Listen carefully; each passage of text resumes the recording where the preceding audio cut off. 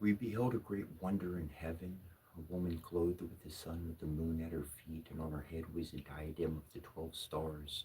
Hear us, O Lady Kidimidonket, the Divine Mother, the water of life, hear and save. O thou Queen of love and mercy, thou crowned with the throne, thou holdest with the moon, thou whose countenance is mild and glowing, even as grass refreshed by rain. Hear us, Our Lady Kidimidonket, hear and save. O thou who art in matter manifest, thou bride and queen, as thou art the mother and daughter of the slain one. O thou who art the lady of the earth, hear us, O Lady Kidmet Enquete, hear and save. O thou lady of the amber skin, lady of love and of victory, bright gate of glory through the darkening skies, O crowned with the light and life and love, hear us, Our Lady, hear and save by thy sacred flower, the lotus of eternal life and beauty, by thy love and mercy, by thy wrath and vengeance, by our desire toward thee, by all the magical names of old. Hear us, O Lady, hear and save. Open thy bosom to thy children, stretch forth thy arms and strain us to thy breasts. Let our lips touch thy lips ineffable. Hear us, O Lady Kidman Donket, hear and save. Lift up thy voice to aid us in this critical hour. Lift up thy voice most musical. Cry aloud, O Queen and Mother, to save us from that we fear most. We invoke and evoke thee most graciously to initiate our soul. The whirling of our dance, may it be a spell and a link with thy great light, so that in the darkest hour the light may arise in us and bring us to thine own glory and incorruptibility. Kenemetonket, the Divine Mother, are we, and from our life are fed all showers and suns, all moons that wax and wane, all stars and streams, the living and the dead, the mystery of pleasure and of pain. We are the mother, we the speaking sea, we are the earth in its fertility. Life, death, love, hatred, light, darkness return to us, to us. Kenemetonket are we, and to our beauty draw. All glories of the multiverse bow down, the blossom and the mountain and the dawn. Fruits blush, and women are creation's crown. We are the priest, the sacrifice, the shrine. We are the love and life of the divine. Life, death, love, hatred, light, darkness are surely ours, ours. Kenemetonket are we, the love and light of Geb and Gaia, the wealth of kisses, the delight of tears, the vow and pleasure never come to birth, the endless infinite desire of years. We are the shrine at which thy long desire devoured thee with intolerable fire. We were sung music, passion, death upon thy lyre, thy lyre. We are the grail and we the glory now. We are the flame and fueler of thy breath. We are the star of heat with the tiara upon thy brow. We are thy queen enraptured and possessed. High do these sweet rivers welcome to the sea, ocean of love that shall encompass thee. Life, death, love, hatred, light, darkness return to us, to us. Hear, Lady Kenneth Donket, the Divine Mother, and receive our prayer. Thee we worship, invoke, and evoke most graciously. Hail to thee, sole mother of our Ankh. We are Kenneth Donket, the Divine Mother, mistress of the whole land. We were instructed by Tahuti, and with divine wisdom we invented the writings of the nations in order that not all should write with the same letters. We gave mankind their laws and ordained what no one can alter. We are the eldest daughter of Geb and Akkad. I am the wife and sister of King Esau. We are she who rises in the dog star. We are she who is called the Neteret of women. We are she who separated heaven from earth. We have pointed out their paths to the star. We have invented seamanship. We have brought together men and women. We have ordained that the elders shall be beloved by the children.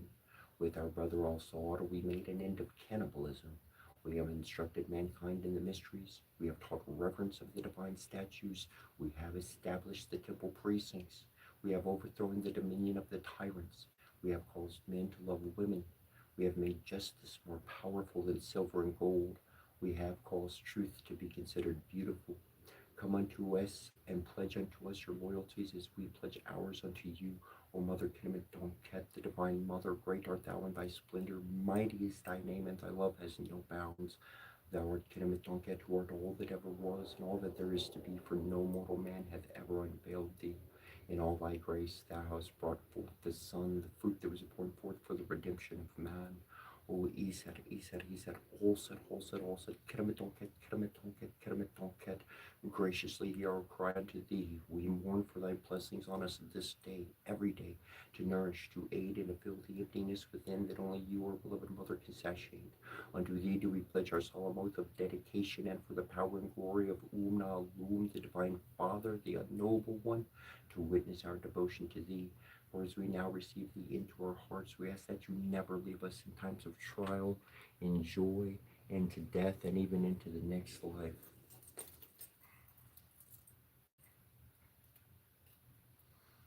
Kansu, kansu, kansu, ra, ra, ra. Tuma, tuma, tum, kebra, kebra, kebra. Arsim toki shabu banana shim trupna, hai. Arsim toki shabu banana shim trupna, hai. Arsim toki shabu banana shim trupna, hai. Abradabra, abradabra, abradabra.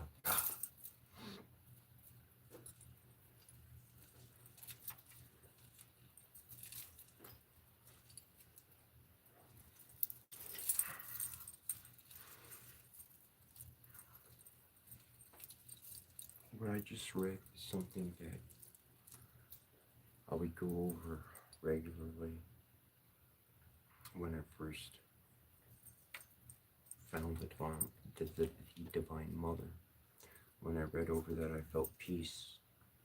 If you were really connecting to that, you feel peace, calm. And in this world right now and currently, the spiritual weather seems to be, it's been happening for me. And I seem to be waking up and I have some type of thought that was about the past. But I know very much the decisions I've made, and I know very much the path that I've chosen. I know why I've said no and closed certain doors in my life. It's very important to truly ground oneself within one's own heart.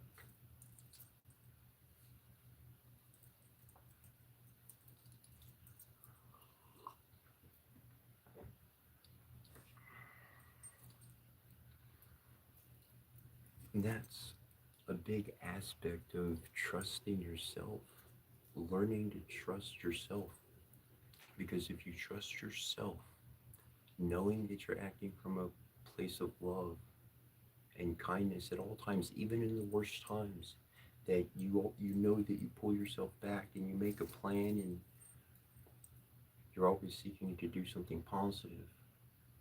It's important to know who you are and to remember who you are, because in moments that you may have an occurrence of, oh man, that was a horrible thing, I could have done something better. No, you couldn't have done anything better. You did the best thing you could with what you knew at that time and with what you had. And with that, you can't hold blame and you can't lay fault. Not truly. It doesn't stick. It doesn't stay around, because you know you did the best you could even if you were at your worst.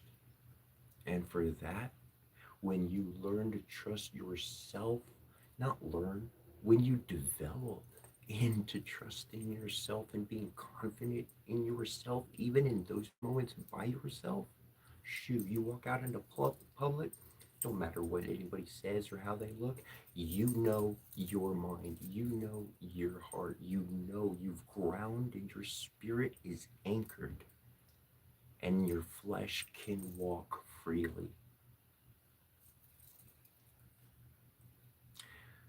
Certainly not easy. Though with regular prayer, with regular seeking, with regular working of the heart, those things can manifest quite regularly. For those in the world that are stuck where they're at, I've been stuck in a situation where I didn't have faith in myself. I was stuck. I was stuck where I was living. I was stuck dealing with unhappy people. I was stuck be forcibly being isolated, told to go have fun and talk to the neighbors, but then when I do, that day or days later, something comes back.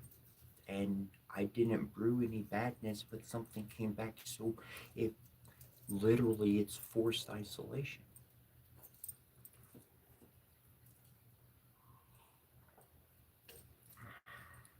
And so for those stuck in those situations, I've been there. And I had people who built me up and they talked to me and they told me things.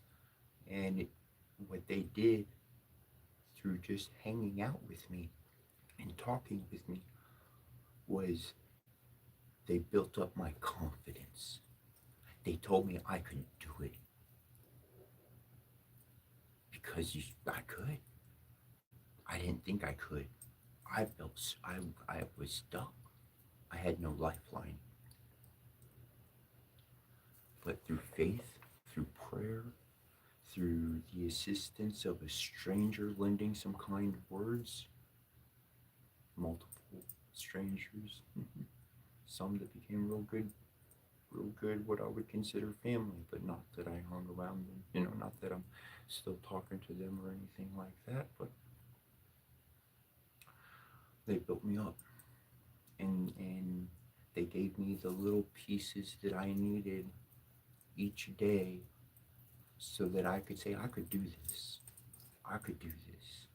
And then I made a plan, and well, here I am today.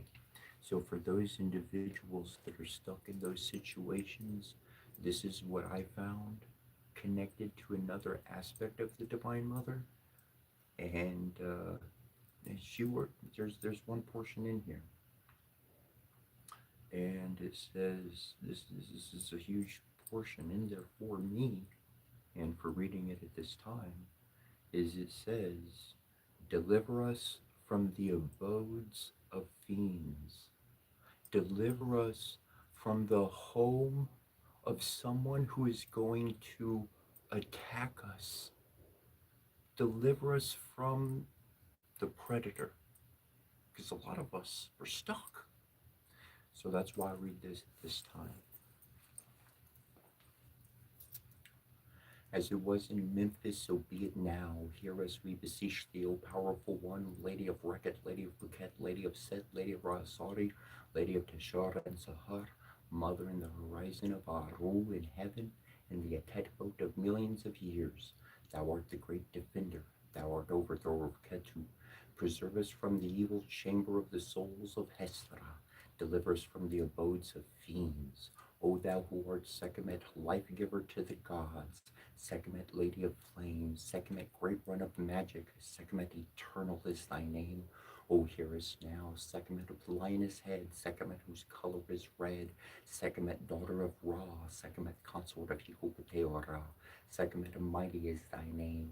Hear us now, Sekhmet, Goddess of Pestilence, Goddess of Wars, Sekhmet, Queen of the Wastelands, Sekhmet, Terrible is thy name.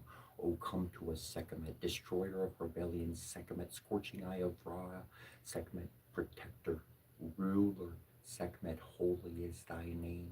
O reveal thyself to us, Sekhmet, mother of the gods, Sekhmet, mistress of the crowns, Sekhmet, thou art called only one, Sekhmet, beloved is thy name.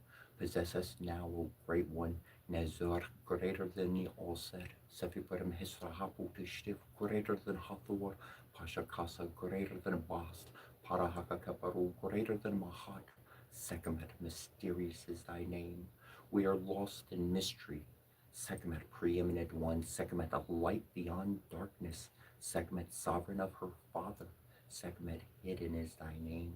Rapturous our dying, Lady of Ankh, of Aminta, Lady of Manu, Lady of Sa, of Rastol, Lady of Tebnef, of Akut, Lady of Aru, of heaven. Thou art the Neteret, Ami Seshet, destroyer, upholder. Thou art the terror before which fiends tremble. Thou art lust, thou art life, ever burning one. Tegaharesa pusarem kakaram metzapiparam hesrahapu tishtif. Mistress of enchantments, source and word of power, forbidden is thy name. We are the sealed ones. Do not consume us with thy fire. Give us light, O Queen Parahaka Kaparu, mightier than the gods. From the Anara Kavanu adoration rises unto thee, who makest sound their bone and preserveth them from terror. All beings hail thee, O Queen Parahaka Kaparu, mightier than the gods, preserved beyond death, that secret name, O being called Mupasha Kasa, Mupasha Kasa, Mupasha Kasa. At the throne of silence, even shall no more be spoken, then encircling one, we lose ourselves in thee. Kansu, Kansu, Kansu, Kepra, Kepra, Kepra. Arara, Tuma, Tuma, Tum, Arsimitoki Chabu Banana Shamtruna, Arsimitoki Chabu Banana Shamtruna, Arsimitoki Chabu Banana Shamtruna, Abradabra, Abradabra, Abradabra.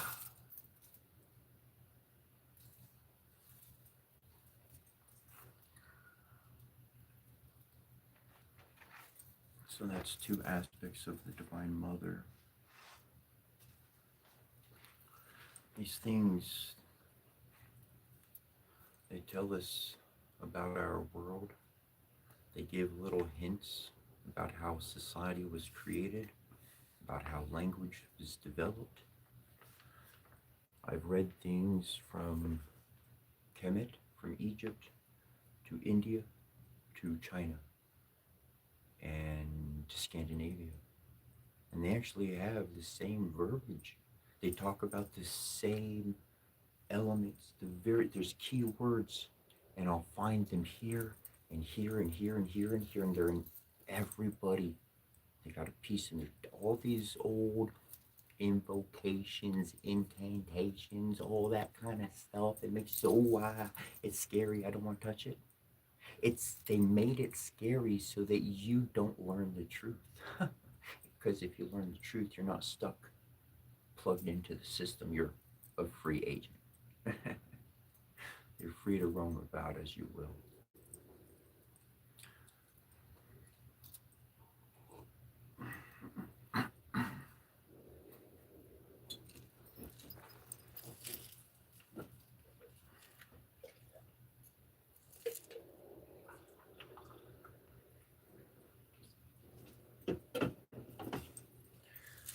Tell you what, if you want to conquer anything in life, anything,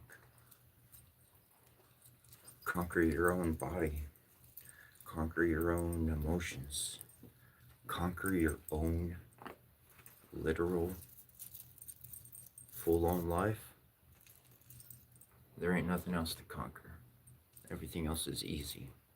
It's not a fight. Talk your way through most things, not full of lies, but by giving truth, an open heart. Really doesn't matter what uniform somebody's wearing, how they look. They got a beating heart inside and it's pumping blood. We all connect right there.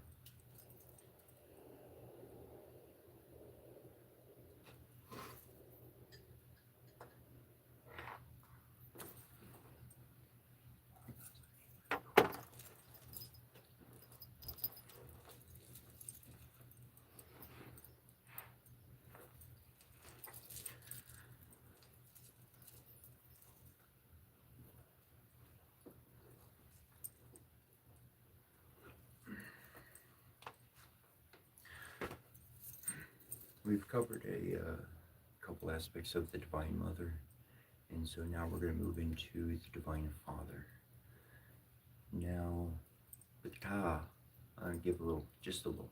I use the name Hikopateora. Hikopateora.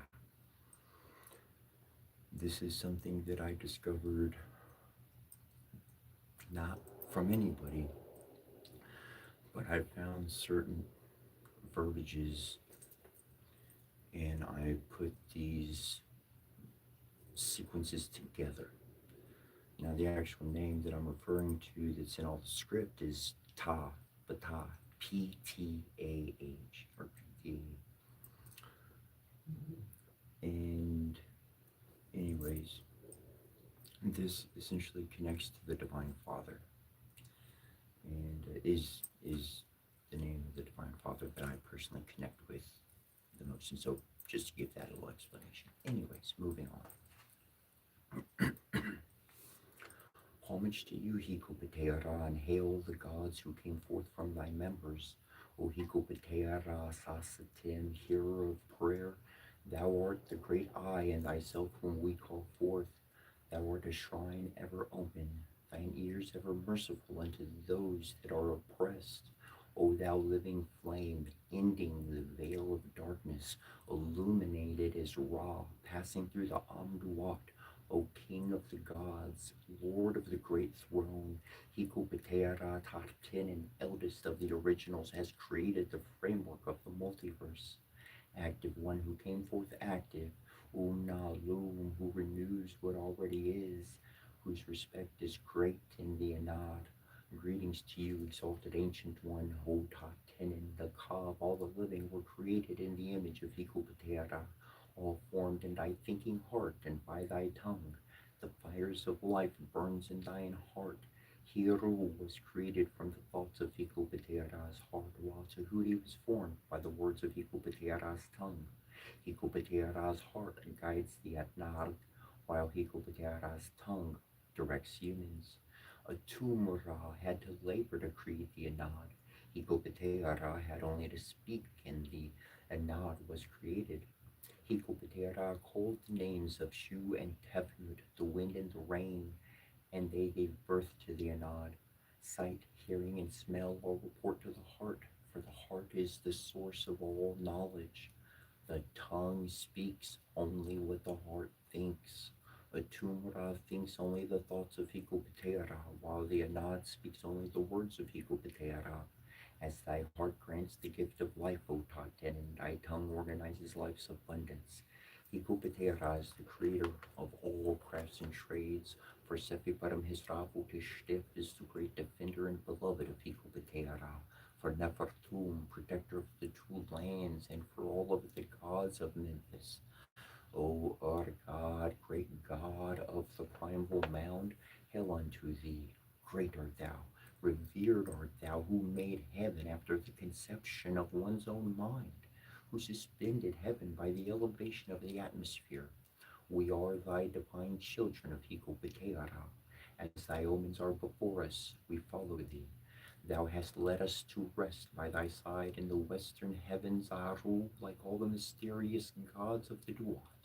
We are associated with thy divine Anad in thy mysterious seat, like Artis, thy son, who is by thy side.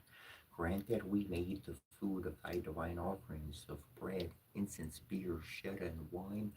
Grant that we may live again in the land of the blessed ones, in the hereafter Duat, seeing thee every day like thy divine Anad. Give to us thy eyes and thy ears, O Lord, Hikopateara Sasatim, and hear our plea which we make before thee. We are thy beloved children, great in benefactions. We dedicate our life to the Father of beginnings. In your honor, we dedicate our living temple to you. Come forth, Hikopateara Sasatim of Taten, we invoke and evoke thee most graciously. O Hikopateara Sasatim Taten of millions of names, hear our prayers and shine your mercy on our sufferings. O Hikopateara in the Ka mansion, thee, Hikopateara Sasatim, we invoke and evoke thee most graciously. Our hair is Nut, our face is Ra, our eyes are Numet, our ears are Apuat, our nose is the Kincheps, our lips are Sebek, our teeth are Kepara, our neck is Kenemet Donket, the Divine Mother, our hands are Kenmu, then Lord of Tatu, our forearms are Nath, the Lady of Sais, our backbone is Sut, our privy member is All-Sor, our reins are the Lord of Karaba, our breast is the breast of the awful and terrible one. Our belly and backbone are Saket. Our buttocks are the eye of Heru. Our hips and thighs are Nut. Our tongue is Hikopateara, and our feet are Hikopateara. Our fingers and leg bones are the living Warai. There is no member of our body which is not the member of some god. The four regions of Ra are the limits of Geb, and Gaia. Tahuti shieldeth our body altogether, and we are Ra every day. None shall seize us by our arms, none shall drag us away by our hand, and there shall do us hurt neither man, nor God, nor sainted dead, nor they who have perished, nor any of those of olden times, nor any mortal, nor human being. We come forth and advance, and our name is unknown. We are yesterday, and our name is seer of millions of years.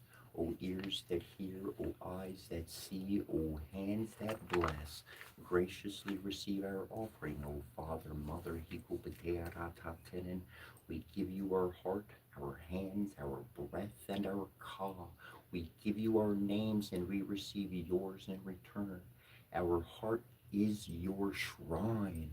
O Father, Mother, Hikupatearatatenen, we give you our sorrow, and we receive your power in return. We become your flesh. You become the Lord of our life. May your life become our life, O Hikupatearatatenen of light.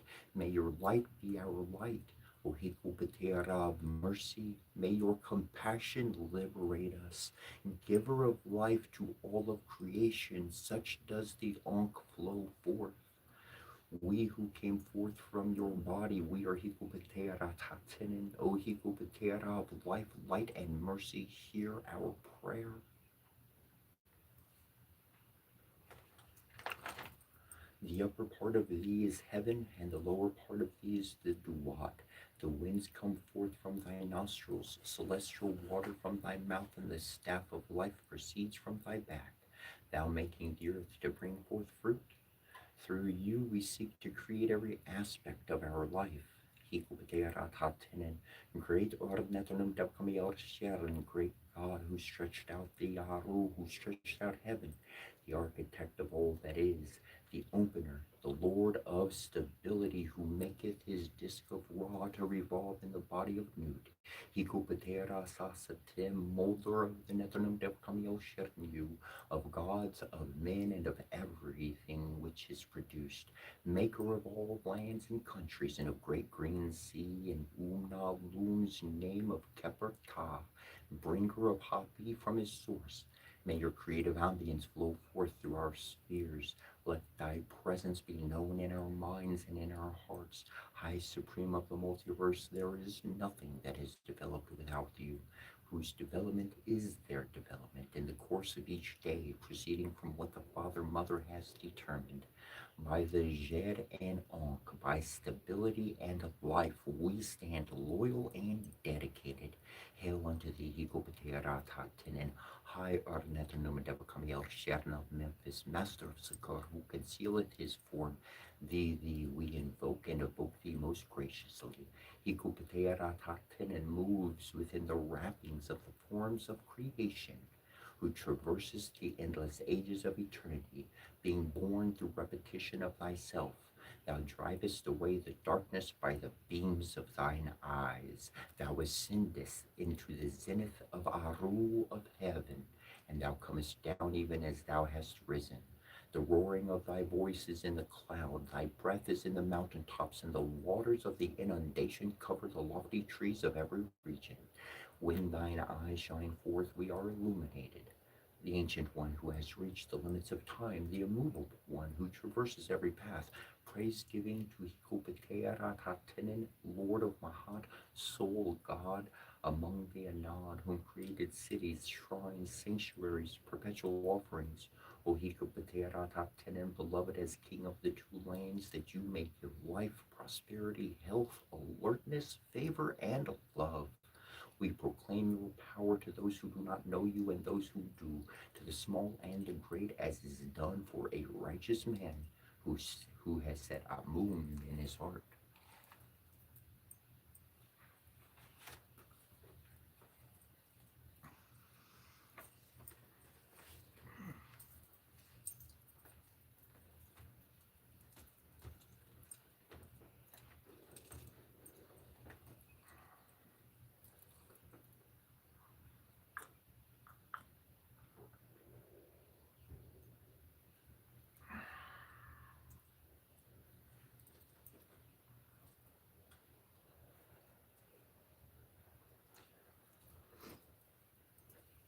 I really got into this Egyptian, to this ancient Kemetic, the words that I found were moving. I didn't find any evil in them. I didn't find destruction of good people. I found protection. So I opened up more books and I read more and I studied more. And the unknown that the whole world told me was evil and bad, that I went and I looked at, was actually something beautiful. It was so beautiful that the only sense I could make of why they told me it was bad was because they were trying to keep it for themselves.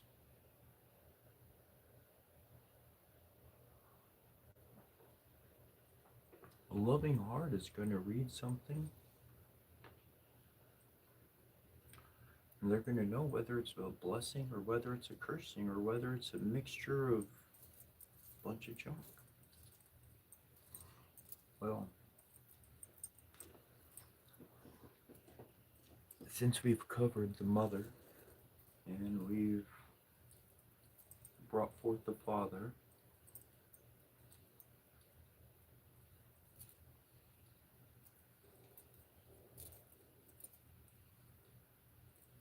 let's move forward.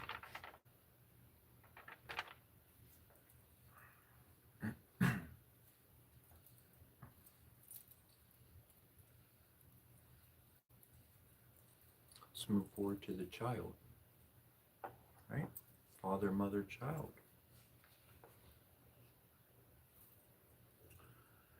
Life, power, and health to the child who came forth from thy limbs. Grant that they, Hiru, the king, may rest upon thy throne as king of the two lands, the mighty bull, beloved of Mahat, while the lands and the countries fall beneath his feet forever. Make Hikupatera Tartenen sword victorious. Let Unalun be divine before thee, possessed of thy favor.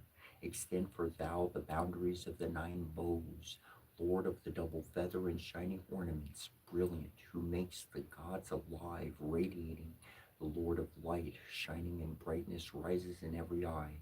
Hail to you, Master of Sakar Natar, we invoke and evoke thee most graciously.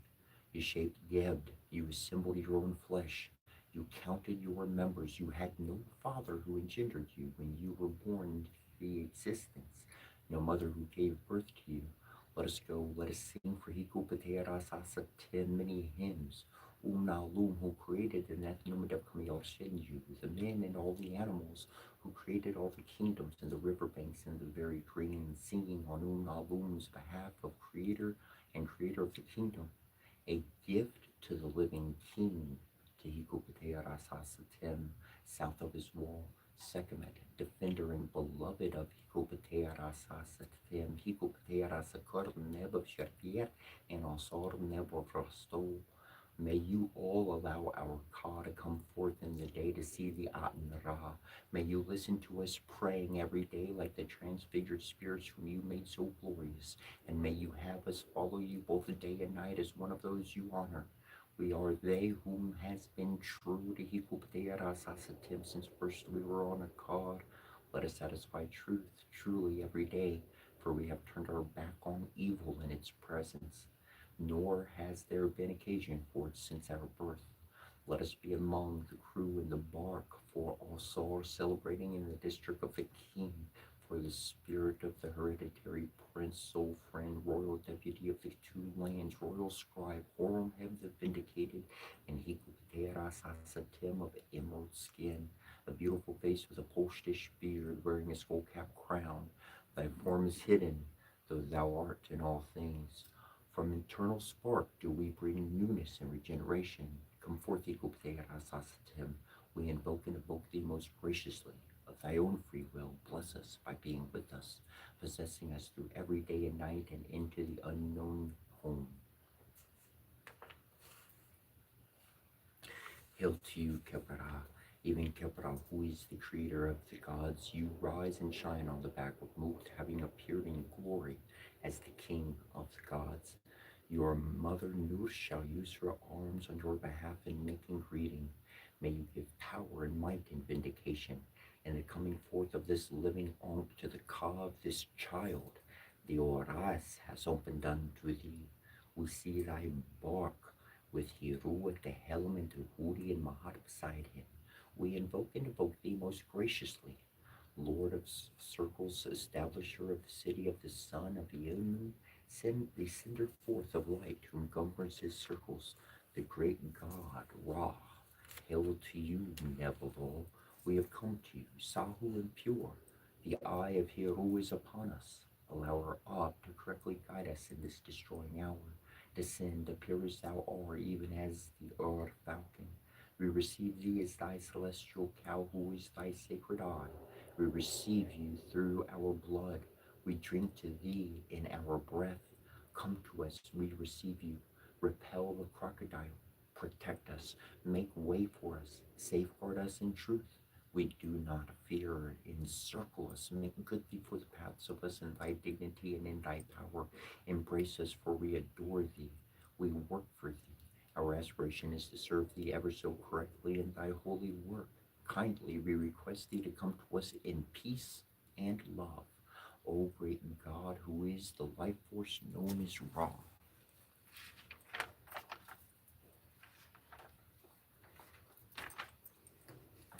Kansu, kansu, kansu, kapra, kapra, kapra, tumat, ra, ra, ra, tumat, tumat, tum, marsim toki shabu banani shim truinai, marsim toki shabu banani shim truinai, marsim toki shabu banani shim truinai, abradabra, abradabra, abradabra.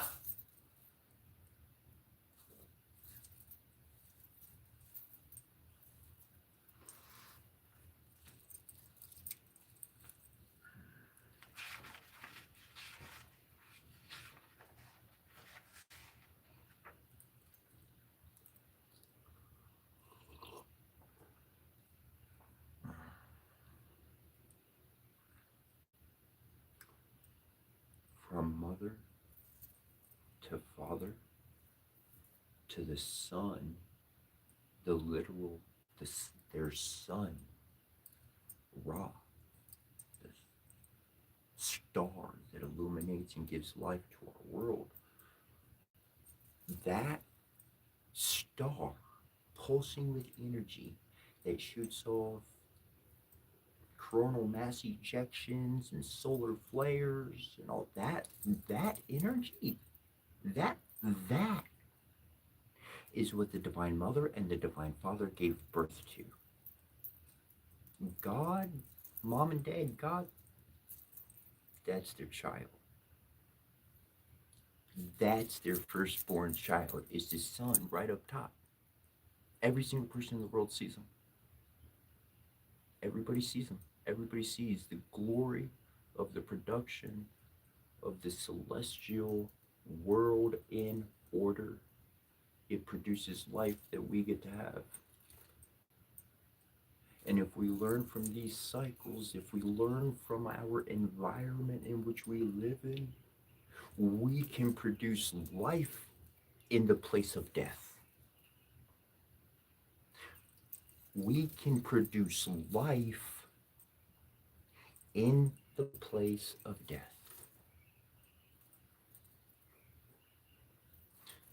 Because the sun, the star that gives us life, could you imagine if it wanted to run off and do its own thing?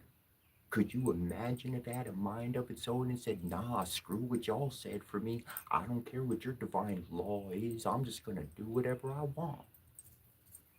We wouldn't be around. And that very power is what we have in each one of us. Whether it was a man developing a bomb or a person developing a cure, we can create with the power that we see that gives us life, and thus we give life. We receive energy, and thus we give energy. We receive energy, and thus we give energy. Anyways.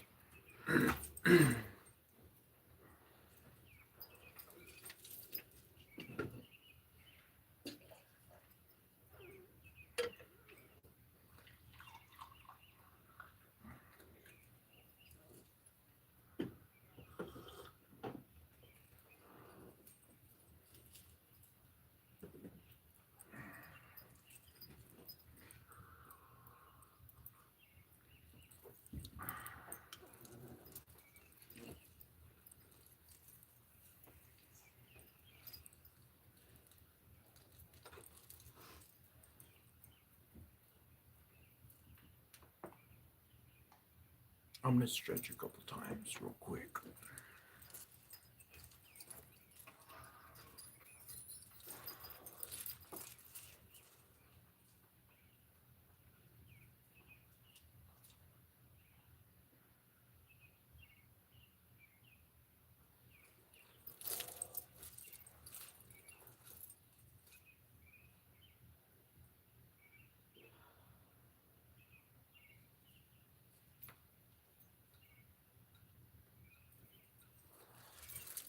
We might start out with stretching and exercising in the morning. I don't know. But I've been thinking about it. I'm just setting the phone up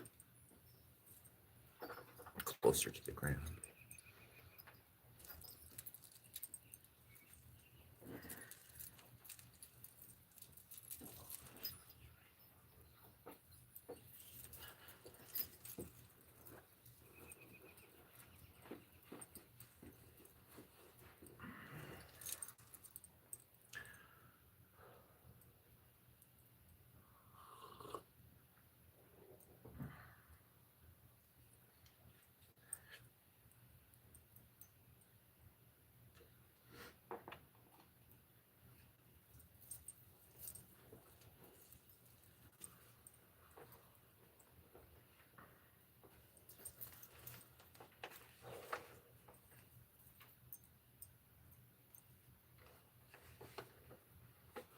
So,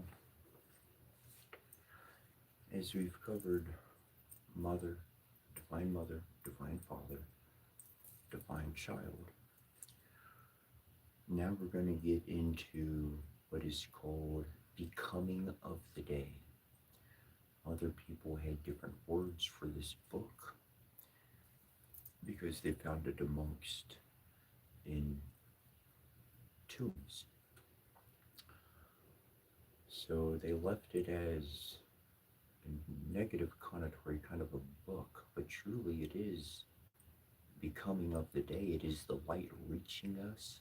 It is the Divine Mother's creative ability, that source of energy, and the Divine Father, their combination, and their Son, the child, shining down. And this is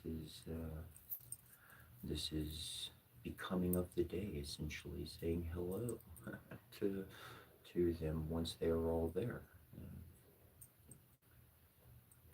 And some people may connect better with that this is a God outside of them, whereas the elements are certainly outside of us. The planets are outside of us, though this very much does as well apply to the energies within us.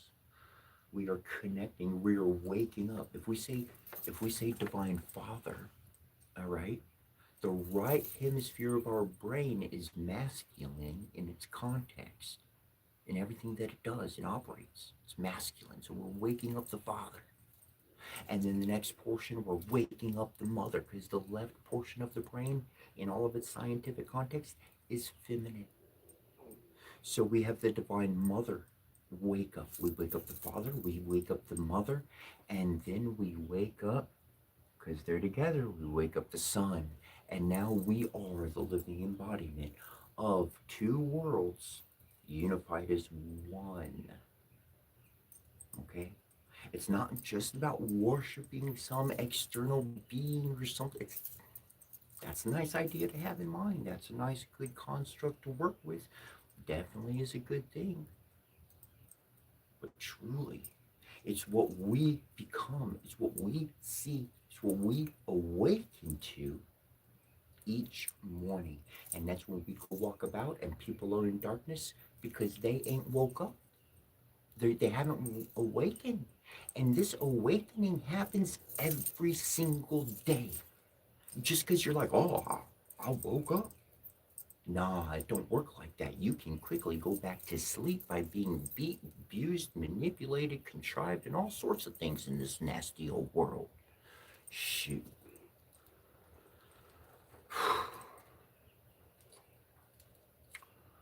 Achieving liberation is one thing. Maintaining your liberation is a whole nother game, a whole nother work. Not a game, it's a whole nother work entirely. All right. Green God who lives in eternity, foremost of all, the Netru in their cause, hidden of form in all the temples, whose countenance is venerated, great one contained in the sanctuary of Sekhem, chief of the Jarfu and the Yurnu, whose name is commemorated in Maharti, hidden soul, Nebkurt, holy one in white wall, soul of Ra, who is his very body, who is exalted on this day, who is the Lord of the great house in Kemenu, great one, Lord of Mahati, I have come to behold your beauty.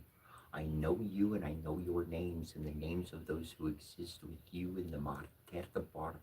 Your name is Rekti Murti Nem Maharti. In truth I have come so that you will hear me, so that you will hear us. I have not oppressed, nor scorned, nor diminished your gifts. I have seen the eye of Ra when it is full in Yunu, the city of the sun. Therefore, let not evil fall upon us where we are. For we come to you as all your brethren come to you in the hall of Mahat. May all living ones make offerings to you at your divine appearing. You, the Lord, who is commemorated in heaven and on earth, who is greatly praised and upraised on his throne, I invoke you. Appear in your shrines. All in the two lands will greet with joy the great brother who appears in his sanctuary, prince of the Palt and all of the Netru, stabilizer of truth and true throughout, placer of the sun upon the throne of his father Geb, beloved of his mother Nut, great one of the twofold strength, tall of crown, you enter the hall of Mahat, you preside over those who await you. Het har, make my face, make our face perfect among the Netru, open our eyes the sun and the moon, that we may see each day. Make ready our place in the holy chamber in Amentet, where your light envelops the darkness and strengthens my legs to walk with ease through the Duat. Great Lady of seven times, make us perfect as you rise to all men and women, as you go forth unceasingly in the bark of eternity. O you straight plummet of the scales, repulsor of all evil, your appearing is divine, your words sound. Relate to us that which is forgotten and enter the duat and report the hour. Divine scribe who changes turmoil to peace, expounder of divine words, we call upon your wisdom and sound judgment. Enter this chamber, make safe the bow of our bark that goes forth into the sacred regions. Ah, Jehurti, Lord of the net recorder of divine words, in Hesurt, Lord of Mahat, and Orit, judge of the two combatant gods in Parab. Lady of the house of fire, great one at the altar of offerings, you refresh every god with your breath. Your hand guides our bark on the day of sailing upstream. Extend your arm, Lady of the blessed and Amentet. Hear us, hidden one, take pleasure in the gifts you are offered. Awaken in peace, O Lady whose breath is fragrant, to whom all offer libations. Alight your wings among the living. The Heru Shamsu appear in their shrine. The doors of the divine house are opened. I greet the appearance of the two eyes.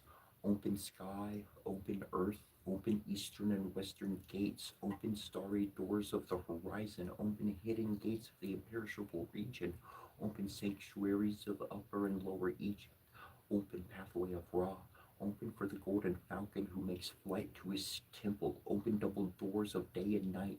Open for the retinue of the divine son that follows in his train. Hail to you, Geb, who strides forth from you, Nu Orpa Geb, chief of all divine beings. You are the Lord of the earth to its utmost limit. You possess the strength of the Pult. Behold, you are as every divinity. From your head as Or Hekol of the south. Your eye appears from your head as Or Hekol of the north. The Pulti honor you. They place offerings before you. Alsar takes his sister as his protection. She drives away his foes. She turns back evil. The words of power are uttered forth from her mouth. She of perfect tongue, of perfect speech, by divine decree, she is the strong one, because she avenged her brother. She sought him unceasingly, pursuing him in sorrow, never alighting. She wept at his bier. She made wind with her wings, raising the unmoving one up from his sleep. She brought forth his seed, creating his heir. She nursed the youth in solitude. Unknown is the place where he was raised. She brought forth him of the mighty hand in the house of Geb and Gaia. Come you of beautiful forms, the crown is upon your head. I salute you. Arise, you are upon your throne, you live in your sanctuary. The words of magic are uttered from your mouth. They bring life to the motionless. They dispel all abominations.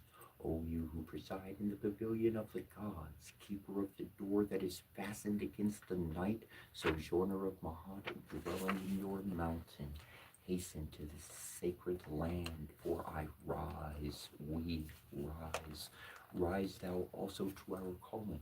Anpu, dweller in the chamber of embalmment, lay your hands upon the coffin that enfolds me.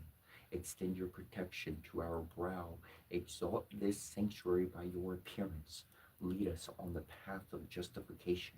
Segment Bast, Baget Bastet, beloved of Asherhu, Lady of great power magic. Grant us your power, extend us your protection, guardian of the boundaries in the two lands. I am, we are among your train. You who consumes the blood of your father's enemies, draw the weapons that cast out what has become corrupt. Lord of gates, Netor of the funeral mountain, Set Amentet, warden in the western region, watcher who travels with the Ka to the Natron field, who makes way for the divine retinue, of whose ladder I ascend and enter into the day bark. Great one, lady of letters, mistress of the house of books, keeper of all that is recorded in Amentet, you are exalted on the throne of Nut, the sky, knower of the divine record, dispensator of her father's words, lady of scribes, keeper of the sacred lattice. May my words be pleasing to you, and my voice truthful in your hearing. Your mother Nut spreads herself over you. In her name, coverer of heaven, she assists you in becoming as a god, without enemy. In the name of Netar, she takes away from you every evil. In her name, defender from every evil. Great lady, from the waters of noon you bring forth life. You send it on its journey through the heavens. You welcome its return each time. Neferhet stands at the head of the bier, while Seth's station is at the feet of Tarti. Much of their work takes place in the metaphysical dimension as they ritually emulate the passage of divine breath from their stations to the inert form of the swathed one. This commences the book of breathings, made by All Set for her brother Allsar, to give your soul life, to give your body a life, to restore all of your members anew, that you may reach the horizon of your Father the Sun, that you may ascend to the sky in the orb of the moon, and your form may shine in the Orion stars that rest in Nut. So that this may happen to you, it must be concealed, done in secret. Let it not be disclosed to anyone's eyes. It behooves one who is in Duat and one among the living. It allows you to live anew in this world millions of times. Illumined have I come to you, divine chiefs. I bring you the swathed one. Arnarkenerti Nemtet, my arms are behind you. They protect your limbs. All Set, I am your sister, beloved of your heart. I am your protection. Your two sisters restore your limbs. My arms are before you. They restore your limbs. I am your sister, beloved of your heart. I protect your limbs with my two hands, restoring your form. May life be given to you, that your bones shall knit together and your limbs be firm. May your muscles be rejuvenated and your spine upright, that you shall be renewed with the Lord of Abydos. Nebhet, you join with the God of the western mountains. You are favored at the offering tables. You receive incense and libations. You drink the water of rejuvenation. All set, every flower is brought to you, every plant. You will pass your time in contentment. You see the sun at dawn, the moon in rising. You receive favor from the mighty ones in Eun, the city of the sun. Eun Mutef, hail, swathed one, you are pure. Your heart is pure. Your limbs are purified. You are purified. All set. Your form is cleansed. To you I send winds for your nostrils, the north winds that comes forth from Atum himself. I have restored your lungs. Nebhet, I have come for your protection. Amun gives you breath. Shu gives you the north wind. I am the form, I am the noise of the neb of winds, who makes mortals live. Your soul shall breathe forever and ever. Your form shall be endowed with life on earth. You shall be in the heart of Ra. Your members shall become the members of the Creator. Water will be poured for you at the 365 offering tables. Those that grow beneath the great trees of Yat Satmuth, Neb of Abydos, your limbs are joined together. The pain that has afflicted you has been put to an end. Teti, Hail Atum, grant to me the sweet breath from your nostrils. Hail Nut, grant to us the water and air that dwell within you. We live, we smell the air. You have received the spell of respirations, that you may breathe with your soul in the lower heaven, that you may make any transformation at will, like unto the inhabitants of the west. Your soul may go wherever it desires, living on earth forever and ever. Septem, I offer pure things, giving the beer of truth, giving the divine food of everlastingness to the ancestral spirits in the sacred land. Bride Sheptiu, homage to you. Het her in Yarnu, your crown is of brilliant gold, your brow is electrum. When you shine, all rejoice in your light, all living beings and every god. Come, mistress of the Netru, make your face gracious to me on this day. Spirits of the eastern sky, and God who rule the western shores, all who rejoice at the sight of the golden one, who love to see her beauty risen. Tell her that we rejoice at her coming, that our hands are open to her, that we invoke her. Satem het har, the lady of the sycamore, receive this offering on the day of your appearing, and from it may we be rewarded by your goodness. We are illumined by the light that comes forth from your crown. We are rejuvenated by the rays of your decking stars. Bride consort, we follow in your pathway into the light and of Madnu, to the abode of generations wherein we were born. Red beard is offered. Come in peace, beautiful one. I have come to you with a heart of love. May your life be devoted to the honor of your beloved. I am he who will arouse you with endless music every day at every hour, to your ka, wherever it may be. May you be at peace with these sounds. May you go forth in happiness. May you rejoice in gladness with Hiru, your consort who loves you. Shaktiu Kendar Hedhar, Lady of Living, dweller in the heavenly bark, golden one, eye of Ra, who is upon his brow, beautiful face in the bark of a millions of years, grant the seed of peace for this right and true act, for the favored ones before you. We are the coiled one, the divine eye. We come to the august beings. Beloved ones, life is yours in very great peace. Septem, bride consort, the revered goddess protects your limbs. Seed is within you to make that which is become. I am protection behind him. I am protection behind her. Uab, hail to you who comes forth from the womb of your mother Nut, and she gives you birth. Sernu Nefertem, thou great lotus who dwells in Marnu, may you awaken beauty. Hemneter, child of the morning, who ascends in the lotus flower. Beautiful one, you appear in the light land. You illumine the two lands with your rays. You are joined by your beauty. Uab, welcome in peace. Sernu, welcome in peace. Hemnetar, as the primeful being who brought forth the primeful ones, Mahat appears on your forehead. Your mother Nut protects you each day. Initiate, I am the plant that comes forth from Noon. My mother is Nut. I am the pure lotus who rises to the gods as light. I exist as the breath of Ra. Hemnetar, you primeval ones, take to yourselves this lotus who came into being in the beginning, who drives away the storm, though knows it not. May your air shine as a stripling in the newborn sky. Initiate, O you gods who are present, grant us your arms that we will come into existence among you. Mortort, I make an offering of bread and sais. I come into existence in Burto. I become vigorous in Mendez. I rise up in Iunu, never setting stars. The chanters are before you. Gather together the flesh and bone that comes from Bata, the efflux that proceeds from Geb, Lumutef, Neb of the Acropolis. I have collected your bones. I have gathered together for you your limbs.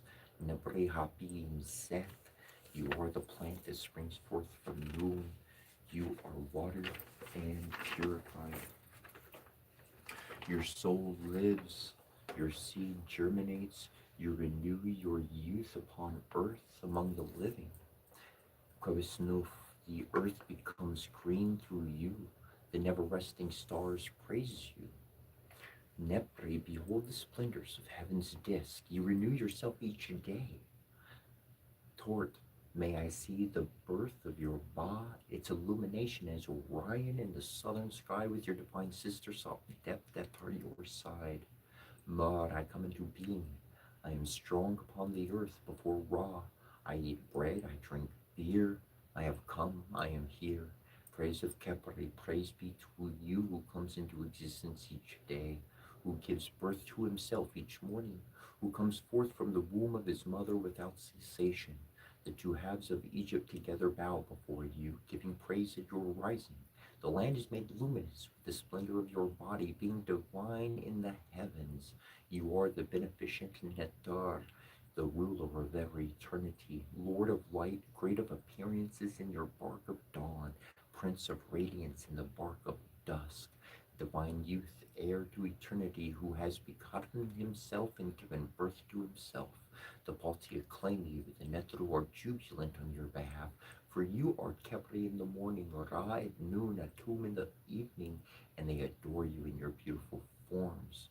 Homage to you, Ra, great circle of glorious being, maker of all that exists, creator of what shall be, foremost of all beings, father of fathers, mother of mothers, becoming young in your time, O God of life, Lord of love.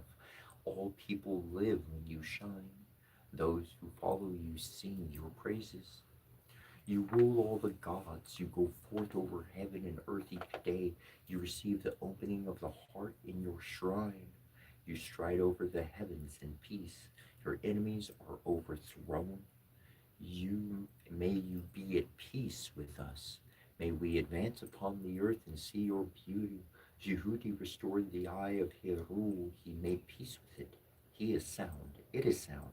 And I am sound. I repose in the pupil of the eye. Seer of millions of years is my name. The blood of all Set, the magical words of all Set, the emanations of all Set are my protection. They destroy what is my abomination. All Set says to me, I have come to be your protector. I am that which comes into being in the form of Kepri. I become the creator of what comes into being and that which is come into being. After my coming into being, many were the things that came forth into being from my mouth. The place where my soul dwells is opened, open to me. You will not enclose me, my soul. You will not fetter my shadow. A way will be open for my soul and my shadow, those beings of hidden places who fetter the limbs of all saw, who fetter souls and spirits, who block the shadows of the dead, who intend evil toward us, toward me. May they not do evil to me. May they not do evil to us. May their paths turn away from us. May their paths turn away from me. You will open a way. Hiru, I have not forgotten the night of the flood, the hour of turmoil, for this segment boss brings him who was rebellious to me. Zuhurti protects me, for I have overthrown my enemy. I am Harakarte, the triumphant one. My inheritance is mine. You will not exist, nor will your soul, O enemy. You will not exist, nor will your body, O enemy. You will not exist, nor will your flesh, O enemy. You will not exist, nor will your bones. You will not exist, nor will your words of power. You will not exist in the place where you are, O enemy, will not exist. Set is annihilated. The enemy has fallen. He who was hostile to us is dismembered. He who is hostile to me is dismembered. His foreleg is consigned to Yerdu for my father. Al-Sar. His ribs are sent to Shechem for Heruar. His shoulders conveyed to Zolte for the great brother Abuat. His thigh is given to Knum and Abu, so that the followers of the gods will increase. His bones are given to cats, his fat to worms, his flesh to the harpooners who desire to taste him. Hero has overthrown his enemy. He comes in victory. He appears in glory. His two eyes open. They illumine the two lands. The fire that emanates from him ignites his enemies. Hero makes powerless the ones whose hearts are against him. He makes an end of those who trespass against him. The enemy, he is bound by the two hands of Akar, so that he shall not have his hands or feet. He is chained to one place while Ra inflicts his punishment upon him. I have stabbed the heart of Set. The fiend has fallen. His name will not be among the living. Our enemies are overthrown. My enemies are overthrown. Samaref, I come to you, divine chiefs, mighty ones in heaven and the two lands and the shadow world of the sky.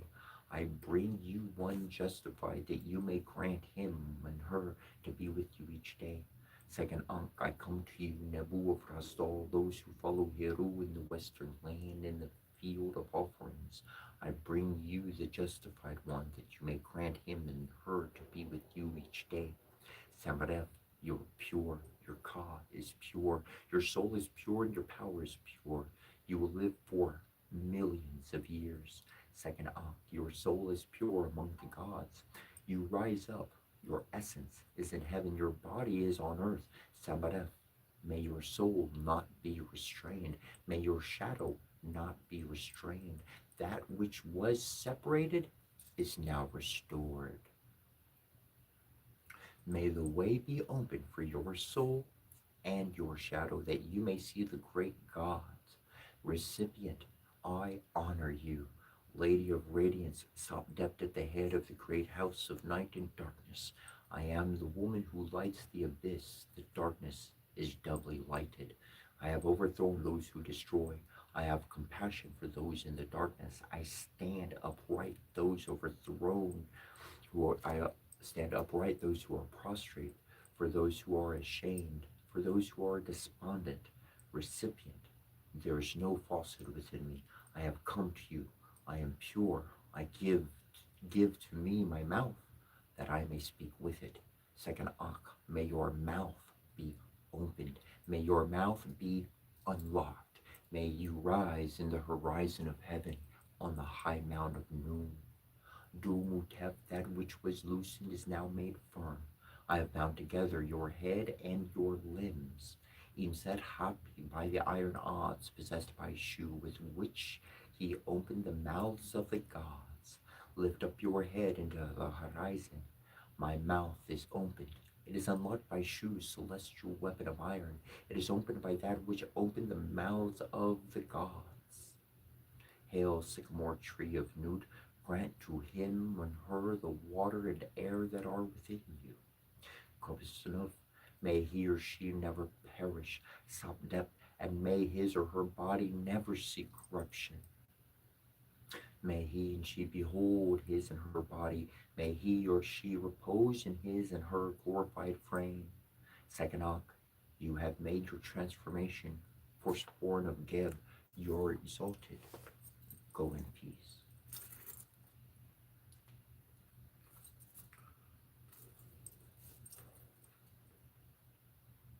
Kansu, kansu, kansu. Ra, ra, ra. Tabra, tabra, tabra. Tuma, tuma, tum. Arsimito kishabu banana shimtuina. Hai. Arsimito kishabu banana shimtuina. Hai. Arsimito kishabu banana shimtuina. Hai. Abra, tabra, abra, tabra, abra, tabra.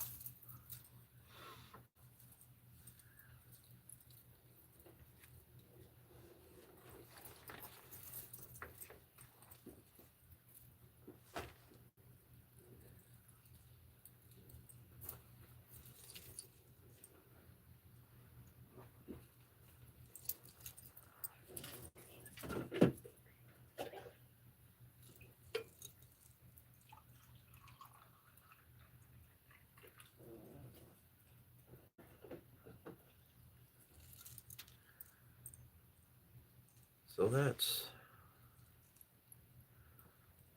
it's like calling forth every aspect of divinity at their highest station, and then bringing oneself forward to enter within their presence.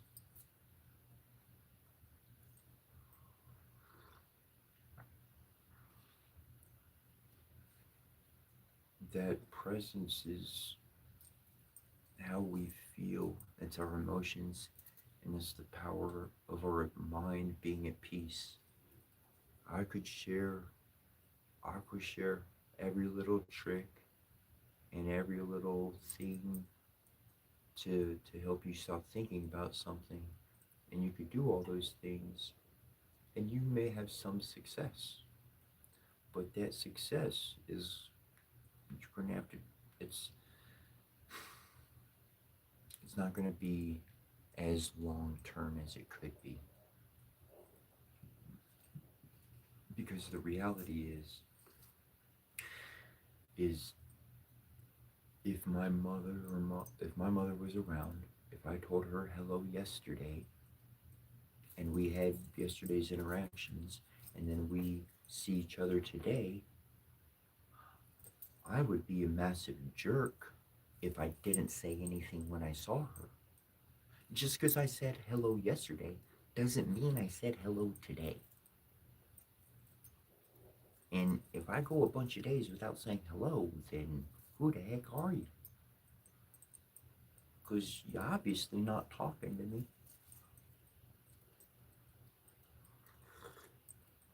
And in that same way, not just acknowledging, but truly awakening within, connecting to that which is on the outside. Father, mother, son, child, however you want to view it. Could be daughter, if that's how you see it. All the way to us, the elements and all that is. And now we have a day to go about in which we've considered protection, turning our back on evil, divine continuance of life, acknowledgement that there is an end to the physical form of life, though also an acknowledgement that there is another life to be enjoyed as well after this one. We covered in there, may we not be bound. No one's going to shackle us. No one's going to drag us away by our arms. No one's going to do these things by the power of all the creative elements that are. These things are not going to happen. Not to a righteous person. And what constitutes a righteous person? A person who has love in their heart and they act on that love every day and they work to do good. Oh man, I've done some bad things in my life. Are you still trying to do good? Yes. Well, then I think you got some bumps along the road, but that don't change your heart of goodness. I'd say you leaning towards the righteous side. Are you thinking of how you can do bad things to people for no reason at all? Well, yeah, okay, you ain't that. I wouldn't put that in any righteous category at all.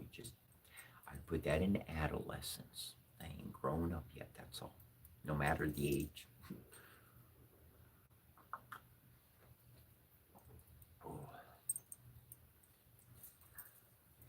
but that really does set up a reminder within the mind, a reminder within the entire body of what we're living for, of what we're doing, of what we're going to think about. And so, an hour, 30 minutes, 2 hours before we interact with anybody, covering that type of material first thing in the morning, that's like fueling up your spaceship, which is your body, because it's walking through space,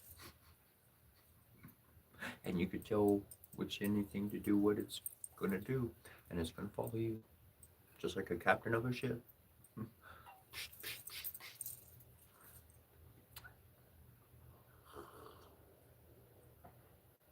This is certainly Days of the Living.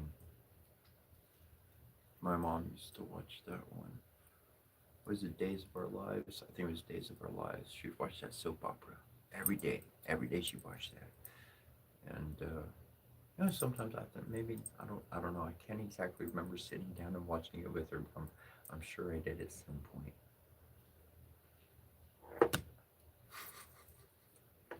These are the days of our lives. To live, to not be dead. What constitutes life, and what constitutes death? Are we looking at something through a physical lens? Are we looking through a creator's lens, a scientific lens? The kid playing the video games all day, every day, not going out or doing anything, is he living? I personally, I would say yes, because he's exercised that him, her, they're exercising their mind. They're in another world. They're experiencing different things, and they're unlocking possibilities of how they can interact with the world through abstract analogies.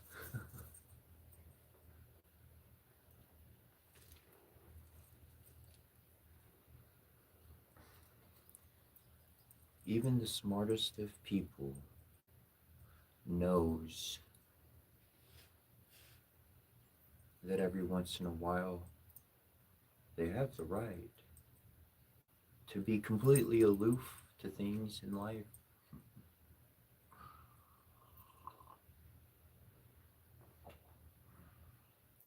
If you're thinking too much about one thing too long, it can cause problems.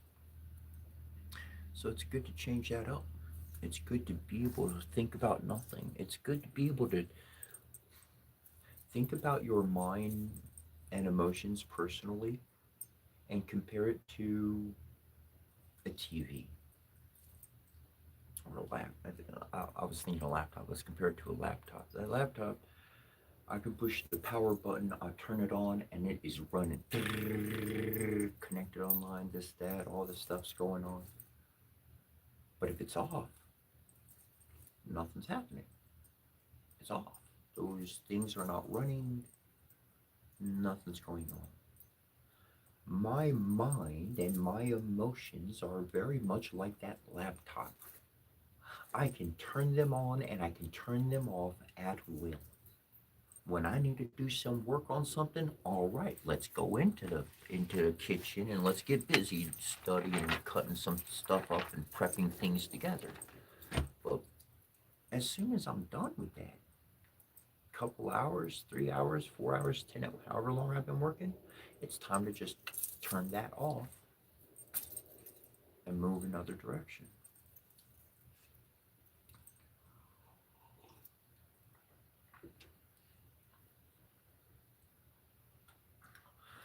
A person, an individual, they will look at a project. You may very well connect with this. We'll look at a project and we will see 1,000 things, a huge pile before us. It just looks like, oh my gosh, oh man, not where do I start? It's not where do I start. It's like, how am I ever going to get this done? This is crazy. This is stupid amount. And so looking at the huge picture can confound the mind to a point to where the body stops working. The body stops moving. The body stops doing those things. Complete inaction. Though, when an individual can allow those things to progress and to move through, when one can stop all of those thoughts and turn it off, then the body can move. So, for instance, and an example, quite literally directly, I'll walk up to this same big project that somebody else has walked up to and walked away from. And what I will do is I'll look and see exactly where to start, and boom, I'll because all I'm doing is I'm thinking about just that one little thing, and that one little thing is wherever my mind is sailing through the sky, through the heavens, through enlightenment. I'm meditating. I'm in another place. I'm just there to lift some weights, to do some work, to help somebody out. I could care less what's going on or how long it's going to take. It might take 3 days. It might take 3 weeks. The harder I work, the more fluid I am, faster it gets done, quicker I get to hang out with the person rather than keep working. I'd rather share some knowledge and wisdom, some good old camaraderie, than just be stuck to working. So I'm going to work. I'm going to start working, and they're going to stand there scratching their head. And then halfway through the day, I'm practically done. Why? Because all of those ideas, they didn't confound my mind. I pushed them out. I turned that laptop off. I said, I'm not working on that. My body is just, and then you start moving. So too much mind can stop the body. When that happens, when too much mind is happening, turning it off. And at the very beginning, I said I could tell you all the tricks, I could share all the things, but ultimately what it comes down to is every single day you're connecting with your divine family, the divine mother, the divine father, their divine child, whatever faith, whatever science field, whatever, however you see it and however you personally connect with that energy, because it is energy, it is frequency, and that's what we're following. We're not following names, we're not following titles, we're not following looks and appearances, we're not following somebody's constructed arguments of bad words trying to hurt. We're following energy. And that requires truly a Sherlock Holmes of the modern age to navigate.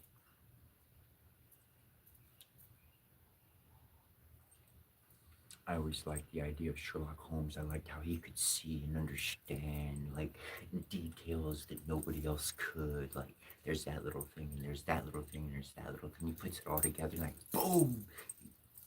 Every time. It just takes time. It just takes time. He just needs to visit each person, see the evidence firsthand. He don't want to hear from nobody else. Talk to them. You told me, let me go look at it myself. Let me see what's right there. Let me examine the evidence for what it is. You might have had 1,000 people look over that evidence before, but they ain't gonna see what I see, because I'm looking through a lens with different senses. I mean, they are human, and anybody can tap into it because it's frequency. But did you get your chakras lined up that morning? Did you get your mind, the masculine and feminine that's divided? Did we unite that at the beginning of the day? How did we go about before we started investigating that information? Because I'm not just looking with the eyes of human, I'm looking at the eyes with divinity, and yeah, even the lower insanity. Because in putting those worlds of chaos and order together, I can see where the evidence fits at all places and junctures. The energy connects from bottom to top. One thing we talked about, one thing that was in those sacred writings that we covered today, was the fact that essentially Hikupatera, God, his feet are in hell and his head is in heaven. The upper part of him is in heaven, the lower part of him is in hell. It's like how huge is this? Just his body exists there. He's massive, he's giant. Wouldn't the Divine Father be a giant?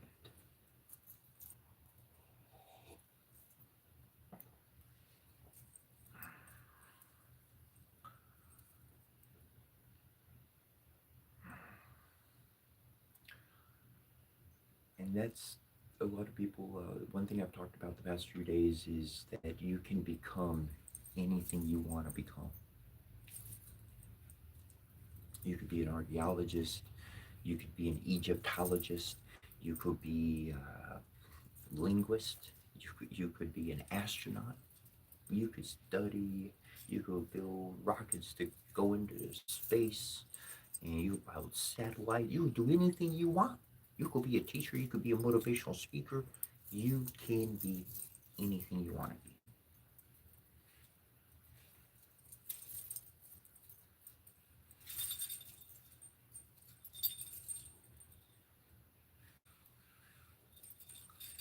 And the only way that you're going to achieve truly what you want to become what you want to become, is to remember that every single morning. Remember that goal every single day of your life, because the world is full of people that don't know what they want. They don't know what they want. They just bumping into you, creating a moment, whether negative or positive, they don't care. They're creating a moment, and that moment gives them something to do because they're bored. They don't have anything else to do. They don't have any plans. They play video games, they watch TV, they got the same old board phone in front of them looking at things that don't interest them anymore because they've kind of seen and tired of the normal stuff that's there.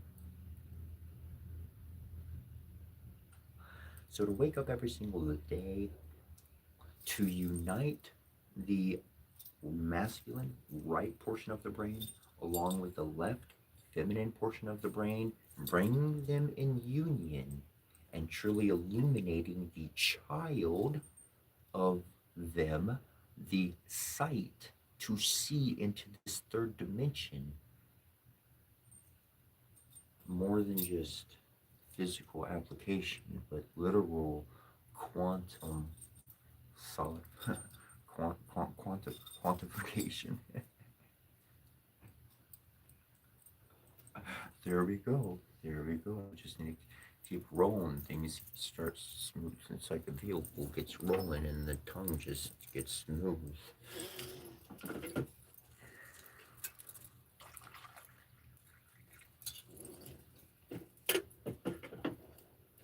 That's one way to be able to. That's one really good way to be able to get into a trance. I've talked about trance states of the mind, and depending on our breath and our rate of breathing is going to heavily determine, massively determine the trance state that our mind is in. These trance states equal into the different personality types, the different archetype energies within the body that anybody can access. For we are born as one primary energy, but within us lies a total of 9 energy centers. These 9 energy centers, we could use at any moment of our life if we know how to turn it on. Naturally, we have our natal energy. When we're born, there is a frequency in that moment, a hum in the universe from all the energies coalescing together. And at the moment of birth, that's when that energy gets put into the person. And that's the energy that they are predominantly throughout their entire life, that natal energy. And so by being able to understand the energy centers within the body, the chakras, these archetype energy points, and learning how to access and turn them on, we can switch from our natural natal energy to become something that we need to be to resolve a situation, to help somebody, to do something that would otherwise seem miraculous. And then the next day, guess what? We're going to revert. We're going to go back to our natal energy. We're going to go back to that original, what was imprinted. So if we want to do something different that day, then we need to shift our energy. We need to activate different energy centers, different archetype energy points, chakra centers.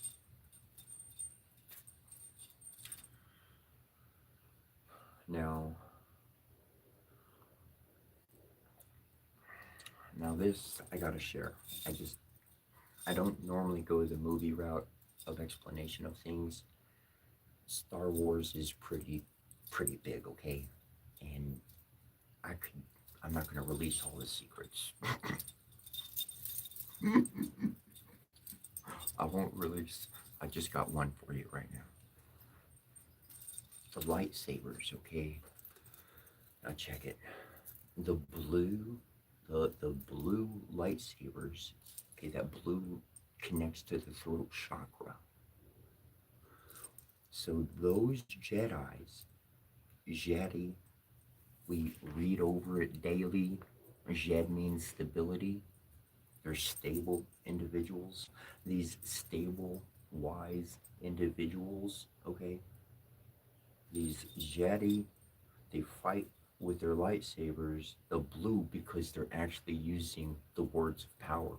We talk about it daily. The Hekal, the words of power, the ancient words of power, the sounds that actually have creative energy within them when they are spoken in resonance with the body and the energy centers all lit up. Boom. We actually change things. It's it's liquid fire and it's water all together. It's the elements purified, electrified in every aspect, but it all comes out. It is creation through speech. Like when I read the ancient words, especially when I read the ancient words of power. Then you have others. You have others, and they fight with the green saber. Okay, this is because they've lit up all of their chakras and they focused it and channeled it into this one energy. So as those that spoke through the throat with the blue sabers, they have their chakras, their energy centers all lit up, but they're actually channeling all that energy to the throat chakra. Okay? Think of priests. Okay? And then you have others that have the green saber, and they have all their chakras lit up. Green is the heart chakra. So they actually don't even have to speak. When they feel it in their heart, the magic happens. That's how powerful it is. That's how much they focus, and that's not easy. That's not easy to use because the heart can strike out if it feels hurt, damaged, abused, or anything of this nature. So it truly takes a master who is disciplined in these arts of peace, of love, of contentment, of being contented. I have enough. I don't need what anybody else has. Oh, you hurt me. That's okay. I'll heal up. I'm okay. I don't need to attack you back. I'm going to turn my back on evil and just go the other way. Because when the heart does need to strike, oh my goodness, it has every righteous indication and alignment from every divine power and authority to act in the moment that it felt its existence, much faster than the tongue could ever whip anything up. Okay.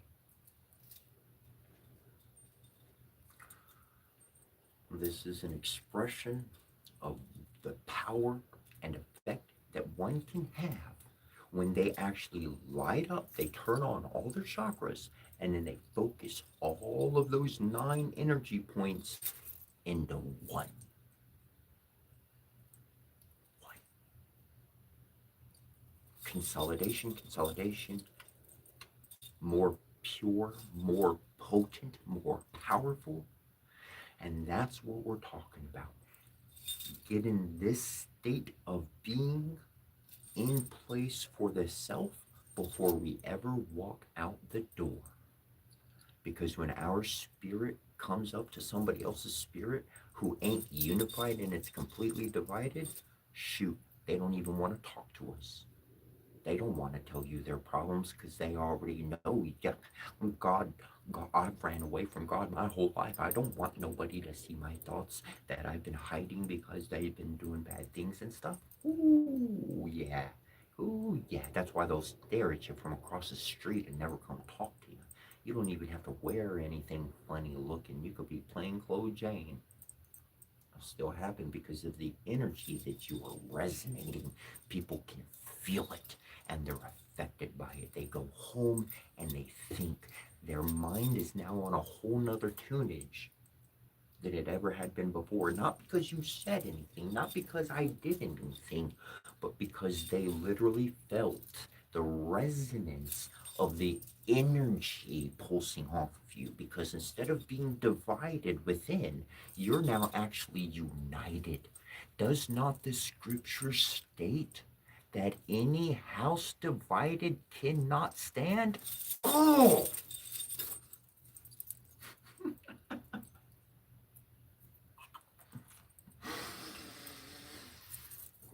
Oh, that was nuts.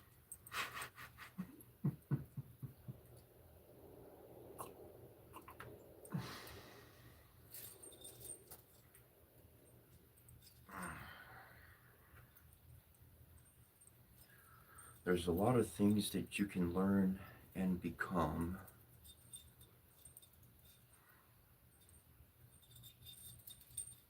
only if you let go of the past.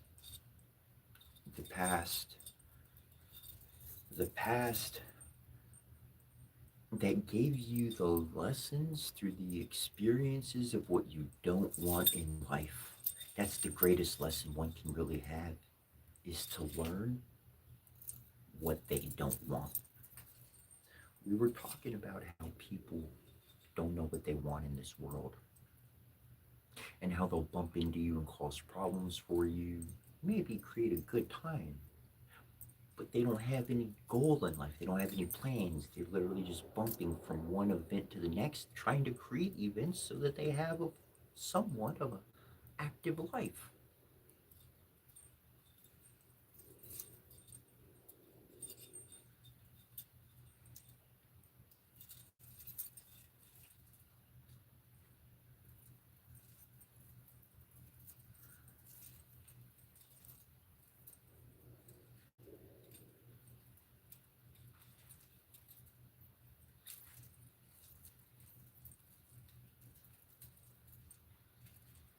It's a lot easier to navigate your territory when you know.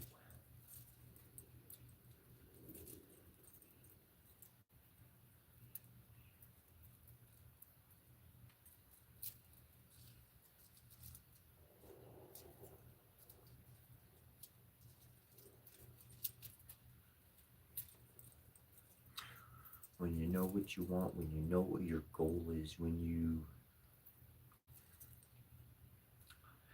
seek for something more than what money can offer you. A full heart, a complete heart, a heart that doesn't have any questions anymore because it's actually reached satisfaction. Satisfaction not being things received, satisfaction being peace, satisfaction in a state of calm without having excessive thoughts or worries or problems. A smooth life. And that smooth life starts inside. Conquering your own emotions, conquering your own mind, conquering your living temple will be the greatest thing you ever take down. To truly get to do what you want without the obstruction of thinking somebody else's thoughts, that it's not cool. Do what you want. Hopefully, what you want creates happiness for others, something good for others.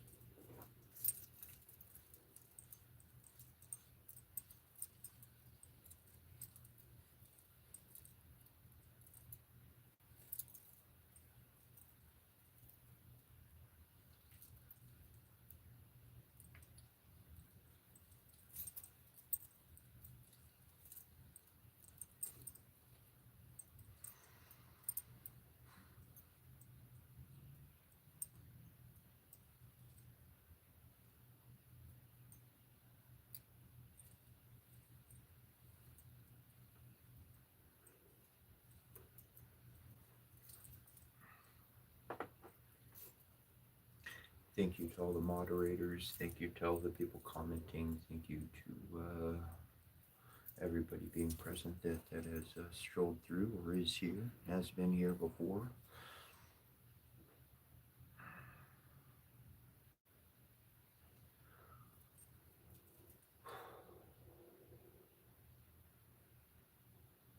Transformation. Transformation from death to life, literally every day. Every day, someone who is used to routines, a bodybuilder, someone who jogs or exercises regularly, they understand the importance of doing this every day, as often as their schedule is permitted for them to do it. They understand that missing this activity means that they're not going to achieve what they desire to achieve.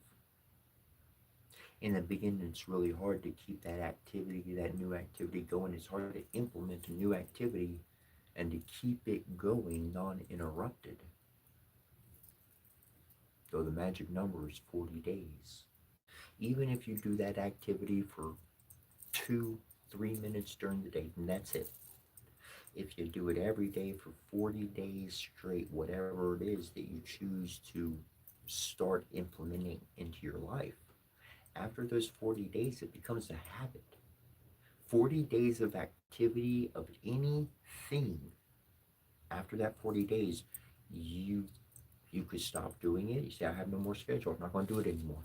And after those 40 days, you might stop for a day or two, but you're going to wind up wanting to do it pretty soon. It's going to be a part of you. And then it becomes something that is your life.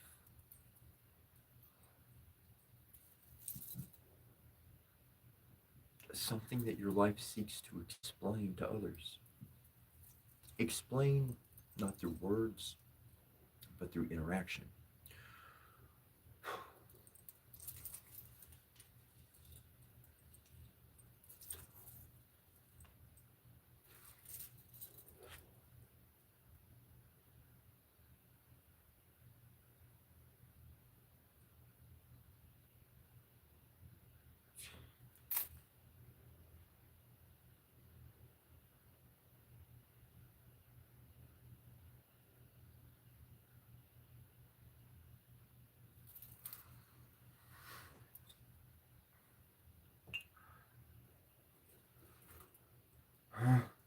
That was actually a pretty good one.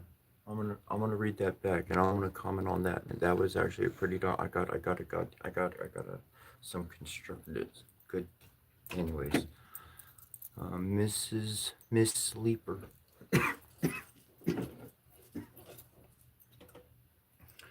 Miss Sleeper 1902 commented, God's predicament was, how does he impart mercy upon his creation without defying his nature and still be just?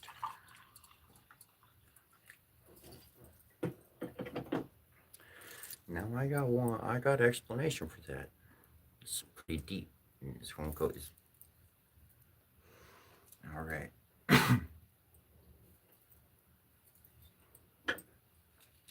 Now, we got to start with a certain premise.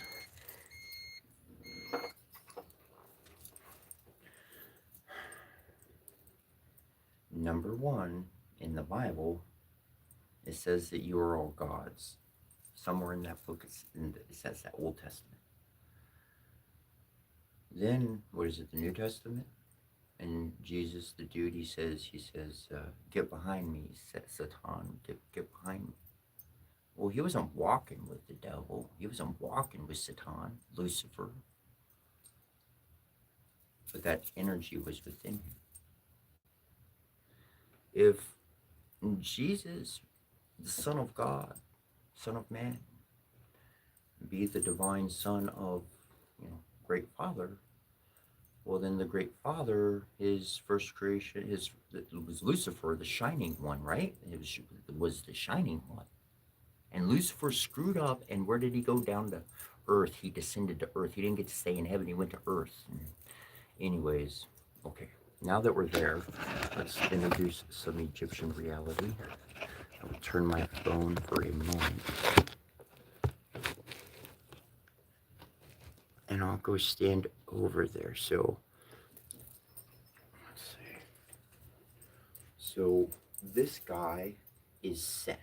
Set is chaos. He would equal your Satan or Lucifer character. This is your righteous king, the new king. This would be your Jesus figure. And over here would be Ra, light. Ra is order. Ra is all that is God. So here we have essentially God and the devil crowning and creating a new king by blessing him with light and darkness. Okay. Now for me, when I think about the big God, all right, I'm going to share a story the way I kind of see it in my head. This is the way I see it. So God's up in heaven, all the angels be around and everything, and God's like, yo, Lucifer. What? Lucifer comes on over, and God's like, I need you to go tell some stories about me to all the angels. And you need to make me sound like, you know how you're capable of things I don't do? I'm love. I'm like, all I'm going to do is good stuff. But you, bro, you could shine. You could do anything, okay? Like, I gave you free roaming. I got a limit. Like, I'm love. That's all I want to do. Life, love, and that's it. But I'll open the codes for your life. Okay. Go spread some bad rumors about me. And right away, Lucifer's like, nah, bro, nah, God, Father, nah, I can't do that. I can't do that. What are you talking about? It's chaos. God goes, chill. Look, all I've been spilling to these angels is love. That's all I know how to do is good. Just shining bright light. That's all I do. And Lucifer, you know there's much more out there. You know. I'll let you go check it all out. Yeah. Well, there's some angels here, and they ain't really about all this love. And I need them to leave. And when you spread some rumors about me, they all gonna fall. They're gonna leave. They're gonna go do their own thing. They're gonna be judging me and everything. That's fine. That's what I need, because only the true Loyal angels that are authentic are going to stay. Everybody else is going to flutter away. And when that happens, that's when I'm going to call us together and we're going to go over what we're really going to do. We're going to lay out the plan that's going to fix everything. And Lucifer's like, I'm not going to be able to come back though. I'm going to be so deep in that, like, I'm not going to make it back. And God's like, don't you worry about a thing. I'm going to pull you back. Don't you worry about that. I got you. I created you. Don't you worry about that.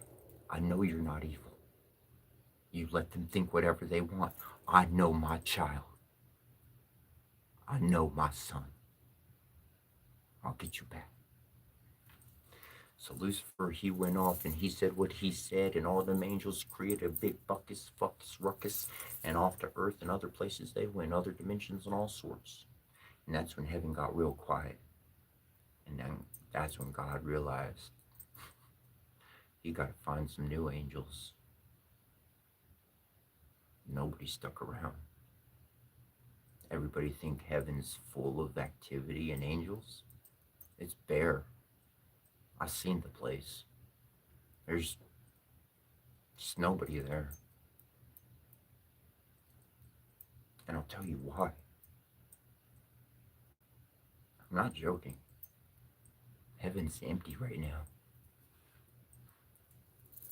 Because they all came down to earth. They all came down to earth to help out. It's that bad. They're all here walking among us. They give blessings with the thought of their heart.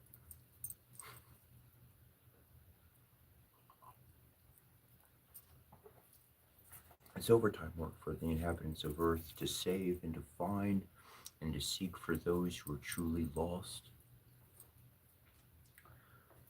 And the faith in the word, Egyptian is Aru.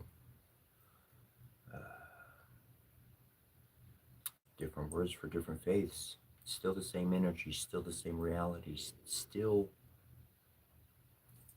the true effort of saving each other from a state of death, from going back to sleep, from a state of accepting the world for the way it is and thinking that little old me can't do nothing to change it.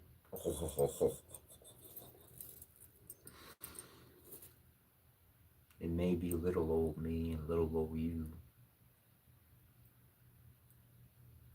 but that great father and that great mother who we all connect with, they make us giants.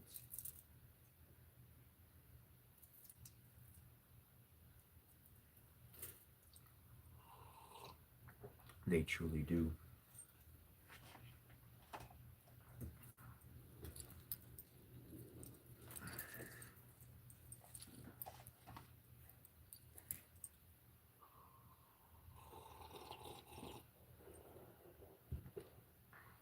And so to be rather on point, on a direct, which I should have done in the very beginning. I've been working on that, give the direct answer in the beginning and the explanation afterwards. But Miss Sleeper, 1902, God's predicament was, how does he impart mercy upon his creation without defying his nature and still being just? Well, he doesn't defy his nature. He doesn't corrupt his soul, but he did create other beings and other creations who could do things that he can't, to deliver a proper message, to create a series of events, to literally birth new angels.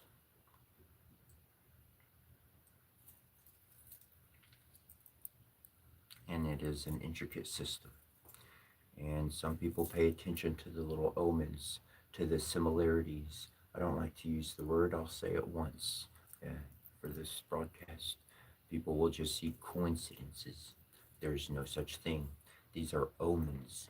These are messages from our ancestors, from the divine, from nature, from energies, even from our own self, of like, hey, we are interacting. That is something that we connected with. That's why it stood out. That's why these two seemingly separate incidences, so far apart, had something so strikingly connected that it took my attention right to it. People like to say everything happens for a reason. Yeah, okay, that's the first half. Everything happens for a reason, though it's our duty, it's our mission to figure out what it was and then how we can work in tandem with the Spirit. It happened for a reason, and that reason was to catch our awareness. It got us aware, and now it's time for us to act. That's the reason why it happened. That's the charge that came to us through the Spirit. I truly do believe this is a massive way of how the old prophets and philosophers really truly connected with nature to discover ideas that nobody else had before and to present them in a way that entire countries and cultures still to this modern day think in that exact format. That is the thought process that they go through. When we were reading Cicero, I was like, dang, this explains why people do the things they do, petty questions or ongoings or this or that, because they're actually following a, an archaic format of human thinking, of human processing. It's really outdated. Does it work? Yeah. But dang, does it make a mess going down the road.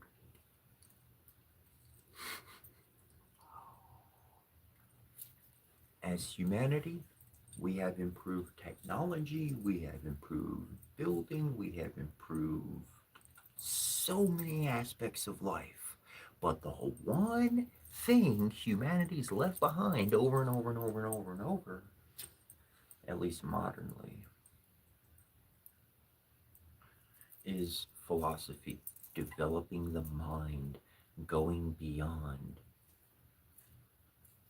People say ego death. What about an ego resurrection? The ego is just expressing the ka, which is the mind, which is the thought, which is the awareness of the body's existence. So you don't want to kill your mind. You don't want to and be insane. You don't want to go to the loony bin. Come on now. We want to have a sharp mind. We want to build our mind. That's why people go to colleges and universities and all these kind of things, because they want to get wiser and smarter. So how about an ego resurrection? Because the ego is already dead. It just thinks about the flesh pleasures and whatever satisfies my fleshly body. That's what I got to go do.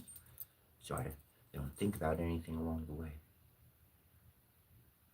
An ego resurrection, one that comes about of the mind that says, wow, I'm considering those around me.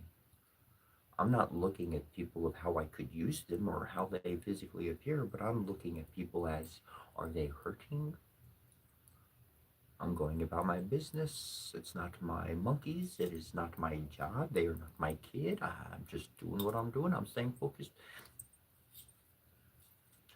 To open those aspects that you may actually have control of your own mind, control of your own thoughts. And so, though, yeah.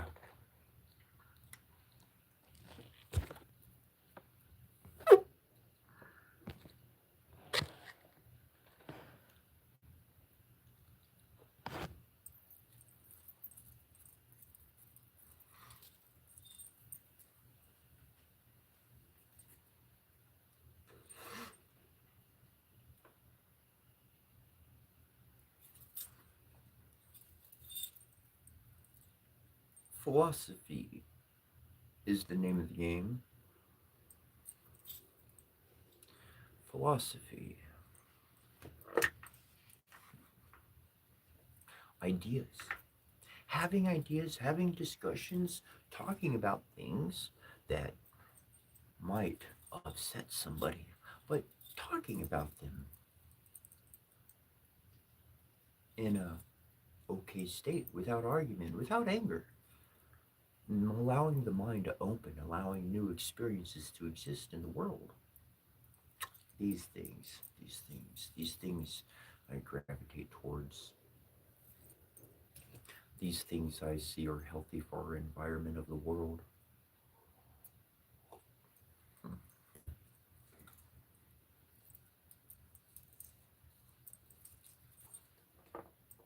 How about a story? Would you like to hear a story? A story of my life.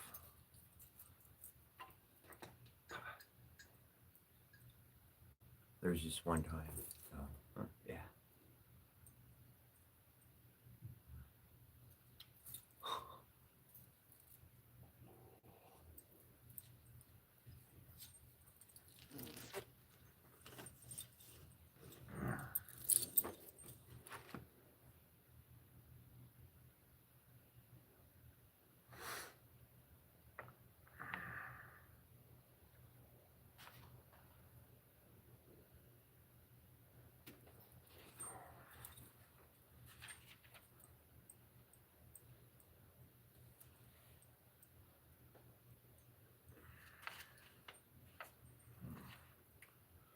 All right. I I am connecting with the individuals who are on the shamanic path and have been on the shamanic path very knowingly or not. But I'm going to pull some cards. I don't know how many. I'm going to pull some cards here, specifically for you on this path. This morning I started out on protection, deliverance, the Divine Mother, and it happened for the past 2 nights. I woke up. I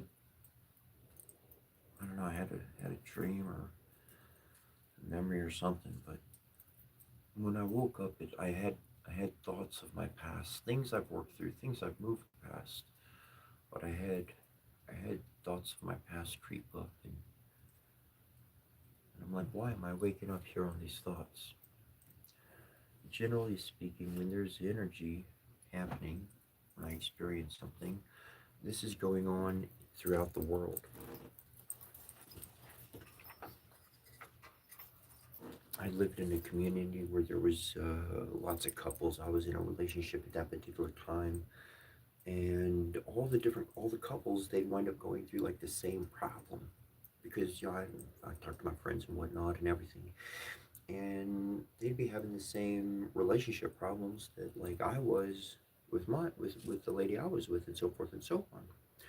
And I noticed these things going on almost like a wave. Like, man, it's kind of weird. Everybody's going through the same situation right now. That's interesting. That's when I started to discover. That's when I started to realize the spiritual weather in the air, and that's really what I started paying attention to when I turned about 33 or so. And you get to. I was able to choose. The divines asked me like what I wanted my gift to be. What do I want to be good at on the spiritual side of things?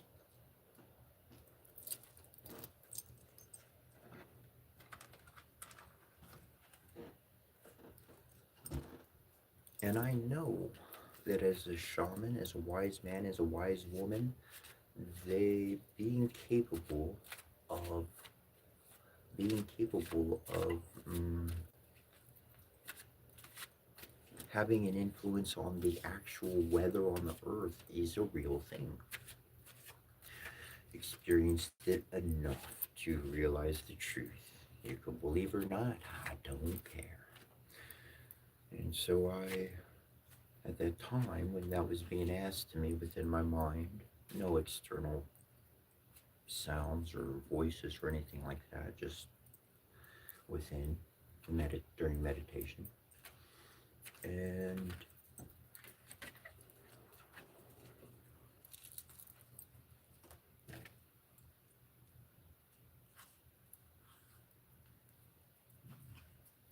Oh, I love this. Oh, this is great. Oh, this is great. Great cards popped out here. I'm just going to turn on a dime because this is where it's going. You know, I was talking about waking up with memories from the past and that I was going to pull cards for those individuals that are on this path.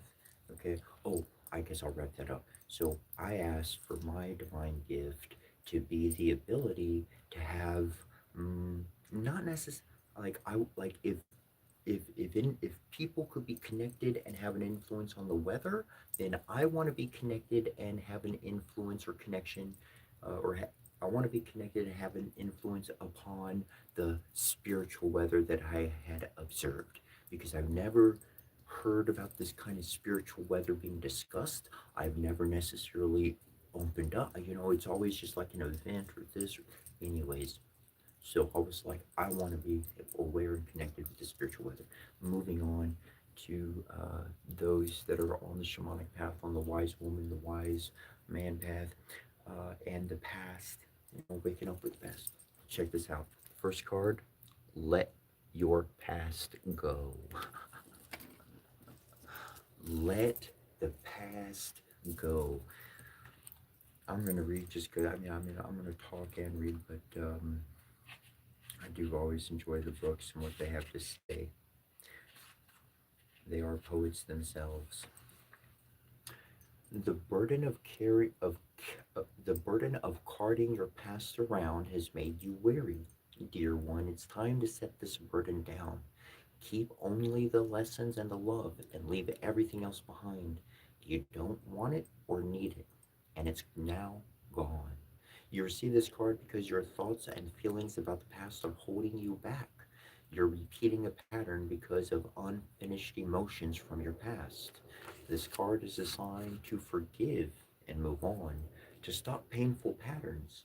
It doesn't mean that you need to be with the person you've forgiven. It simply means that you've let toxic feelings go in exchange for peace. Right along with that, one thing I've learned to do to let go is that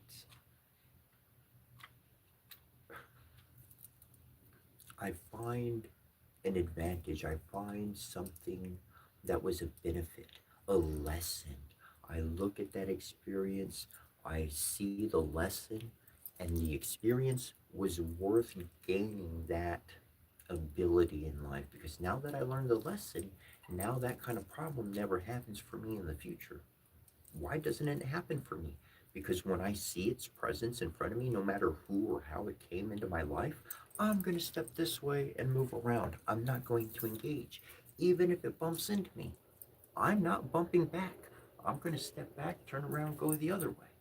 That's okay, because they're going to keep their energy, and I've let go of that. Anyways, in learning that lesson, it's a good thing. The second card here is reward yourself. So once you let go of the past, reward yourself. You've been giving a lot of yourself lately, and it's time for you to receive. Make the time to reward yourself in a meaningful way. This balance of giving and receiving is essential to keeping your energy, mood, and motivation at a consistently high level. Drawing this card, it's time to reward yourself for all that hard work. And everyone needs rewards, and you're no exception. A treat will boost your energy, mood, and motivation. Invest in yourself and make time for self care today, giving yourself a much desired item, trip, or service. And notice how your inner child blooms with joy from this loving attention. Let the past go.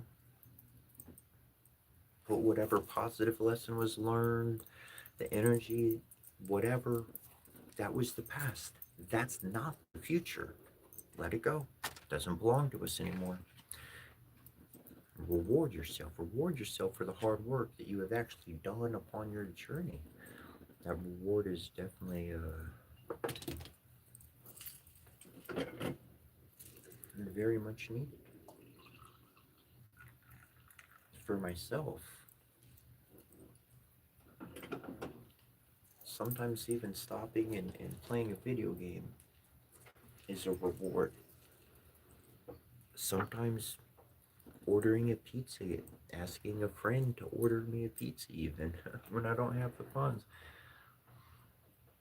that's a reward. Rewards can come in a multitude of ways, and one of the biggest rewards you could give yourself is to do something that you want to do, not something that someone else is wanting to you. Maybe you want to sleep. Maybe you just want to sleep, sleep, sleep, sleep, sleep. You just want to do nothing. Well, that can be your reward. Turn the phone off, put it on airplane mode, whatever the case or circumstance.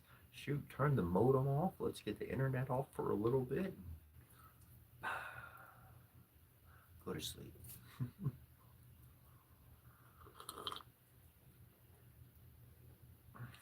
And the last card. It's got to be red. It popped out. It popped out.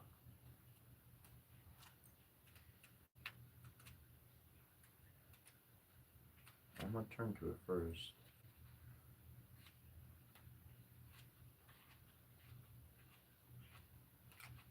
There we go. And the last card, the third card, was wedding. And it says marriage is the union of two souls joined in love, mutual respect, and commitment. It signifies a desire to deepen love over time. Your wedding day is a testament to your well founded faith in love's power. Continually breathe life into that faith and love, dearest one. In receiving this card, the topic of marriage is related to your question. There's either a wedding near, or the angels are suggesting a renewal of vows to keep romance alive in your present marriage. And this card also is surrounded with love and positive energy, so there's no need to worry about its message. Be open to love, romance, and possibilities and enjoy your wedding day. Now, when I see wedding in the light of letting the past go and rewarding yourself, the wedding is the unification and the dedication to yourself, to putting yourself first. I'll tell you a really hard lesson. It took me years to learn. Oh, I went through arguments and rough times. I tell you what, I spent years before I learned this lesson.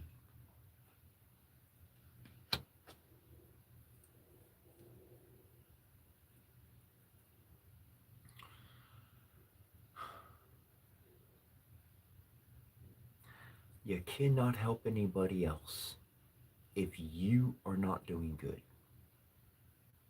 The only way you can truly, the only way I was ever able to truly help somebody, I thoroughly help somebody, was when I put myself first enough until I was doing 100% good. I had to help myself. I had to put myself first. I had to decide, no, hold on, I need to go do this. In a moment, somebody telling me what to do and how to do it. And all of a sudden, I need to use the bathroom, or I need to go do this, or I hear the wind calling me to take a seat out in the middle of the grass. Well, then that's what I'm going to do in that moment. That's why I ain't gonna hold no 9 to 5 job. It ain't gonna happen. Just that's not gonna happen because I can't sit there and obey man. I have divine connection within, of which every single person can attain to. Okay? And through that divine direction, by following my ancestors' guidance in every way that I perceive the world, those little bitty nuances of quantum entanglement that we wind up experiencing. And those are more important. The voice of God is what I choose to listen to. The dedication to the Divine Mother and the Divine Father is beyond my allegiance or dedication to any man's goals. Like, divinity comes first. God said, as is in heaven, also upon the earth. But as far as I'm aware, in heaven, God like said, yo, your angels, and boom, here's your power. And they all follow like boom, the big G, right? Big Mama, Big Papa. But on earth, they don't follow God. They follow themselves. When I say they follow themselves, I am not talking about in a divine sense. You already know.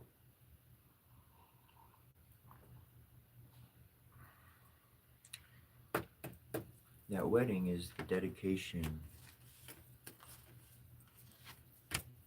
to the unification of your mind, of your soul, mind, body, soul. Don't stay trapped in body. Don't stay stuck in soul, mind, body, soul. We three can triangulate and know exactly where you're going. If you're only going by mind,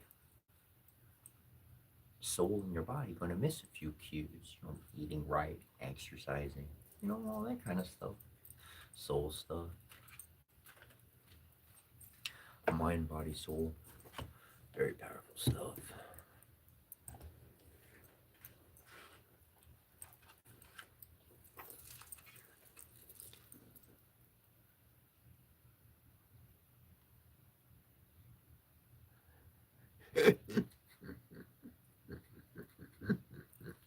Respawn fly fishing.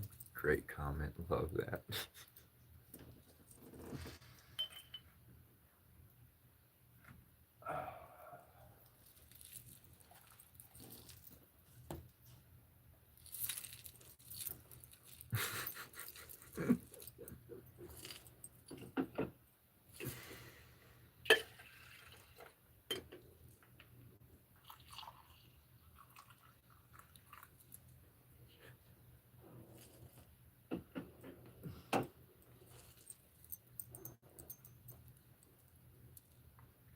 Oh, thank you, thank you. Very welcome.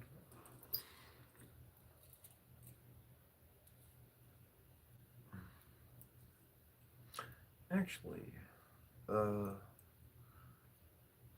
that's actually a good question. Said Michael Wardwell. Said, do you have anything that's haunted? Um, so essentially, to me, haunted things is just the spirit that is stuck at a location.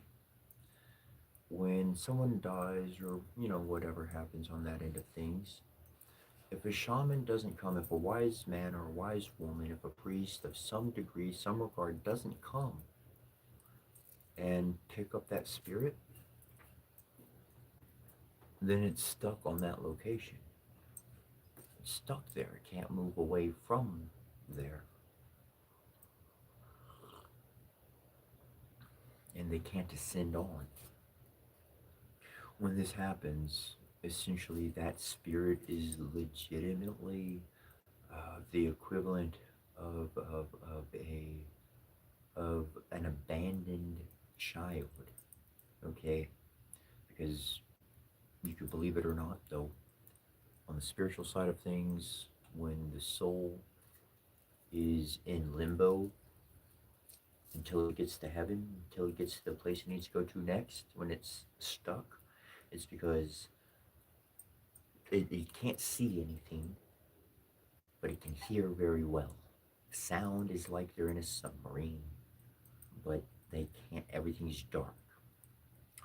So when a wise individual, when a shaman, when a wise woman, when a priest or priestess, someone of knowing and has that energy and understanding, when they go to a location, that spirit can willingly attach to the shaman, to the priest, to the priestess, to the wise woman, and then that wise woman, priest, shaman, whatnot, they take that soul essentially to a place that has a high resonance of energy, such as a temple or a shrine, something they developed themselves or in nature, and whatever method they've figured out how to make that energy flow best.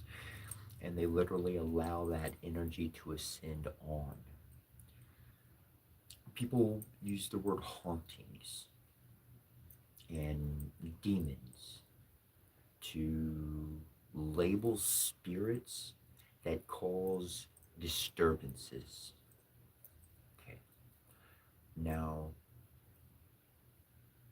if there's a person that has been locked away and now they're all of a sudden somebody comes around and they start poking them and not helping them, then all you're going to get is number one, social interactions are gone. They don't know how to work in social applications. They don't know how to work with anybody else because they've been abandoned for way too long. Okay. And so then a person, a ghost hunter, they come around with all these instruments and they're just poking. They don't know what the hell they're doing. They have no clue what they're doing.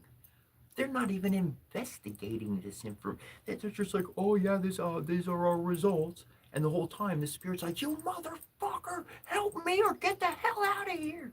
And people are like, oh, it's haunted. I, they don't even realize what they're doing.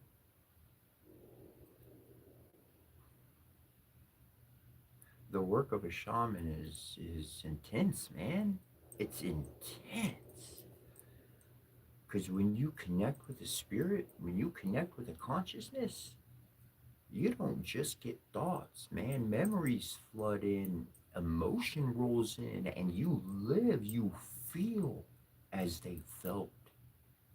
And not just out of nowhere, but because you've been through some pretty ugly stuff yourself. I'm talking about myself or anybody on the shamanic path, truly on the shamanic path.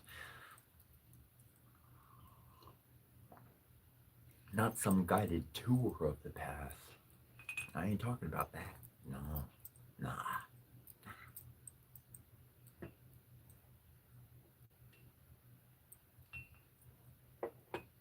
Live expedition.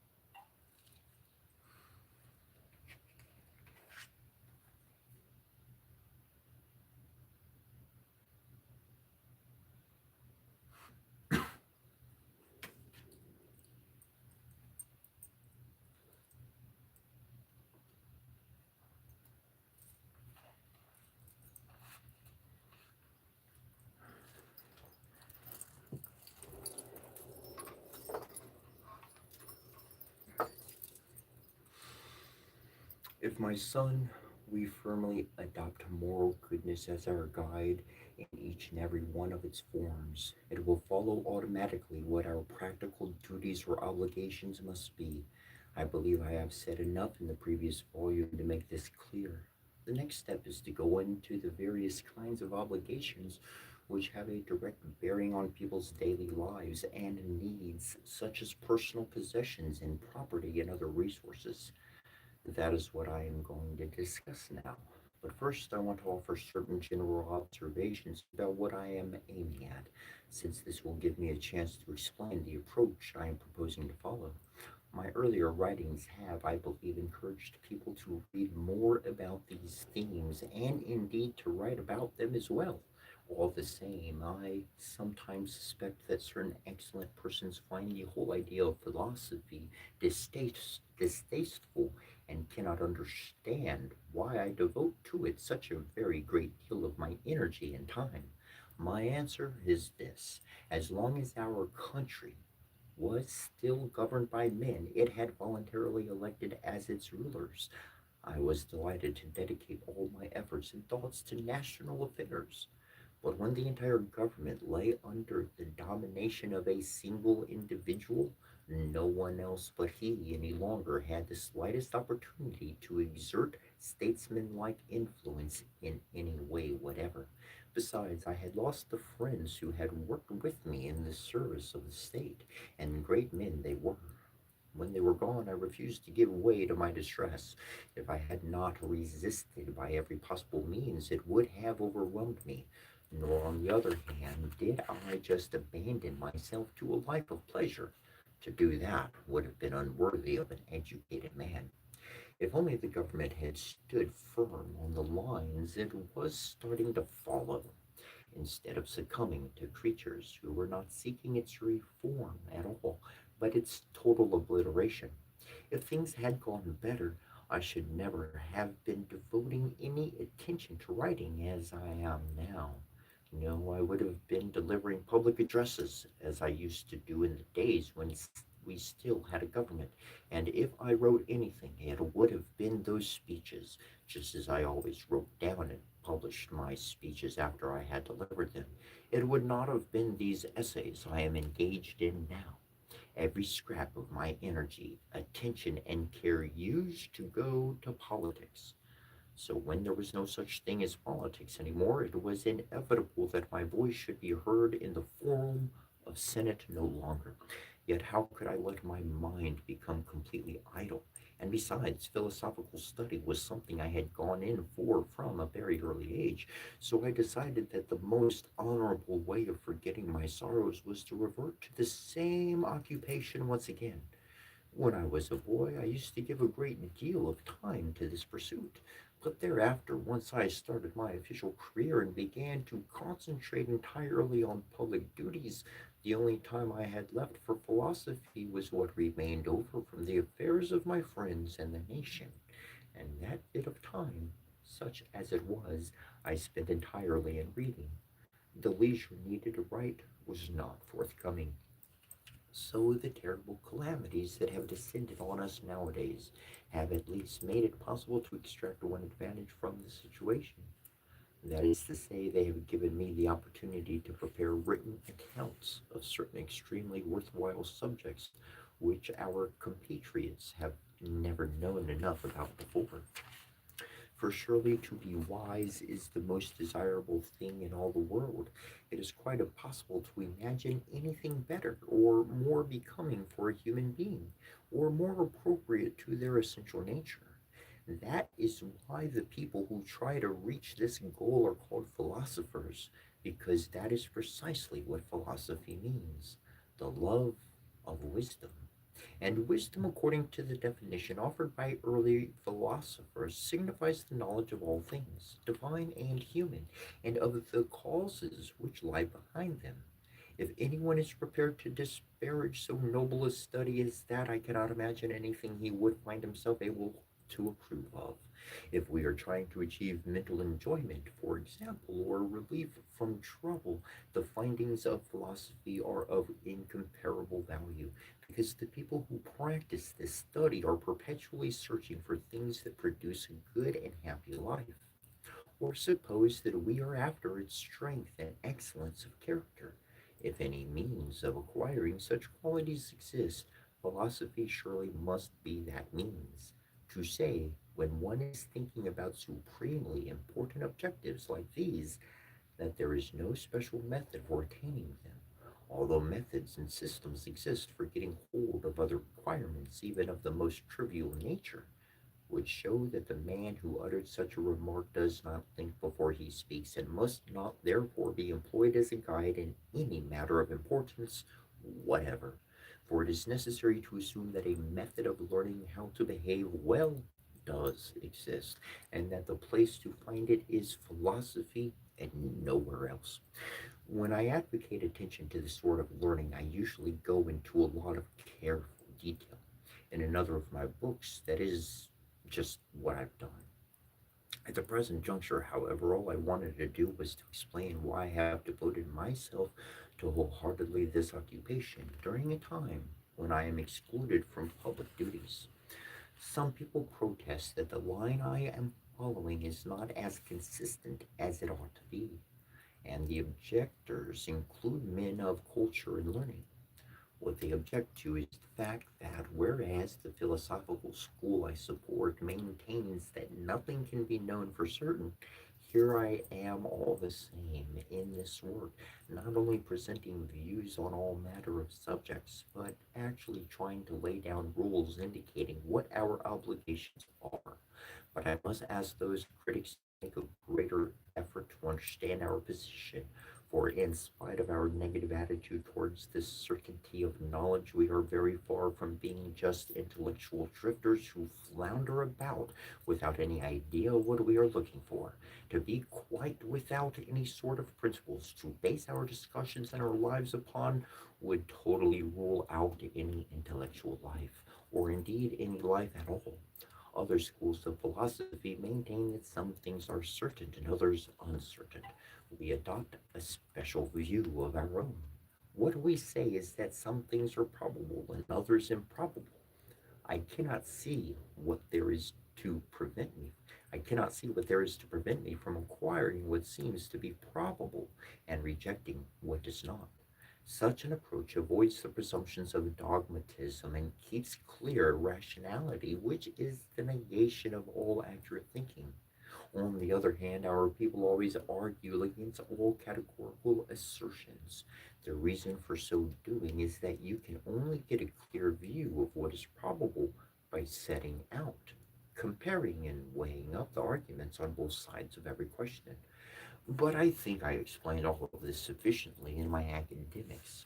As for yourself, Marcus, you are attached to another very ancient and distinguished school, represented by your professor Krasterpos, who deserves to be ranked with the founders of his illustrious movement. All the same, I did not want to be unaware of the opinions of my own school. Not after all are they so far from the doctrines of yours, but now I must get on with my task. To govern the performance of our obligations, five principles have been laid down. Two are concerned with what is right and proper, two with the external advantages of life, means resources, influence, and the fifth with the correct way of making a choice in case there is a conflict between the other categories. The first two headings relating to what is morally right I have already dealt with, and I hope you will make yourself thoroughly familiar with this branch of the subject. The next two headings bring us to the range of matters covered by expediency. In the course of time, the word has changed its sense, and a distinction has gradually sprung up between what is expedient and what is right. But the implication that something can be right without being expedient or expedient without being right is the most pernicious error that could possibly be introduced into human life. It is true that extremely reputable philosophers, reasoning with all the rigor and fairness they can command, claim to see three quite separate hypotheses here. In fact, however, the three themes are all indissolubly linked together. Some students of the subject fail to appreciate this point because they get dazzled by the sheer cleverness of the thinkers in question and consequently mistake ingenuity for wisdom. In fact, the triple division is a complete misapprehension which has got to be rooted out. It is necessary for us to revise the whole way of thinking of these people and make them understand that they will only attain the objects of their desires, not by tricky and misleading arguments, but by moral goodness, both in thought and in action. The things that go towards the maintenance of human life can be classified as follows. Certain of them are inanimate, for example, gold and silver and the products of the earth and other objects of the same kind. Others are animate, endowed with their own impulses and appetites. Some of these animate objects are rational, others irrational. The irrational subdivision includes horses, oxen, and other animals which labor for the service and sustenance of mankind. The rational category is divided into two sections: gods and men. The gods will be satisfied if one lives a devout and pure life. Next to the gods and after them, the greatest contribution to the lives of mankind is made by men themselves. And if we then turn to things of the opposite type, those which can hurt and damage human beings, and if we attempt a similar classification here, we have to record our belief that the gods are not capable of doing harm to mortals. They therefore must be left out of account in this connection, and it has to be concluded that the greatest source of harm to man, the greatest source of harm to man is man. Going back to the inanimate range of objects, we find that it is again man, that is to say, human labor, which has mobilized the greater part of these things. For unless men had exercised their efforts and skill, we should not have the use of the objects in question at all. It is human intervention that has made them available to us. Equally, had it not been for man and his endeavors, we should have no medical care, no sailing on the sea, cultivation of the land, no harvest or storage of the crops, imports of our surplus products too, and imports of the things we need for ourselves are only possible because of the work that human beings put into these tasks. And then again, without the labor of man's hands, the stones we need for building wood have been quarried from inside the earth, and the iron, copper, gold, and silver hidden deep within would never have been brought out of the mines. Consider also the houses we need to keep out of the rigors of the cold and mitigate the severity of the heat. How do you suppose these dwellings could have been provided in the first place, or repaired later on after storms or earthquakes or the passage of time had destroyed them? Unless human beings amalgamating in communities had learned to look to one another for mutual help in such matters, or think of our aqueducts, canals, irrigation channels, breakwaters, artificial harbors, how could we have been able to enjoy any one of these achievements without human effort? Such examples, and one could add many others, illustrate the obvious fact that it is only the labor of man's hands that places the profits and advantages from inanimate objects at our disposal. Exactly the same applies to our employment of animals. Without human intervention, they would be of no value or benefit to us at all. It was man who first discovered the uses to which the different sorts of animal could be put, and today still human labor is what enables us to feed them and tame them and look after them and in one due season exploit all that they produce. It is man, once again, who kills dangerous animals and captures useful ones. To make a list of all the multitude of human skills without which life would be impossible is not what I am concerned to do here, but it should just be said that if mankind did not possess these skills, there would be no healing of the sick, no pleasure for the healthy, no food, no comforts at all. And these are just the things that make a human being's civilized life different from the existence of a beast. Besides, if men had not gathered together in the first place, no cities could have been built and no inhabitants found to live in them. It was the life men led in these cities which led to the creation of laws and customs, to the equitable distribution of rights, to an established social system, and these developments in their turn gave rise to a spirit of humanity and mutual consideration. The result was that life became more stable and more mutual giving and receiving. By placing our resources to one another's disposal, we succeeded in ensuring that all our needs were met. I did not really need to go into all this at such length because the point which Pantheos describes in such detail must be self evident to everyone. No leader, either in war or in peace, could ever have performed important or beneficial actions unless they had gained the cooperation of their fellow men.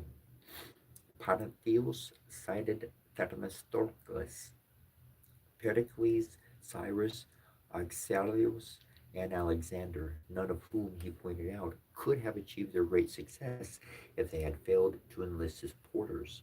He mobilized witnesses to this assertion, but they could have been dispensed with because it is a conclusion no one could question. And that is not the end of the story. Certainly, the fact that people join together and collaborate has brought us great benefits. But it is equally true that the worst calamities in the world are likewise those which man inflicts upon man. The eminent and prolific Peripatetic Dicaticus dealt with this point in his book on the way in which men die. First of all, he collected together all the non-human causes of death, such as floods and plagues and natural disasters, and sudden onslaughts by wild animals, which he assures us have wiped out whole nations at a time. But then he went on to compare the number of people who have been destroyed by the action of other humans, that is to say, by wars and revolutions, and his conclusion was that the aggregate of such casualties has greatly exceeded the victims of all other sorts of catastrophe put together. That is to say, there is not a shadow of doubt that man has the power to be the greatest agent both of benefit and of harm towards his fellow man. Consequently, it must be regarded as a vitally important quality to be able to win over human hearts and attach them to one's own cause. The advantages that our life derives from inanimate objects and from its exploitation of animals may be classed under the heading of mere functional activities, but to gain the goodwill of our fellow human beings, to convert them to a state of active readiness to further our own interests, is a task worthy of the wisdom and excellence of a Superman. This brings me back to moral goodness. It may be held to fall into three subdivisions. The first is the ability to distinguish the truth from falsity and to understand the relationships between one phenomenon and another, and the causes and consequences of each. The second category is the ability to restrain the passions and to make appetites amenable to reason. The third, which is relevant here, is the capacity to behave considerately and understandingly in our associations with other people. By doing so, we shall secure their cooperation, and that is how we shall guarantee ourselves a generous sufficiency of all our natural wants. The adoption of this cooperative attitude will also make it possible for us to ward off any danger that may impend to and to retaliate against anyone who tries to harm us, punishing them as they severely as considerations of justice and humanity permit. In due course, I shall go on to say something about the ways in which we can acquire this power to win and retain other people's support, but first let me make a few preliminary observations. Everybody appreciates the enormous role of fortune in determining whether we succeed or fail. Hers are the favorable breezes that waft us to the haven we have been longing for, and if she should happen to veer against us, we are ruined. When we come to list the various sorts of calamity which fortune is capable of bringing down on us, first we have to mention two categories which are not found very often. One of these types of disasters produced by inanimate causes and consists of storms and hurricanes and shipwrecks and the collapse of buildings and conflagrations.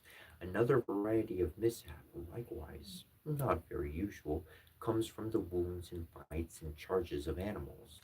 But much more frequent are catastrophes, such as the annihilation of human beings by one another, formed up in armies. This has happened on countless occasions, and there have been no less than three instances in the immediate past. Think of all the times when commanders have died violent deaths recently. We ourselves have lost a leader of exceptional distinction. Think too of the outburst of popular hatred that have often caused the banishment, downfall, and flight of men whose services to their states have been outstanding. And then consider, on the other hand, history's examples of success and promotion to high civil and military office, and victory in the field. These too contain an element of chance. Nevertheless, whether for good or ill, no man on earth could have achieved them without the cooperation and resources contributed by other human beings. Now that this point has been emphasized, I want to go on to explain how we can attract and stimulate this collaboration to our own advantage. And if my discussion may seem too long, compare its length with the vastness of the benefits that of the theme involves, and then what I have to say will perhaps appear what all to be not long enough. When people take some step to enlarge a fellow citizen's property or advance their career, there are several different motives from which they may have acted. It could be sheer goodwill, because for some reason or another they like the man. It could be respect, because they admire his character and think he deserves success, or may inspire their confidence in such a way that it seems to be in their own interest to support them. Or perhaps they fear their power. Alternatively, they may be hoping for some future profit for themselves, such as the presents, for example, which a king or a demagogue is accustomed or a demagogue is accustomed to distribute, or they may actually have been promised a payment in reward for their services. This is the meanest and most squalid of all reasons for taking action, both for the people who succumb to such offers and those who have offered the remuneration.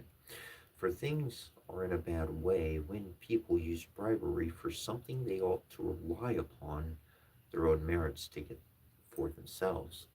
Nevertheless, there are occasions when recourse to these financial inducements is impossible to avoid.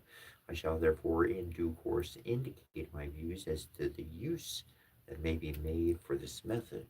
But first, I propose to speak about aspects of the subject which bear more directly upon the good life. There are a number of reasons why people may, on occasion, be willing not merely to help some individual, but actually to subordinate themselves to his authority and powers. The motives which induce them to do this include goodwill, gratitude for favors conferred, the other person's eminence, the calculation that submission may prove a source of profit, the fear that if they do not subject themselves voluntarily, their subjection may in any case be imposed by force, the reliance on promises given by the other party, or finally, as we have so often seen in our own country, the actual receipt of a bribe, about which I said something just now.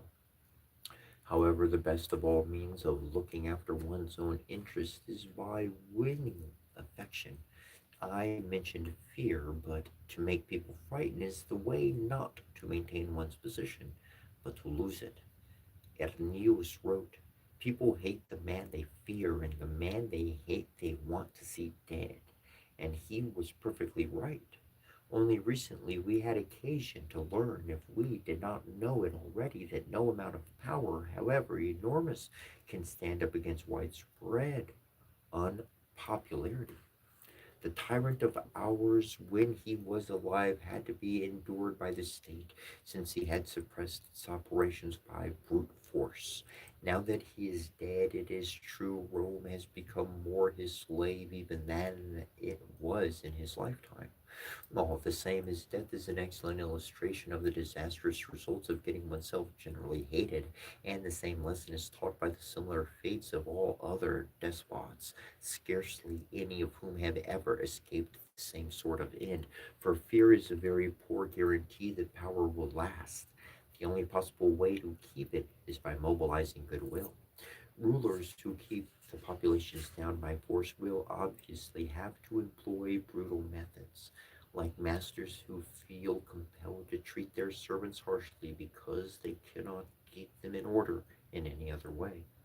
But to make oneself feared deliberately in a free state is a lunatic procedure, for however drastically a man may have suppressed the free operation of the law and intimidated the spirit of liberty, sooner or later these submerged blessings will be brought up to the surface again, either by inarticulate public feeling or through the secret ballots which elect officers of state. The freedom suppressed and then regained bites more sharply than if it had never been in peril. So here is a principle which has the widest possible application, a principle that ensures not only a man's safety, but his prosperity and power. It is better to win affection than fear. It is the right recipe for getting what we want and achieving success, both in our private and our public lives. Men who are eager to terrorize others will inevitably become frightened of the very people they are intimidating. Think of excruciating anxieties of the elder Dionysius, who was so terrified by his barber's razor that he preferred to singe his own hair with a burning coal. And what do you imagine was the state of mind of Alexander of Pherae? History tells us that he loved his wife Thebes very much. All the same, whenever he wanted to visit her bedroom after dinner, we are told that he ordered a barbarian, some creature covered with Thracian tattoos, to walk in front of him, brandishing a drawn sword. He also sent members of his bodyguard ahead with instructions to search the lady's jewel cases and make sure no weapons were hidden among her clothes. What an unhappy man he must have been if he believed a barbarous branded slave was more likely to be loyal than his own wife.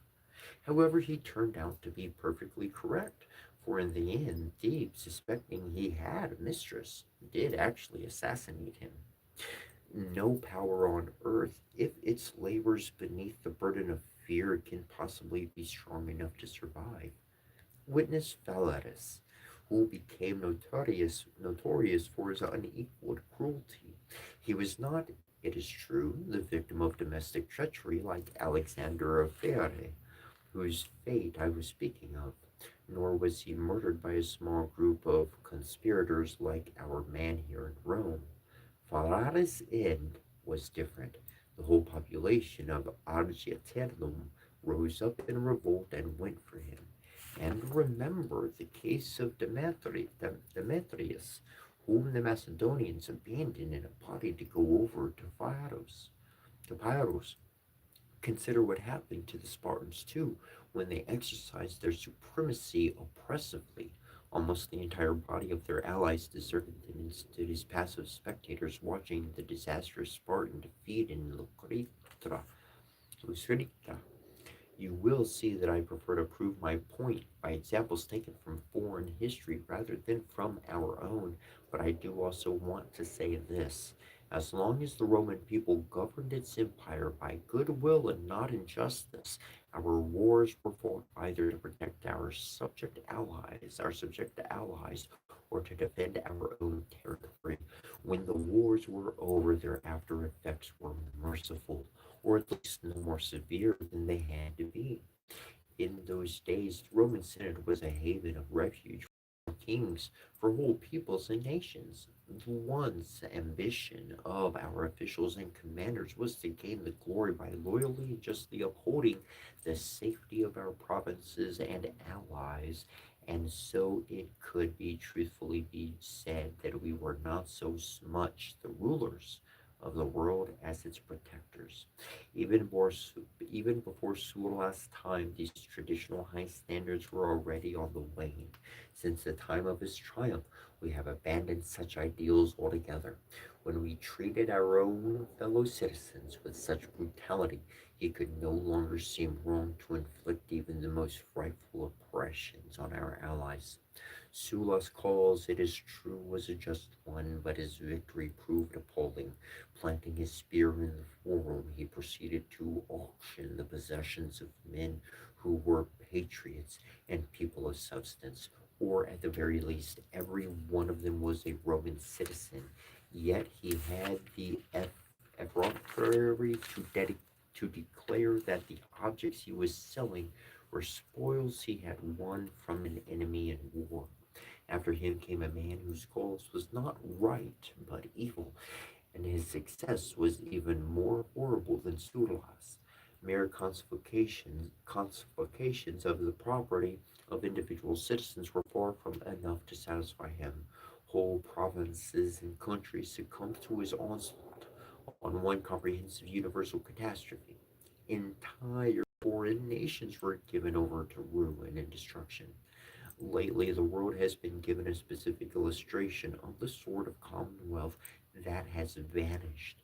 For we have seen with our own eyes a model of the vanquished city of Massilia carried in a Roman triumphal procession, and yet it was only by the staunch support of this community, now the victim of conquest and triumph, that our generals in the past were able to win their own triumphs, returning victorious from the Transylvanian Wars. That is by no means the only injury to our allies, but I could mention, but I have singled it out because there has never been a greater crime under the sun. Surely then our present sufferings are all too well deserved, for had we not allowed outrage to go unpunished on all sides, it would never have been possible for a single individual to seize tyrannical power. As heirs of his personal estate, only a few names were listed, but to take over his ambitions, a whole host of vile characters was ready. The seeds and causes of civil wars will always be with us for as long as people remember that blood soaked spear in the forum, and as long as they hope to see it come again. Publio Sulla was the man who brandished it when his kinsman was dictator, and it was the same Publio Sulla again 36 years later who had the effrontery to stand beside another spear set up for even more abominable auction. And there was yet another Sulla too, a clerk under the first dictator. He was city treasurer under his second. Such are the proofs that, while there are such vastly lucrative rewards, civil war will never end. Here in the city, nothing is left, only the lifeless walls of houses, and even they look afraid that some further terrifying attack may be imminent. The real Rome has gone forever.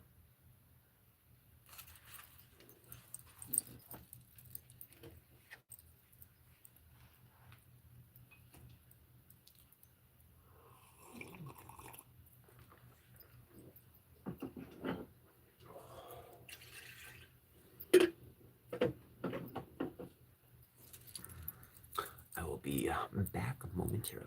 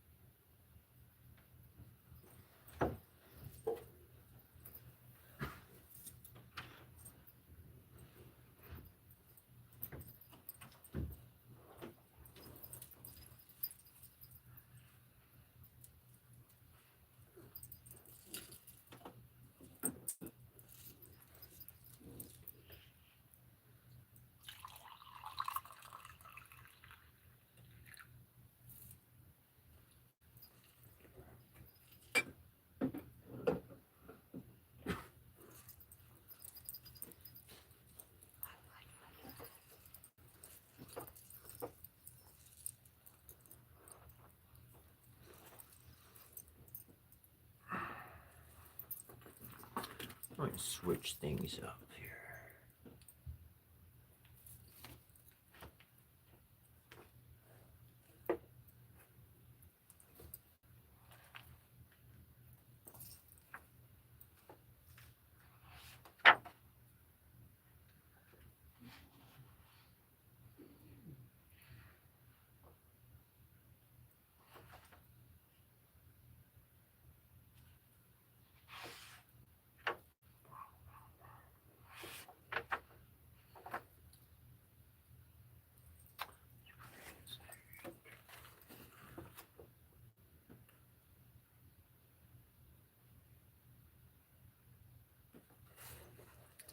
The book we were reading from was Cicero, translated with the introduction by Michael Grant.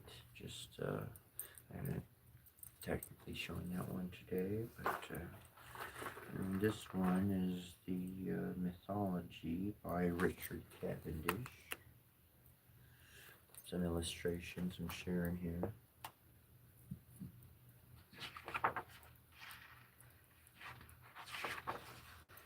Ooh, yeah. Why don't we switch to the Celts, Ireland, some Welsh tales, Bron and Bronwyn. Yeah, I'm feeling that, bro.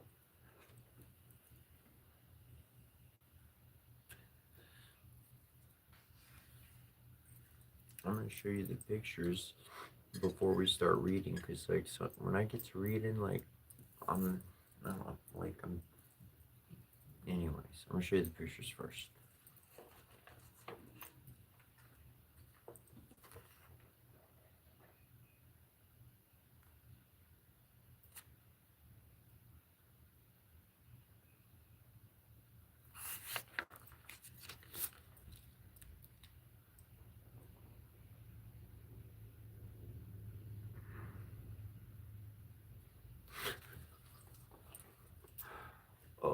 Oh, the bagel. Ha ha ha ha. Oh my gosh, I'm so glad I looked up. Boom, you're a moderate. Boom, boom. Let me hit the button first. Boom, boom. There you go, Mango. You're a moderator now. So that kind of stuff won't happen. Da da da. Does my mustache itch? No, but I must ask you a question. Mwahaha. uh, I'm glad I saw you there, Mango. Wonderful, wonderful. Oh.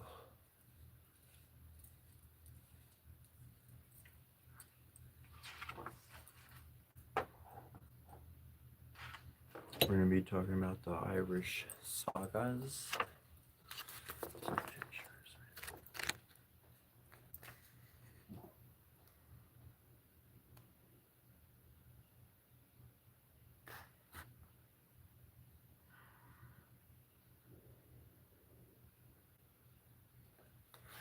And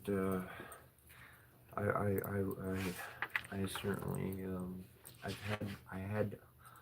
I had way more books, and just gonna wasn't the way I wanted to. I did not want to part with those books, anyways. And I have done my best to keep my books in condition throughout all my movements and all that for sure. But I love the comment. It's a great comment.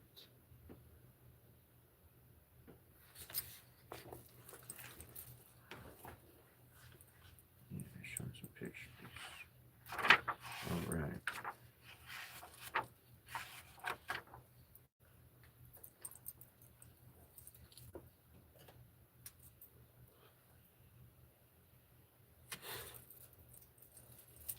No, like seriously though, the reason why I mentioned my books that I used to have and whatnot is because I I've had librarian like kind of, I'm not saying like fancy, but I've had rows of books on the wall so that I could pull down and read and study and cross reference, and truly to care for a book, to have an appropriate space to work with. Um, Books are important, and information, all of that stuff. I really do value that. And so, like, the librarian in me kind of is like, I do value those words, and coming from you, I know they're of a positive nature regardless. So, that's how much I wind up. That's how I am in life.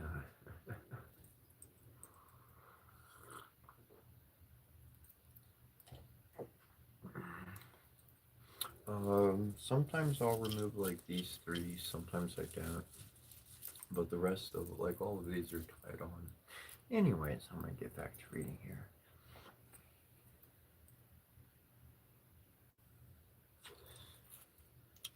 I'll say this much.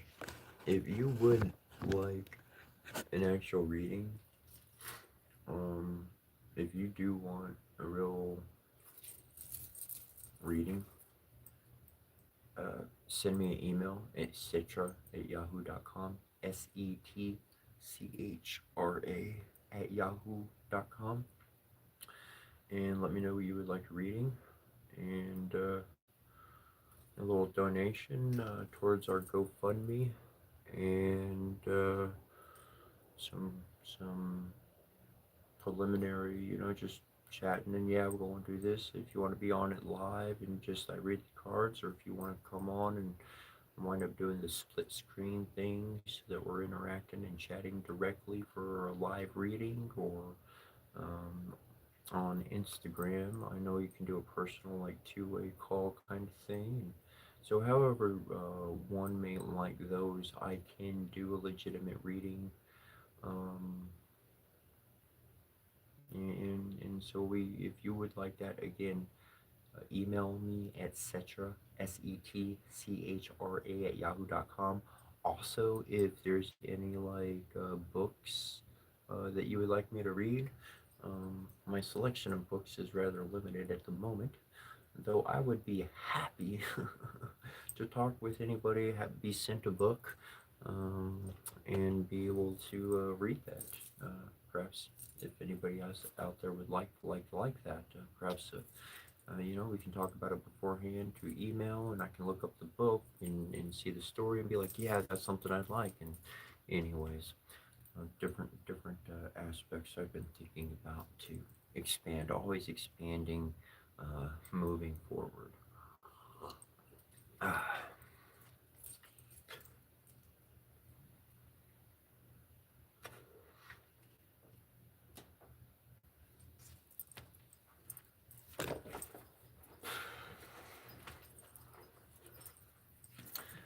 all right here.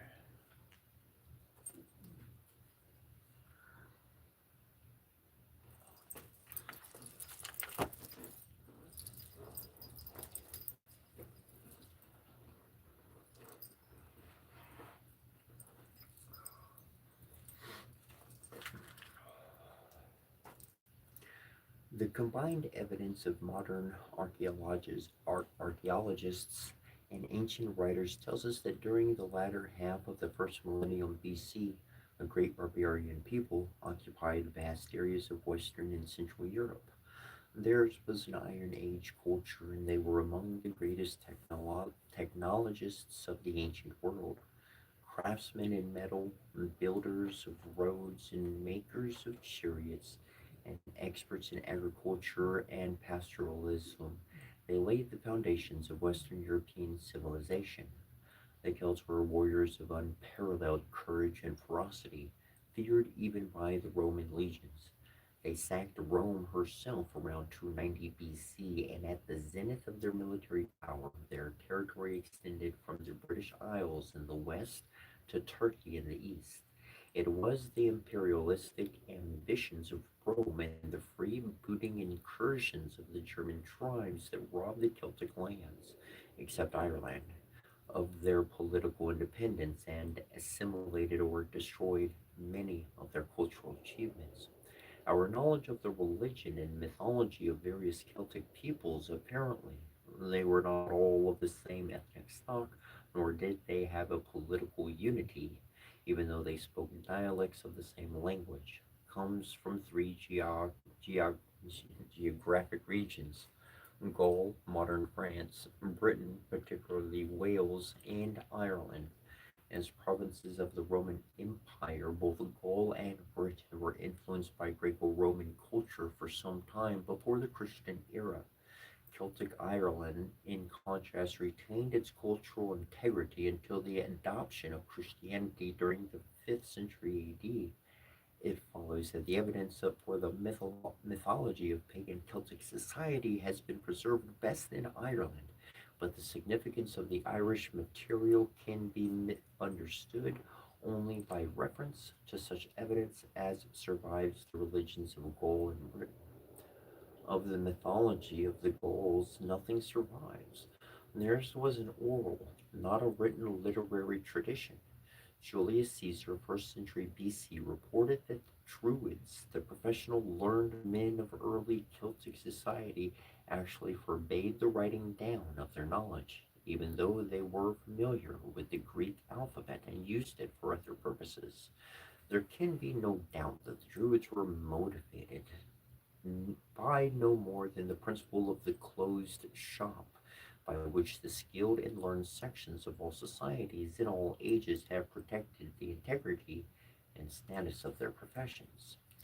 On the other hand, we do have information about the religion of the Celts. It is a fragmentary and of limited value, but scholars must refer to its help to help them unravel the twisted strands of Irish and Welsh mythology. Such information comes to us from two sources. First, there were the writings of contemporary Greek and Roman commentators. Unfortunately, few of the writers had personal experience of Gaulish society, much less an understanding of it. They relied on hearsay for the few who actually had direct contact with the Celts. Caesar is a case in point. They were sound socio-political reasons for their commentaries to be biased. We are thus obliged to treat all this evidence with considerable caution. Second, there are the iconographic representations of the Gaulish deities and the dedications that sometimes accompany them. Here, the difficulty is that the material dates from after the Roman conquest and was undoubtedly inspired by Greco Roman models. This raises the question of how valid in purely Celtic terms the anthropomorphic portrayal of the native deities is, and to what extent this Gallo Roman art expresses classical rather than Celtic religious concepts. It is much an open question, but there is some evidence that the religion of the early Celts was essentially aniconic, and that the Celts' deities were originally conceived of as spirits associated with forests, rivers, lakes, and other natural features, rather than as anthropomorphic beings. This latter idea seems to have arisen and developed as a result of cultural interference from the Mediterranean world. Here, perhaps, story told of Brannus, the Celtic leader defeated at Delphi in 279 BC, laughing in scorn when he heard that the Greeks believed in gods in human form, lend support. Nevertheless, in spite of the obvious shortcomings of our sources, we can establish with fair certainty the following facts.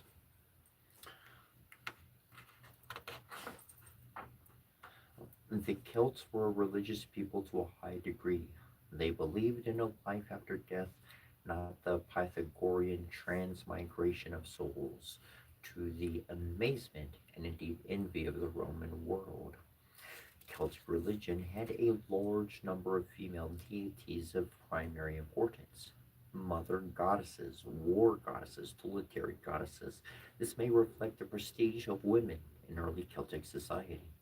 The concept of the triune God, three manifestations of a single deity, was a feature of Celtic religion.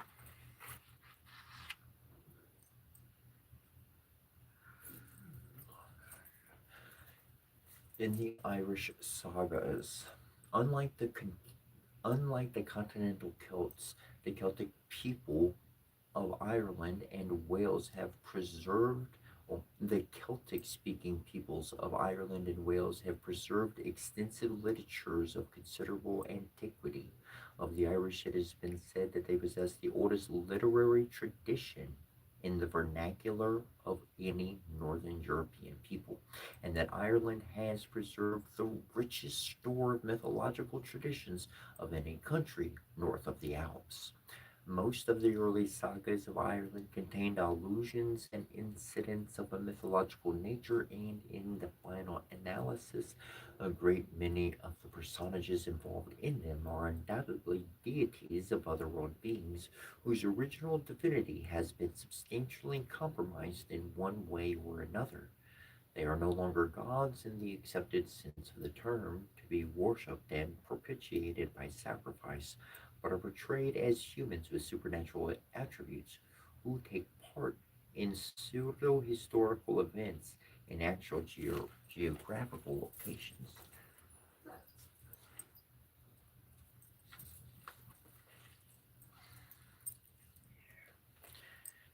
So, to cover the gods, some of the gods of Gaul, we have Belanus, which is most widely worshipped Celtic god, equated with Apollo by classical writers, though there's no evidence of a Celtic sun worship associated with pastoralism. There may be a link with the Irish Beltane, the bell, bright, time, fire, the fire festival of purification on the 1st of May. Welsh ancestor deity Beli Mor, Beli the Great, has been identified with him. We have Cernunnos, the Horned One, widely worshipped from an early date, portrayed zoomorphically wearing stag's antlers on Gundarstrup Cauldron, 2nd century BC, surrounded by animals, lord of all living creatures, possible prototype of the horned devil of medieval Christianity. Epona, Great Mare, Welsh Eb Ol, Colt, known throughout Celtic world, the patron goddess of horsemen, revered by Roman cavalry, portrayed riding side saddle on horseback, probably reflects the cultural importance of the horse in early Celtic society. The Logos, the Shining One, widely revered as the inventor of all arts and skills, including war and healing, equated with Irish Log Sameldarnach, skilled in many arts, and Welsh Lord Gives, of the dexterous hand. Caesar identified him with Mercury, abhorred by the early Christians who destroyed his many temples. The place's names Lyon, Lourdon, Laurel, which is France, Leiden, which is Holland, and Legnitz, Poland, derived from Gaulish Lu Udunon, fort of Logos, while Carlisle is based on Roman British Lugubalium, strong in Logos. Nantosoleta, possibly a river goddess, Welsh Natan, stream. Her iconographic symbol, the raven, suggests a link with the Irish war goddess Morgan, also associated with rivers, usually appears as consort of Suculus. Argmios, champion of the gods and guide of the dead, carries a club and is identified with Hercules, also shown as an old man with happy followers whose ears are chained to his tongue, explained by Greek writer Lucian as the god of eloquence. The Celts believed eloquence more powerful than physical strength, and the Irish kings dreaded the satire of poets, equated with Irish Ogma. Suchelis, good striker. His iconographic symbol is the mallet, also carried a bowl, said to signify abundance. Caesar identified him with Dispater as the Celtic god of the underworld and ancestor deity, equated with Irish and Darta. Taranis, thunderer. Irish Toran, Welsh Taran, thunder.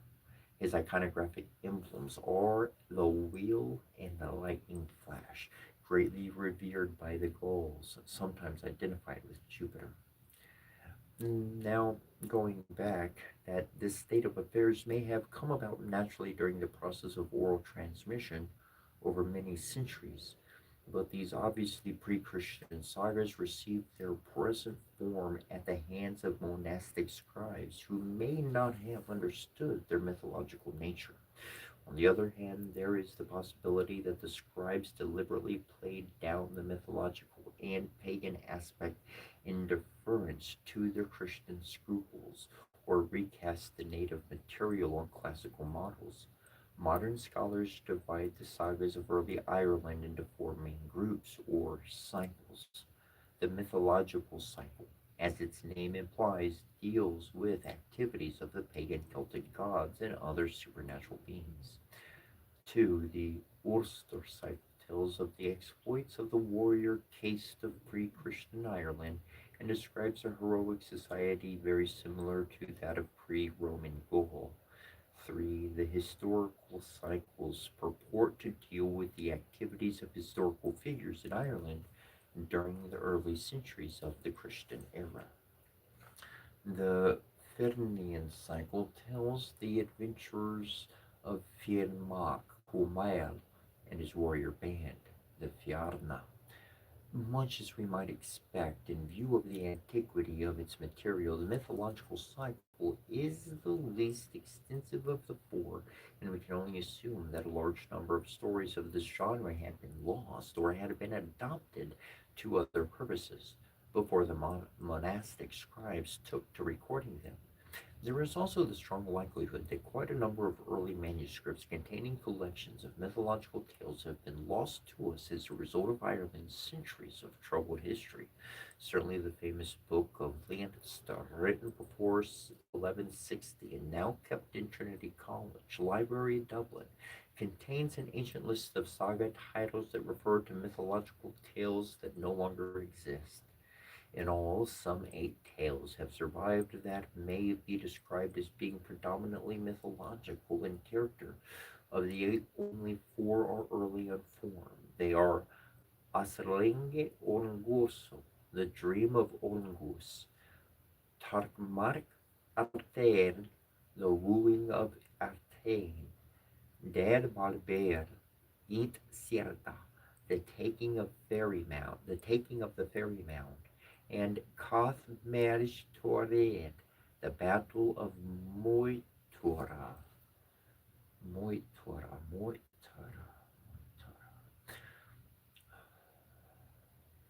The main tale of the mythological cycle is the Battle of Moitura, which tells how the Tuatha Dé Danann, or people of the goddess Danu, overcame their enemies, the Fomori, by means of their superior magical skills. In the elaborate build-up to the battle scene itself, in which the opposing leaders observe the etiquette of the early heroic tradition by facing each other in single combat, we meet the chief figures of the Irish pantheon, as each in his turn makes or promises his contribution to the forthcoming battle. We obtain some insight into the original divine function of the character speaking. The mythological character of the tale is beyond doubt, though the question of interpretation remains open. Some authorities see the battle as representing the age-old conflict between the powers of light, the Tuatha Dé Danann, and the powers of darkness, the Fomori. The former are said to have been great beauty and to have possessed all knowledge, while the latter are portrayed as half-human, monstrous, bent on destroying the established order.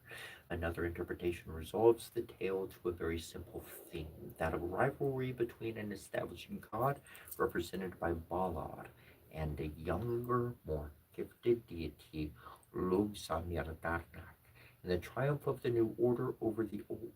A more recent interpretation view the tale within the context of Indo-European mythology as a whole and involves the concept of the three functions. This is said to mirror the fundamental three-tiered structure of early Indo-European society itself.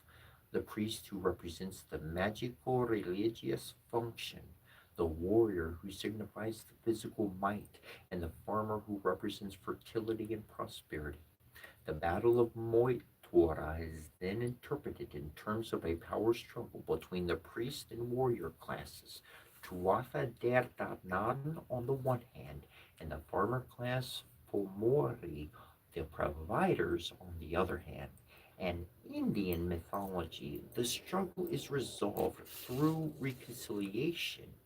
In the Irish tradition, the Fomori are vanquished.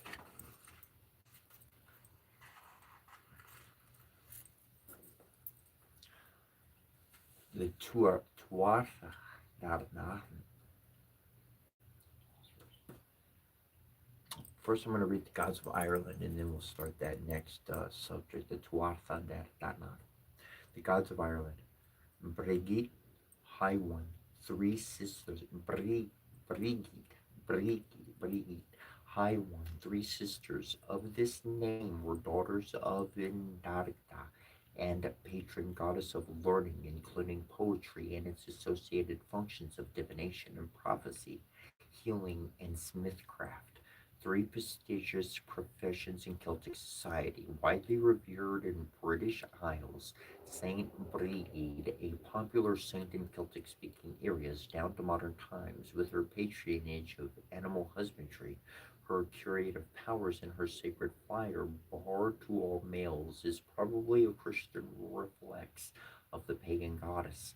One form of the deity was Brigardia, who was the great tutelary goddess of the North British people, the Brigartes. Gord, Gordnew, Gordnew, Gordnew, Great Smith, a leader of the Tuatha De Danann and some of a triad of craftsmen, the the right, and Credetne, the brazier, which may reflect the preeminence of these crafts in a society that exploited metalworking to a high degree equated with Roman Vulcan. He provided the feast for the gods, and in the Welsh laws, the smith is entitled to the first drink at the feast. Appears as Gufanarn in Welsh literature, and in modern folklore as the Gorman or Gorman Ser in Darda in the good God, a title rather than a name. Also known as Oios or Sherte, All Arter, All Father, suggesting an ancestor deity, but he is not portrayed as the father of the gods. He carried a club as a protector and owned a magic cauldron as a provider, had an inordinate appetite for food and sex, a leader of the Tuatha Nanan. He controlled druidic magic at the Battle of Mag Toiare Lug, the Irish form of Gaulish Logos, known as skilled in many arts, commander of the Tuatha De Danann at the Battle of Mag Toiare, associated with war, magic, commerce, and crafts of all kinds. Morgan, Spectre Queen or Great Queen, a trio of war goddesses named the Morgan, Battle, Scald Crow, and Nermain Frenzy, Fury, were probably manifestations of the same deity, and appeared as ravens, birds of ill omen in Celtic tradition, before and during battles. In her manifestation as the washer at the ford, the Morrigan foretold the outcome of battle by washing the equipment of those about to fall. The double association with the river and the raven suggests the possible reflex of the Gaulish Nantorsulta.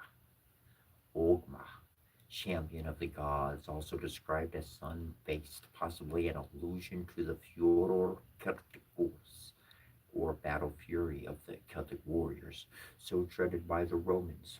Ogma controlled the element of marital prowess at the Battle of Montoire, credited with inventing Ogam, a code of writing 4th century AD onwards, using strokes and notches whose origin is an open question, but may well have had mystical significance, like the Norse runes.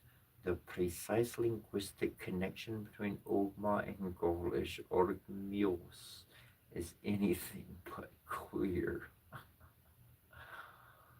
Tuatha De Danann, the people of the goddess Darnu. These are the gods of ancient Ireland, said to have come from overseas. Their enemies were the Fomori, perhaps undersea phantoms, half human and half monster beings who also come from abroad. One theory is that the Tuatha Ded represent the powers of light and the Fomori powers of darkness. In Irish literature, the Tuatha Ded are clearly gods, but their counterparts in Welsh tradition, the children of dawn, have been eumerized or made human though their magical skills betray their divine origins. Irish Danu and Welsh Dawn are probably reflexes of the same Celtic name, which may be preserved in the names of the rivers Dorn and Danur. The Tuatha Der Darnan. The Tuatha Der Darnan in, inhabited the northmost island of the world, and they possessed all the known skills of that time. They made an alliance with the Fomordi, and Balder of Fomordi gave his daughter Ethne to Cern, son of Dianchar, chief physician, to the Tuatha Der Danann. The Tuatha De Danann TDD, then invaded Ireland. Then they encountered an agricultural people called the Fir Bolg, whom they defeated in the first battle of Mag Tior. However, in the battle of Nuarta, their king lost his arm, and because of this disfigurement, he fortified the kingship which he offered to Brez, king of the Fomori, whose mother was of the Tuatha Der Darnan.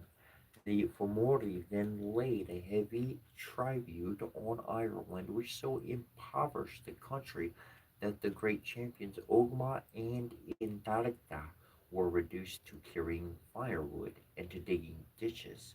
Soon the chieftains of the Tuatha Der Danann began to complain against Bray's rule because he did not dispense the hospitality expected of a king.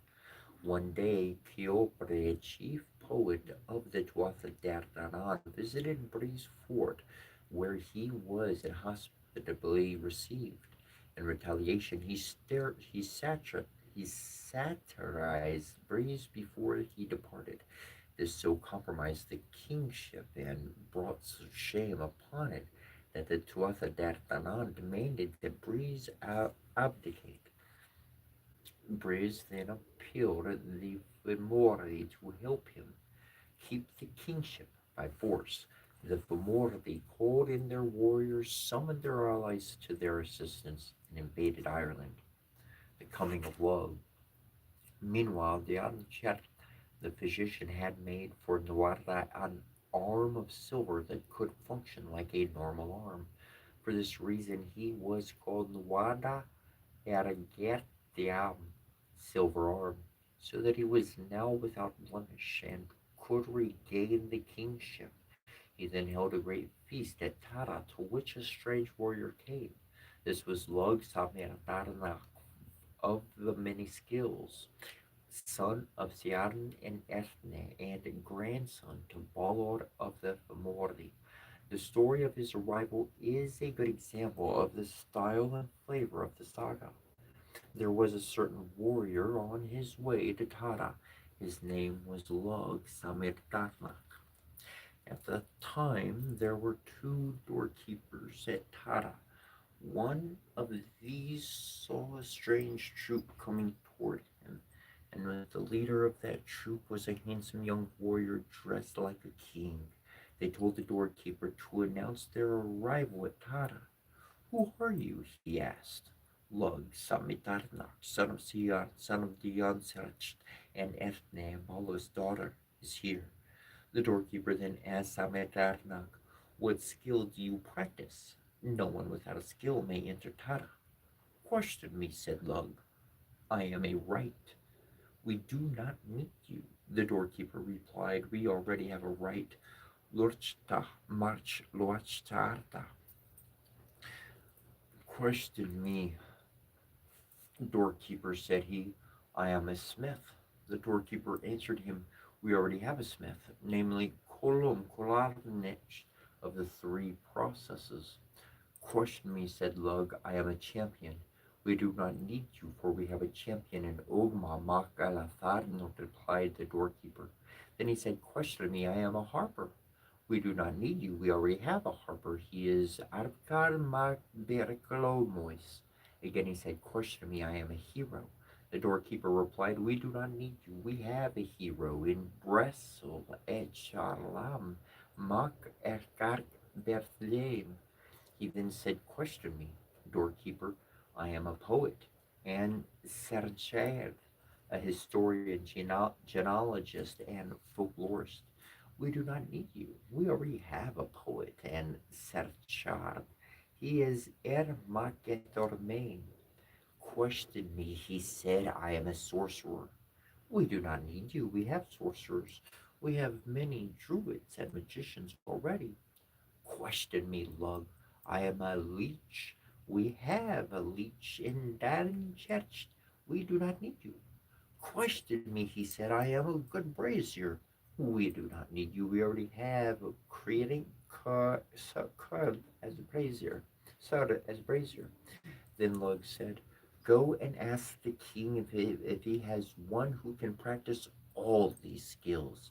If he has, then I shall not enter Terra.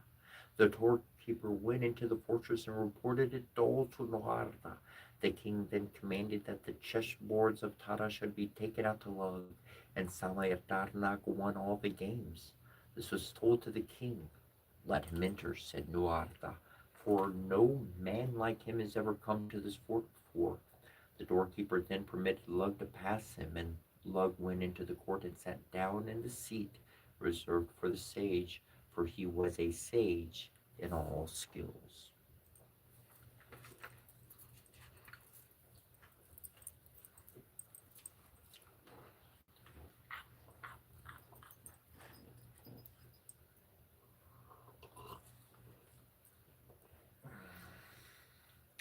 The Tuatha Dé then took counsel and decided that Lug, because of his superior gifts, should command them in the coming battle with Fimorthi.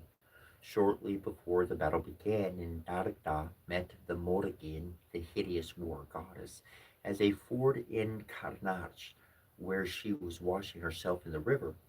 He had intercourse with her, and in return for his favors, she gave him a plan of battle for victory. He then went forward under a truce to spy on the enemy's camp. The Fomorli dug an enormous pit which they filled with porridge and Dagda's favorite food, whole sheep, goats, and swine, and ordered him to eat it all on pain of death. They did not intend that he should have cause to complain of their hospitality. By the time he left the camp, Dagda's stomach was so grossly distended that he could hardly walk, and the Fomori mocked him for his gluttony. As the two great armies took up their positions, each of Lug's chief warriors told his commander what he would contribute to the fight. God knew the smith would make the spear heads and the swords.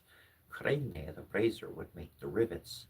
Corpre, the poet, would satirize the enemy. Ogma would supply the warrior power.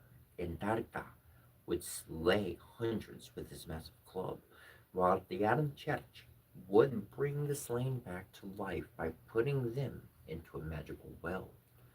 Lug himself was to keep out the battle because of his importance. However, once the main forces were locked together, Lug forgot his role and at once came face to face with his grandfather, Ballad of the Evil Eye. This eye was opened only in battle because it brought destruction to all who looked on it. As Forfamori raised the eyelid by its handle, Lug drove the eye through Balor's head with a sling stone so that it looked upon the army behind him. The Tor the Tuatha Dé Danann then beat the Fomori back into the sea and defeated them. The victory was proclaimed throughout Ireland by the Morrigan. Ireland was again under the rule of the Tuatha Dé Danann.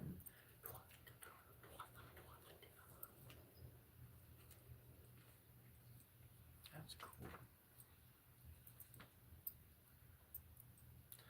The Welsh Tales. Oh, guess before we jump into that, we should read the Gods of Wales first. Take just a tiny short break there.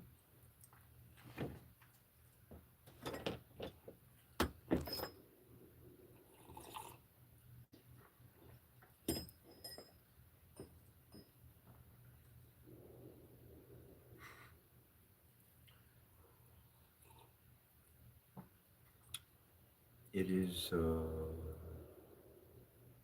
wonderful thing.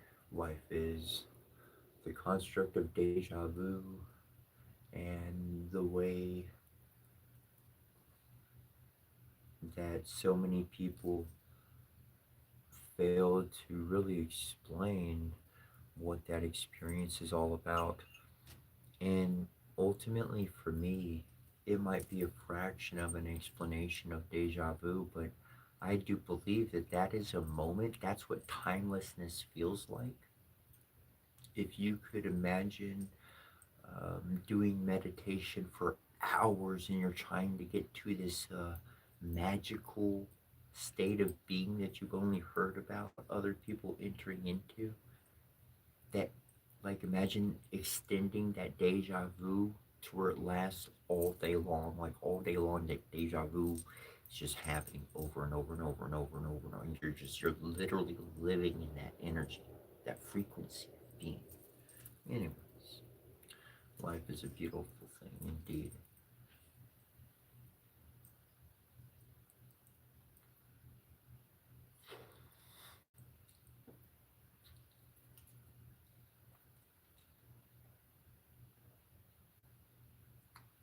Sarabhi. Wow.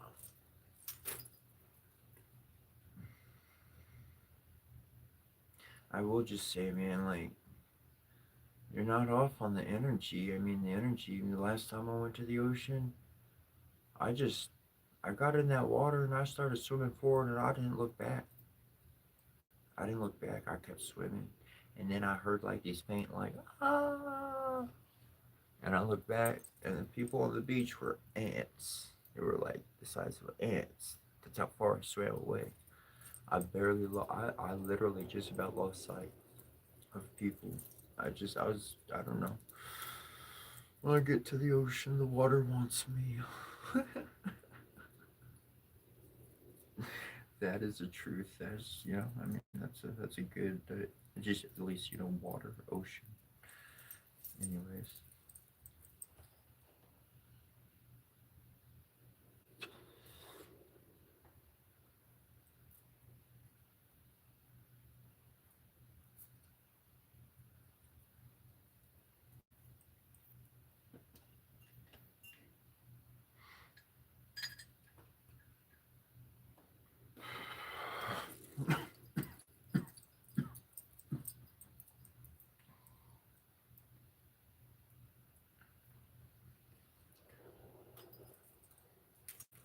there was a story of my life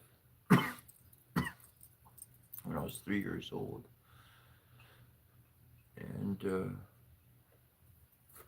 I was standing before this river in Big Bend National Park. Um, it's pretty, pretty big river there, um, and the Rio Grande River, right? And Grande means big, the big river, literally, is the name of it. And that particular year, a whole school of children it had flooded, and they had been swept away in a flood, and tragic ending, tragic endings. Many passed away. It was that year, and we had went, and I was standing before the water, before the river, literally. And my mom, she had stepped back several feet. She took a picture of me. She put the camera away, and she looked up, and I was gone. Now, my dad was there. His friend was there. My mom was there. My brother was there. And if anyone else was there, I don't remember or know. But there was definitely four other people other than me that were present there. And this story was told my entire life for 27 years. Yeah, 27 years. My mom was alive, that I can remember. And she would tell the story, and nobody ever corrected the time. The time was never corrected, and I was in the. They jumped in that river, and it took them 2 hours to retrieve my body to get it out. So you can believe that or not. But that's the reality of my life. I was dead, cold dead. And they resuscitated me. And they decided to take me to the hospital and they pumped my lungs and it was full of sediment. And if they wouldn't have, I would have died. So that's a good thing. Because at first they were not going to take me to the hospital because like they got me back or whatever, but they did. And so life is full of things and events, and I tell you what, we pick up a lot of other information on the other side, but I tend to. It seems like the universe keeps me away from water because I'm naturally just like, water, let me just go. I'm going. No boat, that's okay. I want to go.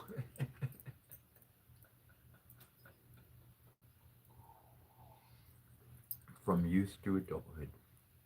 Oh, I love water. I do.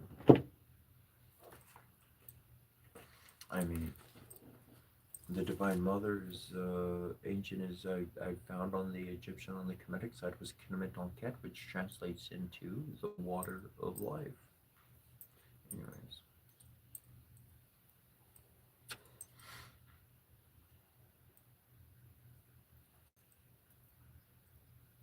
We have the gods of Wales. The children of Dawn, one of the rival dynasties of Celtic mythology equated with the powers of light, opposed to the children of Lair, includes Gwydion, a warrior magician, and Aranrod, sky goddess and symbol of fertility. Their sons were Dylan, associated with the sea, and Lul Gefes. The family is identified with the Irish Tuatha Dé Danann. The children of Lair are represented by three characters: Berndir Gerðfran, Bronwyn Manawardan, who appear in the story of Bronwyn, daughter of Lair. Benedir Gerðfran, the Bron the Blessed, is cast as a giant who wades the Irish Sea since no ship is big enough to carry him. He is slain by a poisoned spear. Bronwyn's role in the tale is slight, and she appears mainly as a victim of ill treatment. Her divinity and antiquity has been called in doubt by some scholars. Manawardan is equated with the Irish Manarnhan Mac Lir, son of the sea god who travels the waves in a chariot. Both names, Manawardan and Marnarnan, are believed to show some connection with the Isle of Man.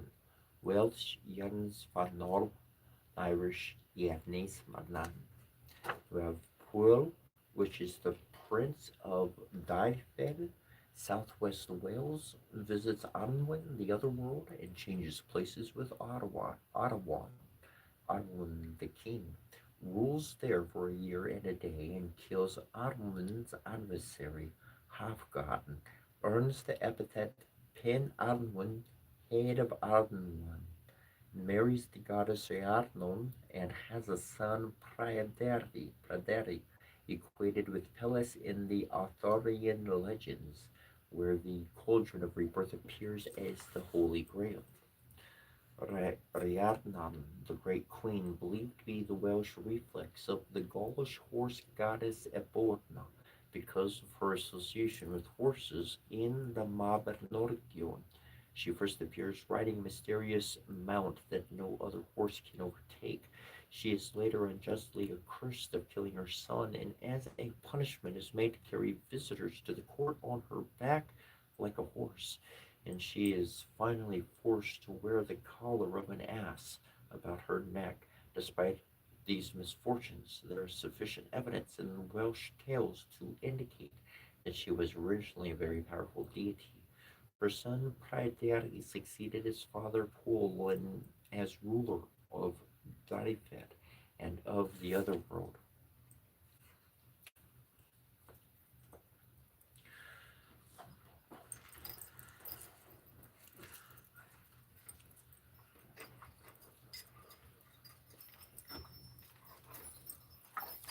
And this brings us to the Welsh tales.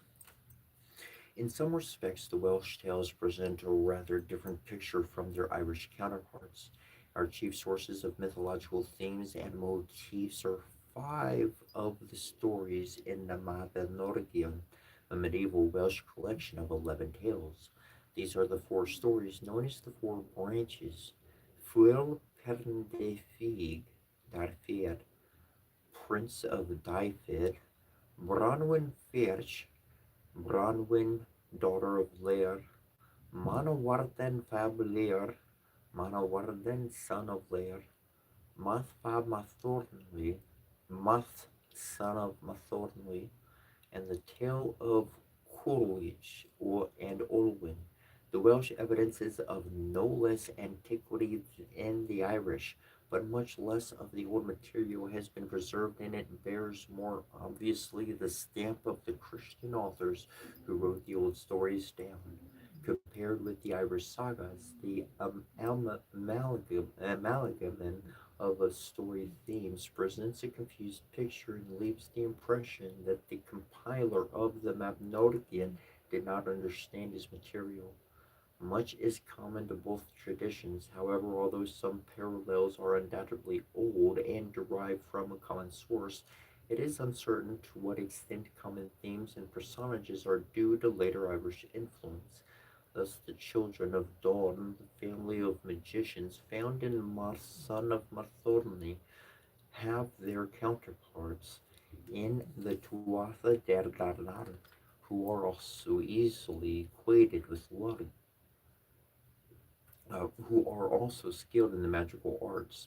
Lu, for example, is easily equated with Log, and Gulfanalan with Guadagnu of the children of Lear, who are introduced in Branwen, daughter of Lear.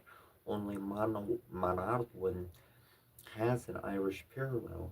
The sea god Marnaran Macler in Coolwich and Olwyn, Lord Lual Erint, probably originally Nudlual Erint, has been compared to the Irish Nuarta Ergetam and the British god Nodens or Nodons, to whom dedicatory inscriptions have been found.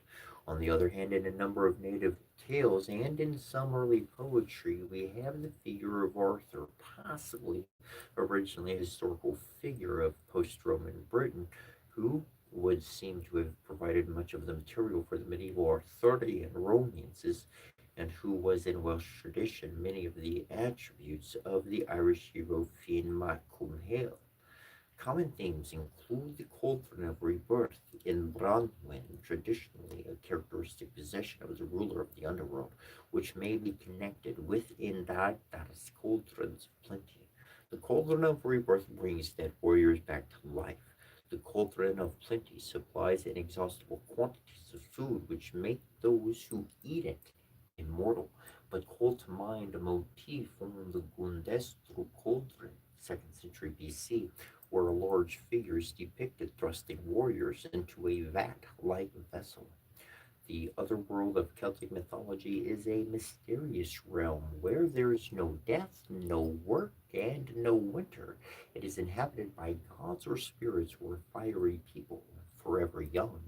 In Welsh, the other world, called Arwen or Unworld, is presented as no less real and actual than the world of human beings, and passage from one domain to the other is frequent and natural, though sometimes with the aid of magic. Indeed, otherworld beings often call upon humans to help them. Paul changes places with Arwen, king of Arwen, so as to kill his adversary Harthgar. So too, in Irish legend, the hero Cúm Corlain aids Labraid of the swift sword hand against his otherworld enemies for a day. In this connection, iron is commonly portrayed as the bane of the other world and a metal which the gods cannot wield, and it is conceivable that this represents a folk memory of a culture clash between the Iron Age Celts who invaded Britain and their less advanced predecessors. As in Irish literature, the figures in the Welsh tales have a half human, half divine status. often possessed of magical powers or specific skills. They act out pseudo-historical events in actual geographical locations. For example, Pwyll is Prince of Dyfed, southwest Wales. Math is Lord of Gernedd, northwest Wales, and Manawardan goes into exile in Lorgir, England. In the same way, the story of the Branwen tells of intermarriage and war between the royal dynasties of Wales and Ireland. Bran and Branwen. Bendigeidfran was holding court at Hare in Wales. His brothers Manawartan, Nyson and Arthnyson with him. When 13 ships belonging to Matholwch, king of Ireland, were seen approaching, he had come to ask for the hand of Bronwyn, Bendigeidfran's sister.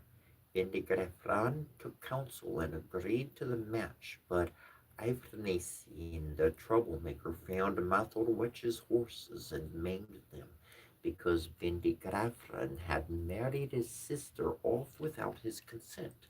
Angry at the insult, Matholwch tried to leave, but Bendigeidfran placated him by replacing the horses and giving him gold and silver. He had warriors back to life when they were placed in it, though leaving them dumb.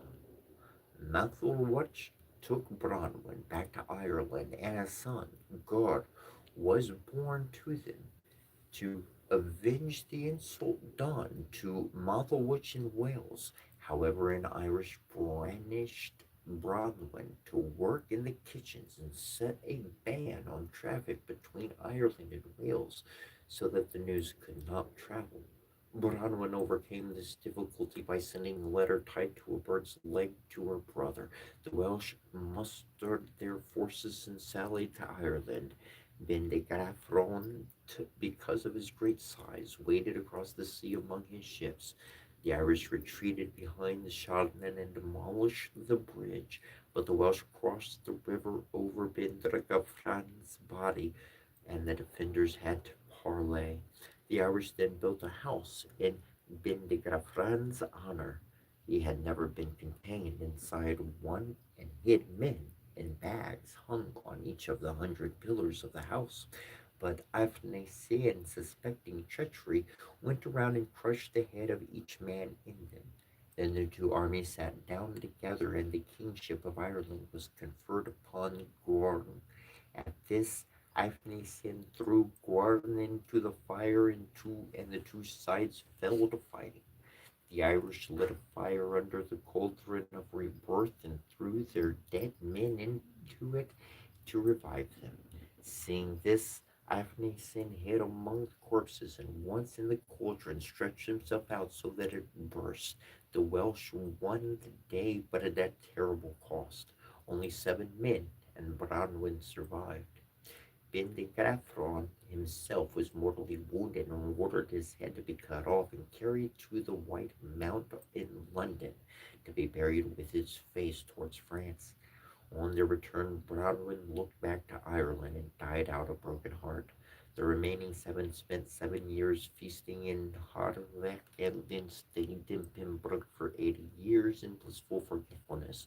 But when Highland, son of Gwyn, opened the door towards Cornwall, they remembered their kinsmen and their misery. Unable to rest, they went to London and buried the head. In Ireland, 5 pregnant women were left in a cave. They gave birth to 5 sons, who, when they reached maturity, slept with each other's mother. Then they divided and ruled the country between them. This is the origin of Ireland, 5 provinces.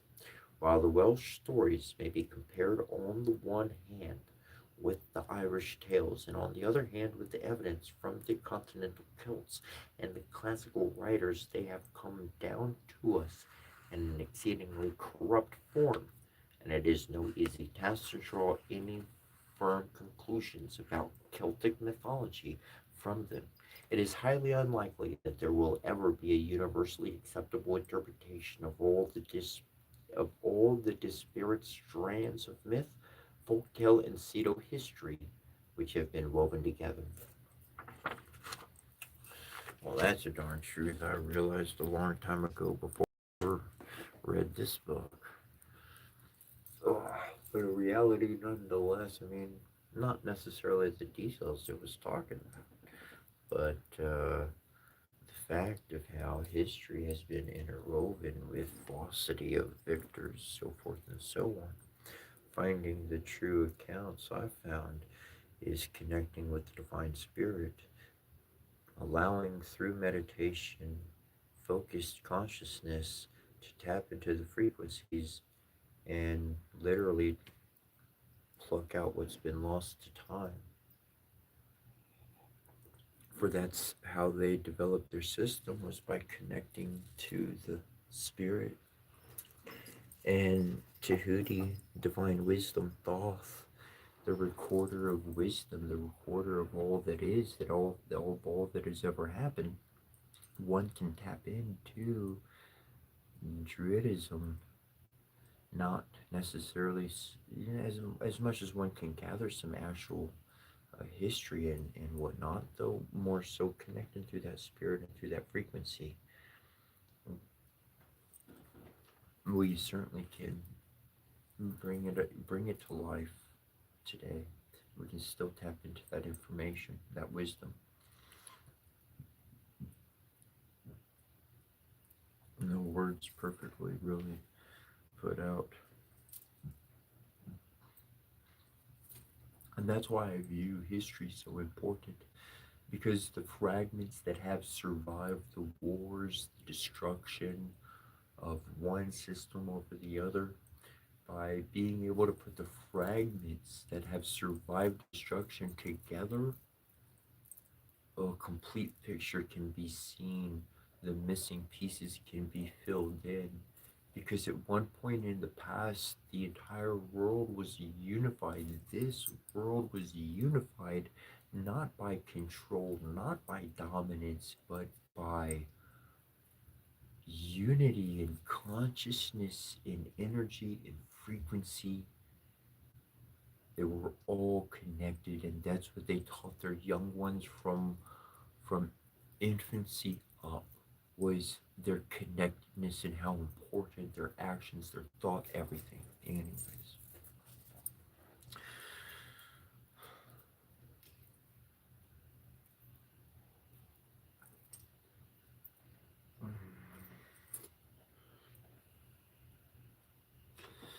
Good morning, Marcy.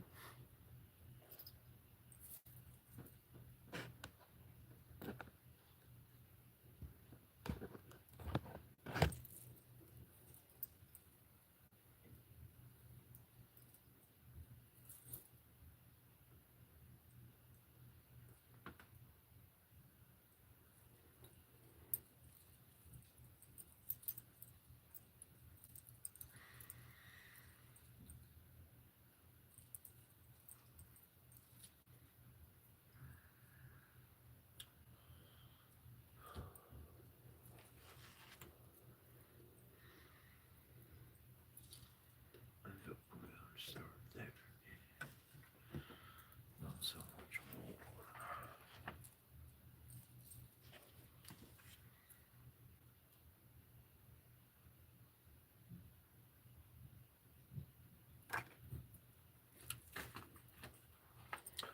Jumping back into Cicero here.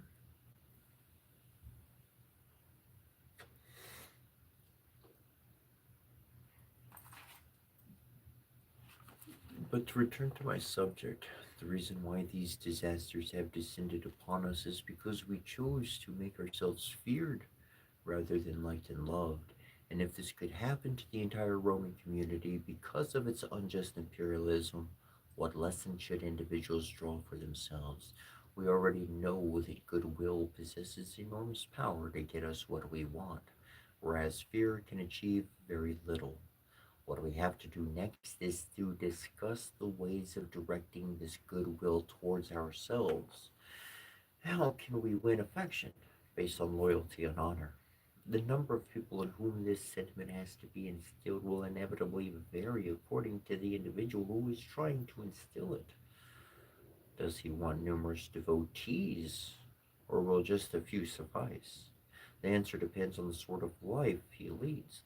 But we do have to lay down one primary and fundamental requirement when we are selecting friends to trust. Let us at least choose people who are genuinely fond of us and honestly prepared to take our side. As far as this point is concerned, it is of little significance whether the man looking for friends is important or unimportant.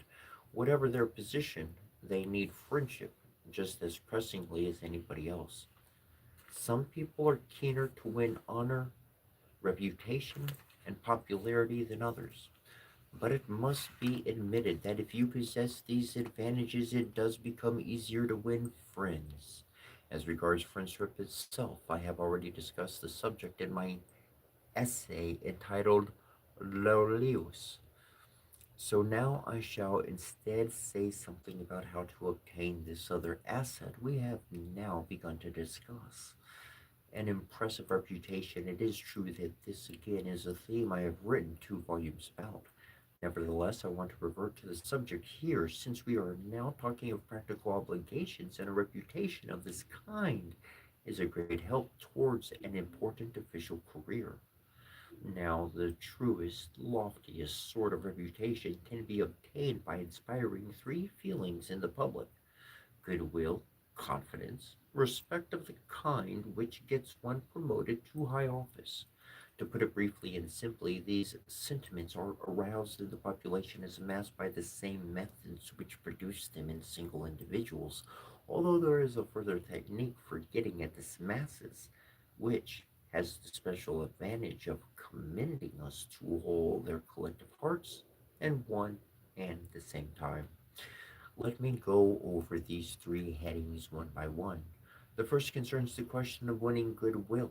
The next most important way to achieve this is by doing someone a service. A second method is to show that one would like to perform such a service, even if one's resources do not actually permit one to do so. For popular favor is profoundly influenced by a name and reputation for generosity, benefits, fair dealing, loyalty, and all other good qualities which are associated with an attractive and agreeable character.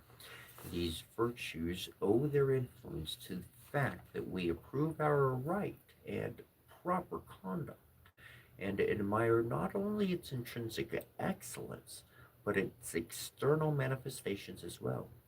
Now, the qualities I have just enumerated are particularly well adapted to making a brilliant display of such behavior, and that is why nature itself impels us to love the people who appear to possess these assets. So much then for the principal factors that induce people to feel goodwill. There may be others as well, but if so, they are less important. The second method of gaining a reputation then is by winning confidence. There are two requirements for this. A man must be considered intelligent and must be regarded as just. We feel confidence in people we believe to be wiser than ourselves and better judges of the future, people who seem capable of dealing with critical situations and making whatever decisions circumstances require. For that is the sort of useful intelligence that people reckon to be the real thing.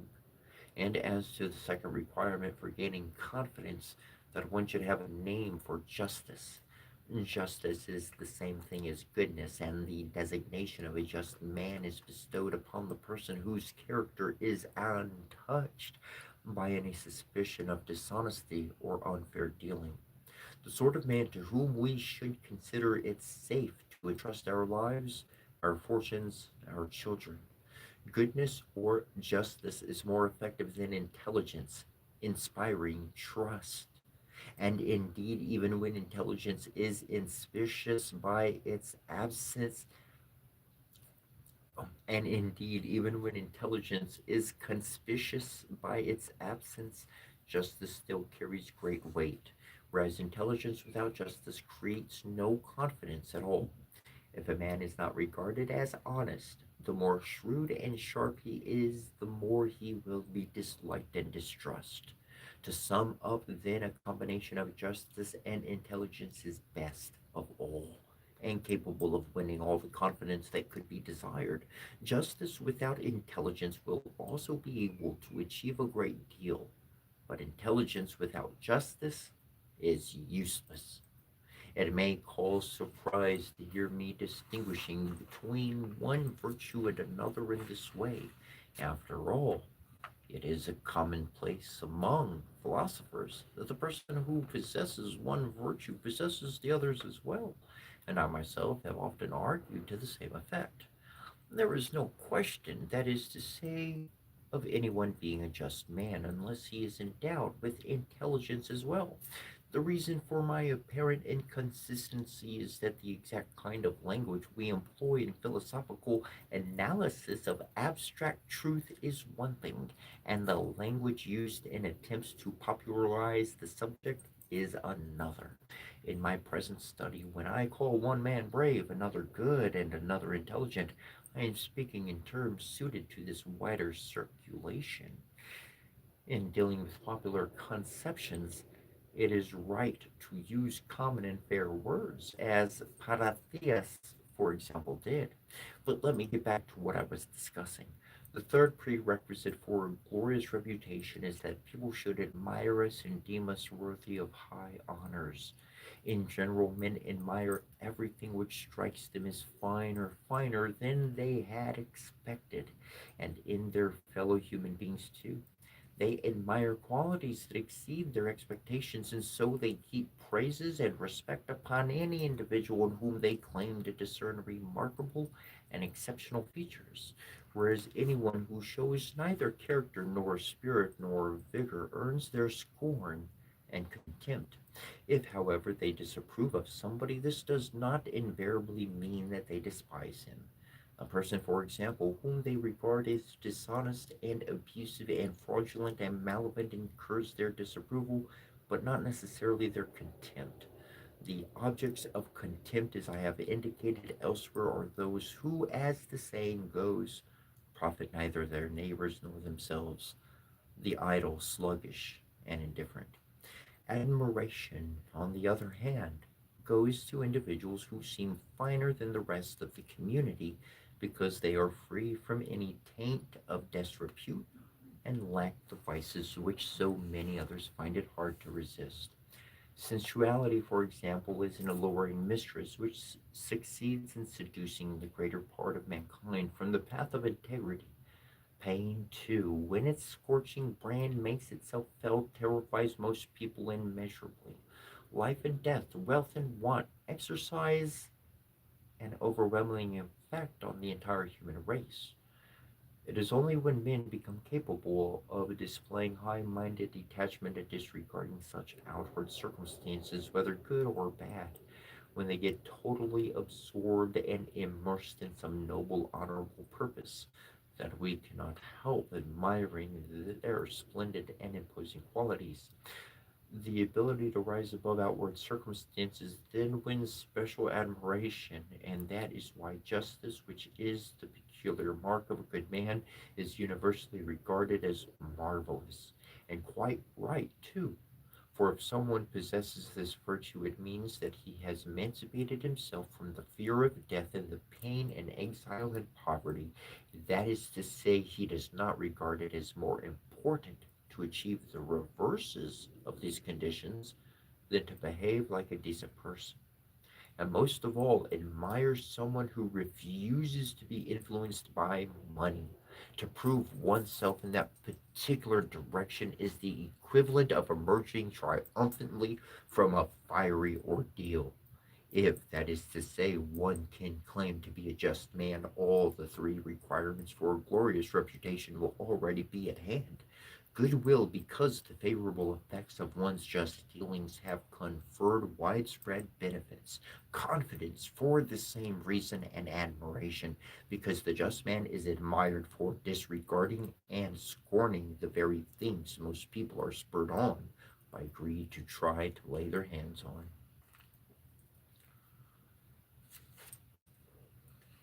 Now, no one at all, whatever his way and manner of life, in my opinion, dispense with the help of his fellow men. In the first place, they have friends to speak to, but if are not looked upon as a good person, no one will have the slightest desire to talk to them.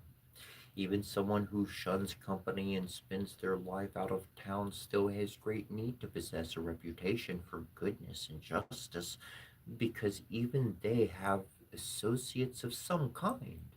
For without them, isolated as they are, they will have no one to support them, in which case they may easily become the victim of every sort of persecution. And so they need a name for justice more than anyone else. And people who buy and sell or let and hire the members of the business world generally depend on justice every bit as much. Indeed, its power is so far reaching that even people who live on wrongdoing and crime cannot get along without a modicum of the same quality.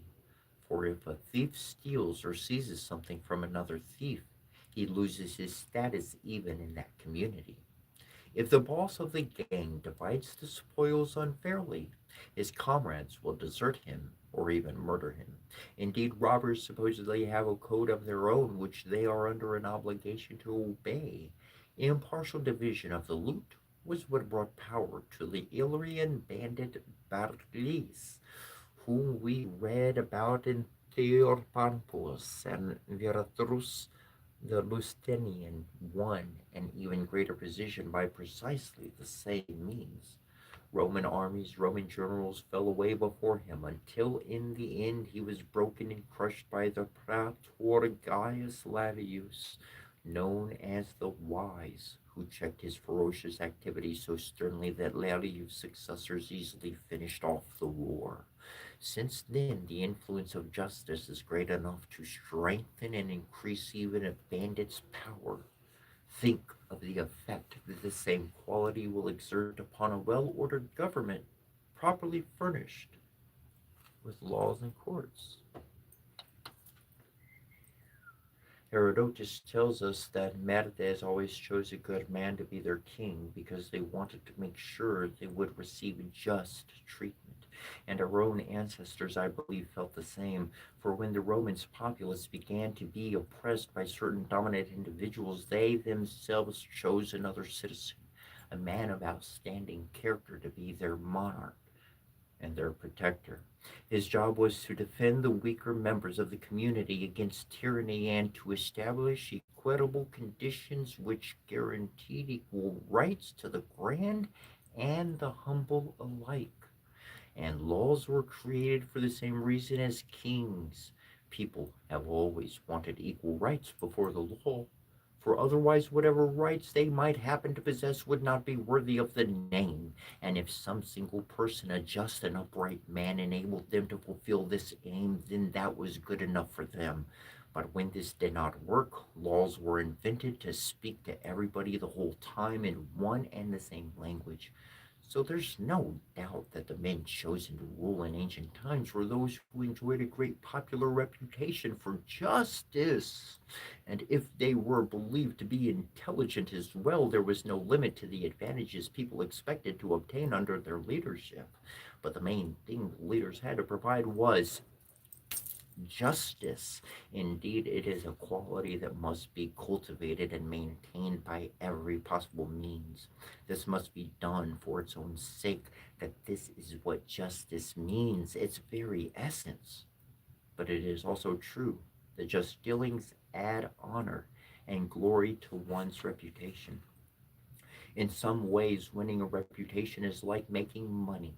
To take the latter pursuit, we are able to demonstrate the methods not only of acquiring money but also of investing in it so as to provide an income which will meet our recurrent expenses and supply the necessities and amenities of life. The same applies to a reputation. First, you must acquire it, and then you have to invest what you have acquired.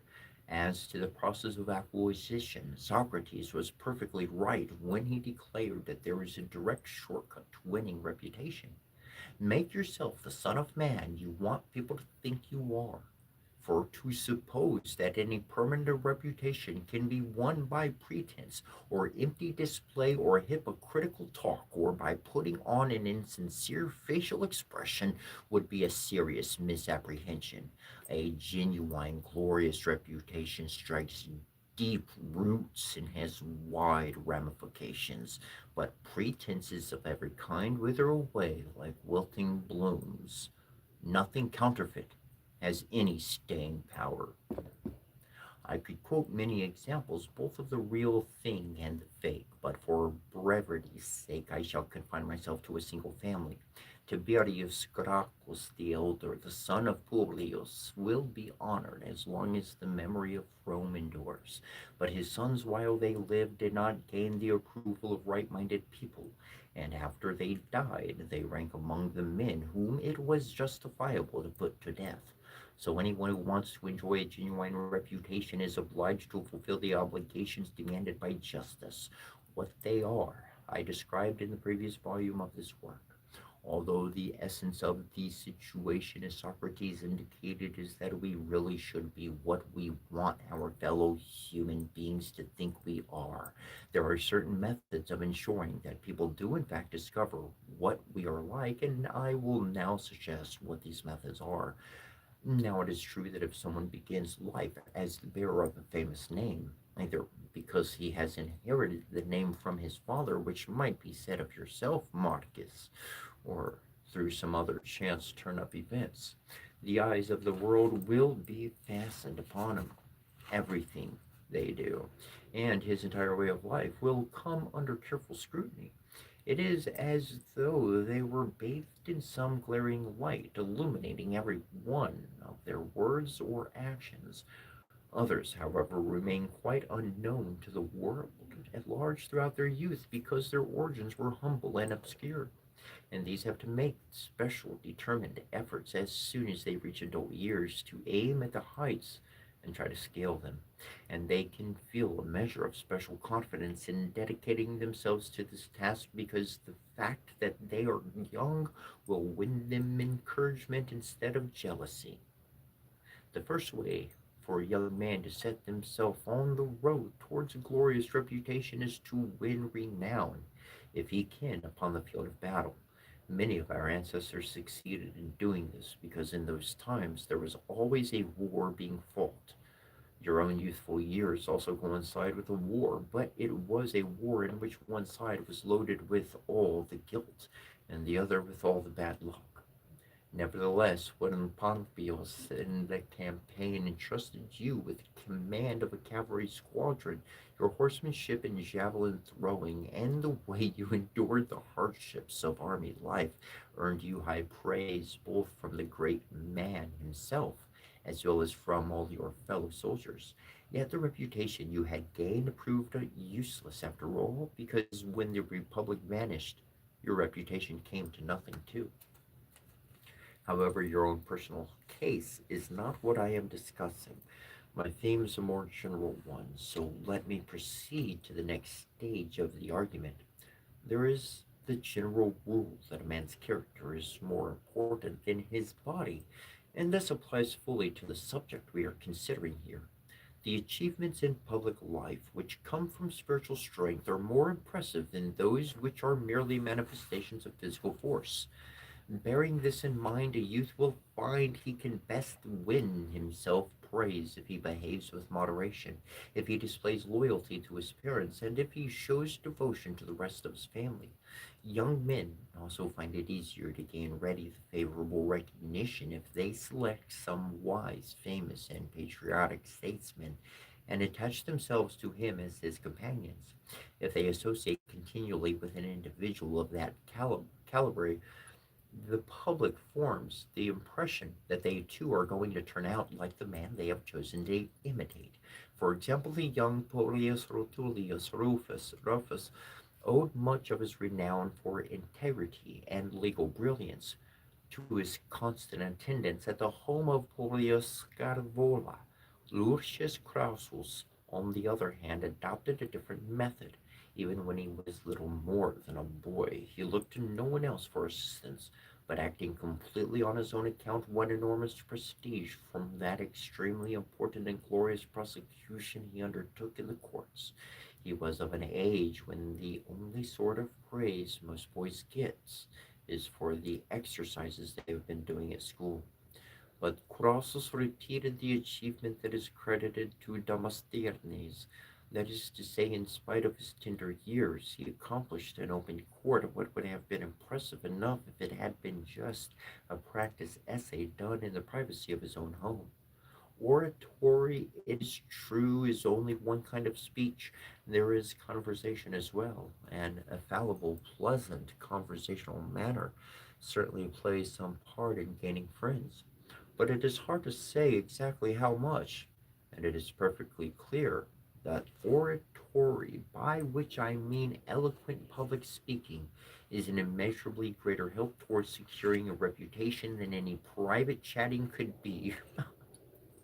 The value of such eloquence is illustrated by three letters written by fathers to their sons, by Philip of Macedonia to Alexander, by Antipater of Cassander, and by Antigornus to his younger son Philip. These three writers, we understand, were among the wisest men in all history, and in their letters, which still survive, each one of them advises his son to win over the hearts of his people by amiable speech making, and counsels him to keep his soldiers loyal too by persuasive exhortations. But the most effective of all, very often, is a speech delivered in a public debate, because when there is a large audience, such as an address has the power to enlist enormous numbers of people in one side. A fluent and perceptive oration will earn a speaker intense admiration, and his hearers will be convinced that he is wiser and more intelligent than anyone else. If they manage to make the speech sound both impressive and sensible, people will admire them very much indeed, particularly if they are young. There are several different avenues for eloquence. The law courts, assembly, and senate are all places in which many young Romans have won distinction by public speaking, but it is in the courts that the possibilities for winning approval are the greatest. Speeches in the courts fall into two categories: those for the prosecution and those for the defense. To defend someone is the more honorable course, but reputation have often been won by speeches for the prosecution as well. I mentioned Crassus just now. Marcus Antonius, the orator, enjoyed a similar success in the days of his youth, and it was again the role of accuser which made Publius Sulpicius Rufus a famous speaker when he brought an action against that bad subversive character Gaius Norbarnus. But nobody ought to act as a prosecutor regularly. Indeed, one never really ought to do it at all, except in the national interest which was involved in the cases I mentioned, or to avenge personal wrongs, or to protect provincial clients. The hard work Lucius Furfius put into his impeachment of Marnius Aquilus is equally well known. Once then, or at any rate not all often, but if anyone should have to conduct prosecutions with greater frequency, they will be well advised to concentrate on cases which render a service to their country. For there could never be any disgrace in bringing retribution upon the enemies of Rome, and yet, even so, there should still be a limit. To make repeated accusations of the sort which involve defendants in the loss of their civil rights looks heartless, one might almost say inhuman. Consequently, a reputation for specializing in prosecution puts a man in a precarious situation and has an adverse effect on his good name. That is what happened to the member of a great family, Marcus Brutus, whose father was an outstanding authority on the law. Another rule which must be observed meticulously is never to bring a charge involving the loss of civil rights against someone who is innocent, for this could not fail to be a criminal act. Nature bestowed eloquence on human beings for their safety and preservation, and it is therefore the height of inhumanity to divert such a gift to the ruin and destruction of honest men. So this must never be done. There's no need, on the other hand, to have any scruples about occasionally defending a person who is guilty, provided that they are not really a depraved or wicked character. For popular sentiment requires this, it is sanctioned by custom and conforms with human decency. The judge's business in every trial is to discover the truth. As for counsel, however, he may on occasion have to base his advocacy on points on which look like the truth, even if they do not correspond with it exactly. But I must confess I should not have the nerve to be saying such things, especially in a philosophical treatise, unless Panathios, the most authoritative of Stoics, had spoken to the same effect. The greatest renown, the profoundest gratitude is won by speeches defending people. These considerations particularly apply, as sometimes happens, the defendant is evidently the victim of oppression and persecution at the hands of some powerful and formidable personage. That is the sort of case I have often taken on. For example, when I was young, I spoke up for Sextus Roscius of Ameria against the tyrannical might of the dictator Sulla. As you know, the speech has been published. So much then for the obligations a young man has to fulfill in order to win himself a reputation. The next suggests that have to be discussed are kindness and liberality. There are two ways of displaying these qualities and helping those who are in need, either by personal services or by money. The second way is easier of the two, especially if you happen to be rich. But the first way is the finer and nobler and more appropriate for a man of character and distinction. Both methods show the same generous desire to do a favor, but the former is merely a draft on one's financial capital, whereas the latter means drawing on one's own personal energies. Besides, drafts on capital tend to mean that the source of the generosity will in due course dry up. Generosity of this kind, in other words, is self destructive. The more people you have given money to, the smaller the number you will be able to assist in the future. But if someone is kind and generous with actions involving their own personal abilities and efforts, the more individuals they assist, the more helpers they can mobilize for further acts of assistance hereafter. Besides, they will have got into a habit of kindness, which will make them more prepared and better trained for performing similar services on a wider scale in the future.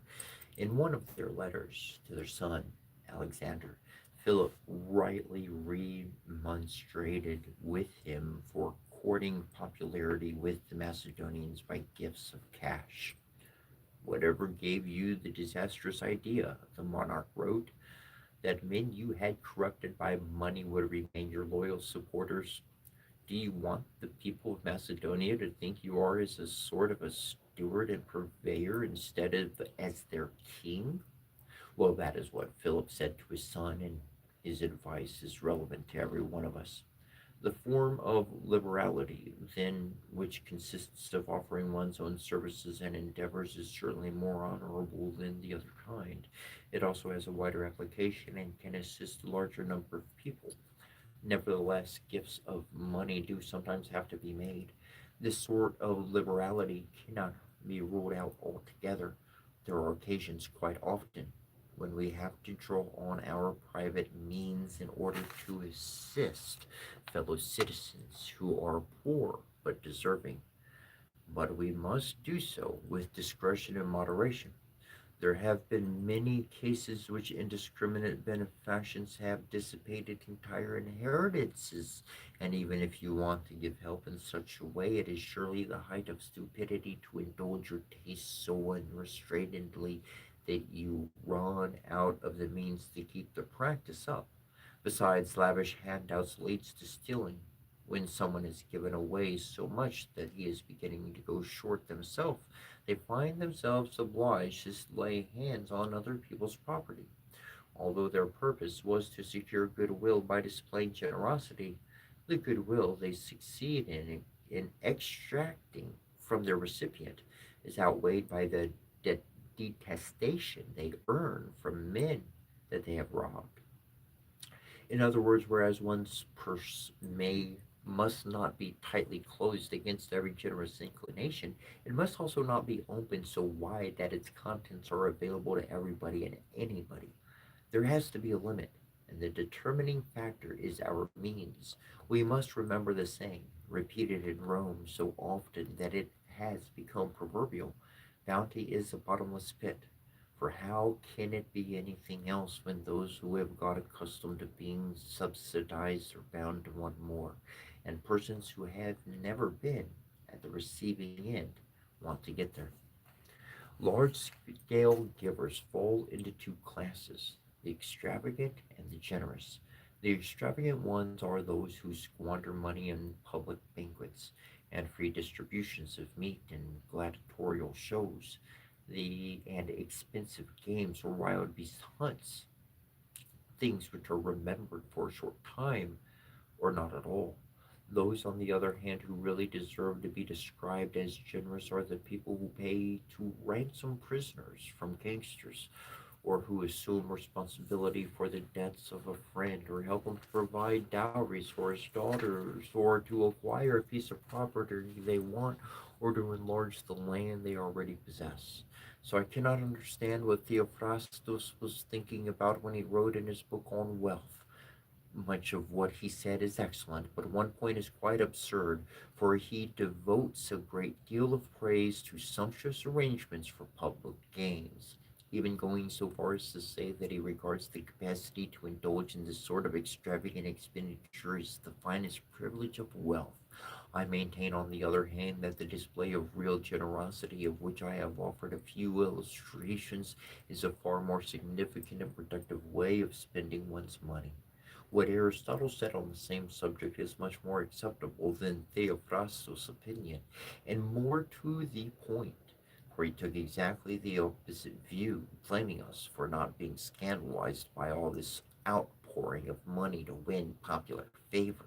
Imagine that the city was besieged, he said, and that people were compelled to pay a mina, a pint, for their water.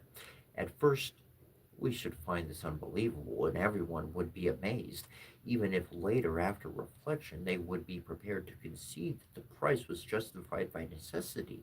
And yet, our gigantic, endless, wasteful expenditure on popular spectacles does not strike us as particularly surprising, although it satisfies no urgent need at all and brings honor to no one. Indeed, it does not even gratify the public for more than the briefest and most transitory passages of time, and even then only its most fatuous members who just gorge themselves on the immediate pleasures and then forget all about the whole thing in a moment. And Aristotle goes on, quite correctly, to reach the following conclusion: entertainments of this kind amuse children and silly women and slaves and creatures with slavish mentalities, but serious men capable of weighing things sensibly could not possibly approve of such performances. And yet I do realize that in our own country, even in the good old times, even the most high-minded citizens were generally expected to produce grandiose displays during the year when they were serving as aediles. Publius Crassus, for example, known as the Rich, which he certainly was, gave magnificent games during his aedileship, and shortly afterwards Lucius Crassus, in association with Quintus Murcius Scaevola, the priest, a thoroughly unpretentious man, behaved in the most sumptuous fashion when he held the same post.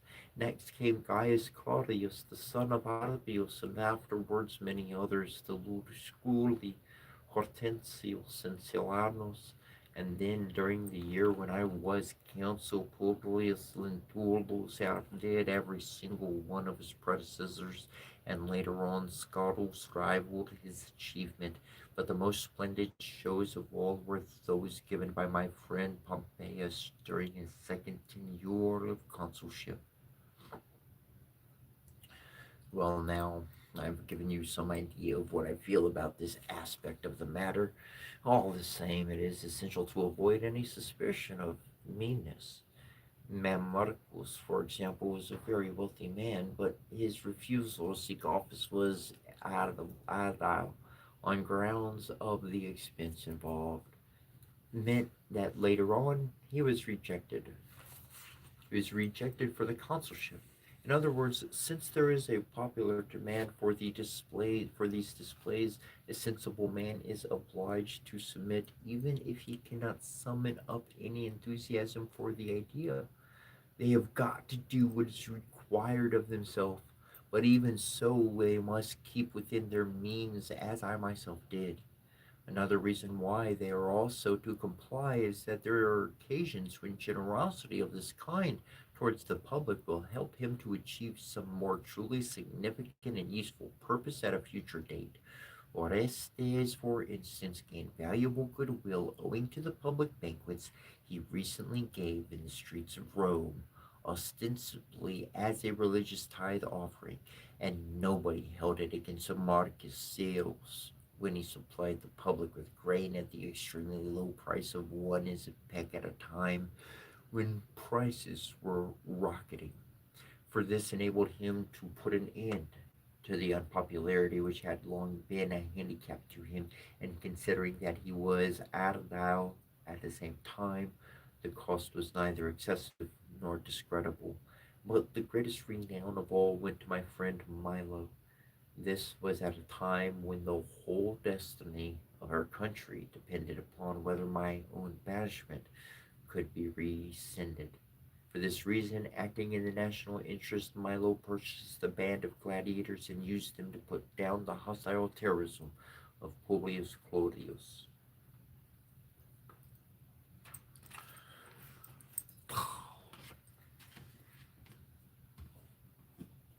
Thanks. I'm working on it. I'm working on it.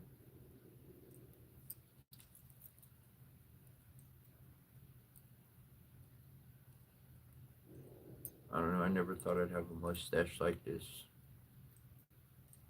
I remember being like a teenager. I remember having like I was shaving, and like my mom came in. She's like, "What are you shaving?" And I was like, "Well, if you shave it, it'll come back thicker." I couldn't get a mustache to grow if I tried back then. I seriously couldn't. It's funny. So thanks.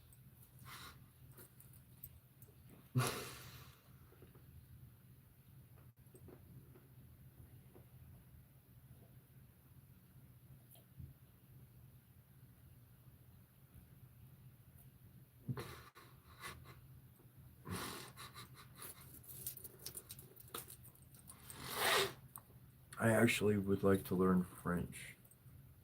That would be pretty cool. I mean, I could, I should, I should make that up. I mean, I could get the information, and that would be pretty darn groovy indeed. So thank you for that. So that's a good one. Somebody had said that the mustache gives away a French vibe. So thank you very much on that comment. Uh,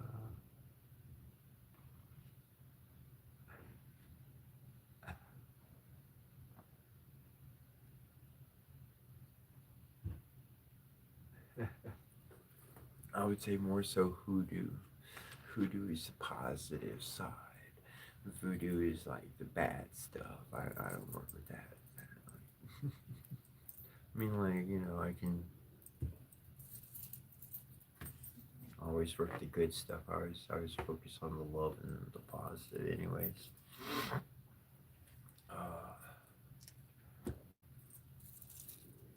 It is about that time. A little bit shy. Got a little bit more time to hang out.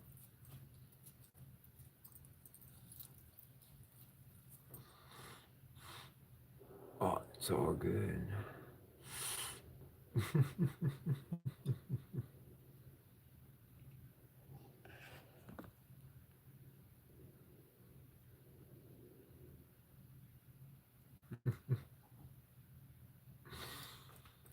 Yeah, so I gotta change things up. Gotta. I hang out one way, one form for so long, and then it's like I jump. It's time to move forward. It's time to do something different. Always progressing, always developing, always learning, and um, seeing more of the pieces of the grand puzzle that we all desire to see, that our physical eyes are insufficient to encapsulate.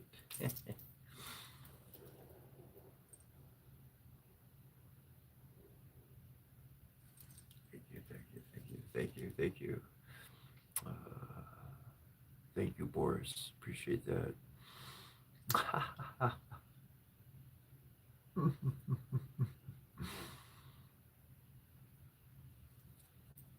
tell you what. I look at one thing we're talking about is justice. Cicero, man, is talking about justice. How justice is so important, and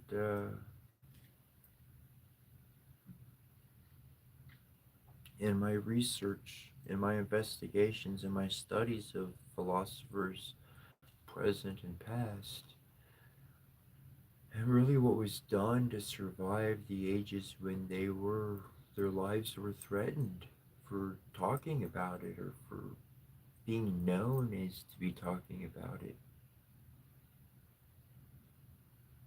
I looked at all those times. I looked at those times and I saw the oppression that existed.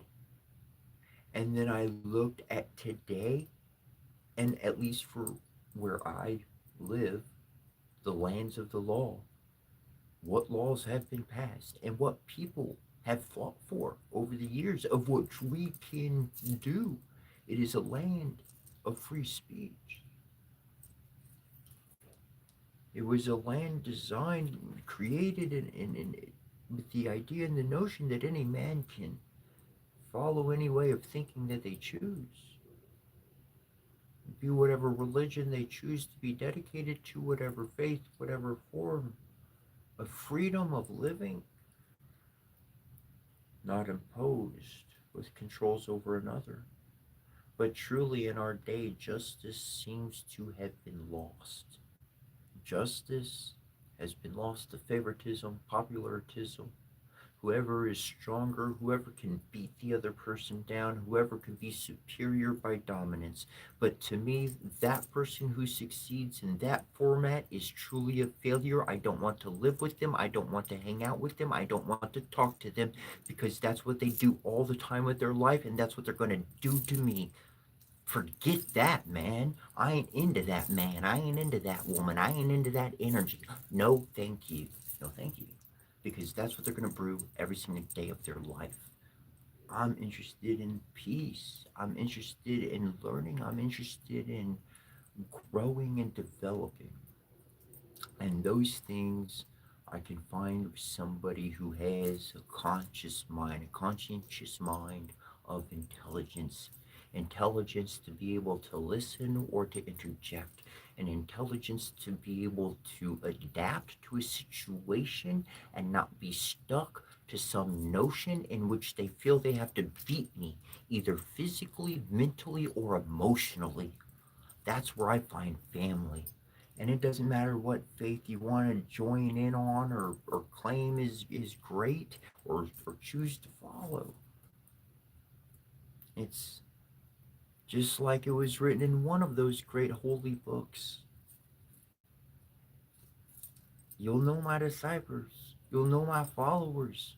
You'll know my brothers. You'll know my family by the love they show amongst themselves. And family is tribal. Sis, bro, family is tribal. So that means we all different. We all different. We got different skills. We got different abilities. We got different specialties. We look at things different. Hey, you know what? Everybody needs that person who don't think about nothing, and they kind of make a mess of things in life, but they're innocent and they're nice and they don't mean any wrong. But everybody needs to laugh every now and then, and they don't really feel bad, and we're not laughing at them. But we're always helping them, and everybody's needed. That's what I'm getting at. That's and that justice in this world is very clearly seen and not seen.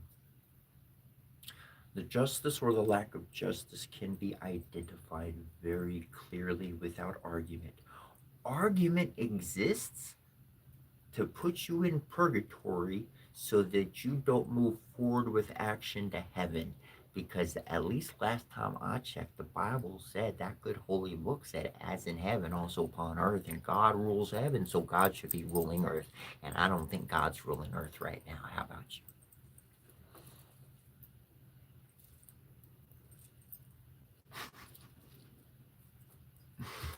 I certainly do feel his presence, Papa Mama's presence. So I tell you what, they have been getting some good energy and moving forward, and I have seen some miraculous, wonderful things happening for good people.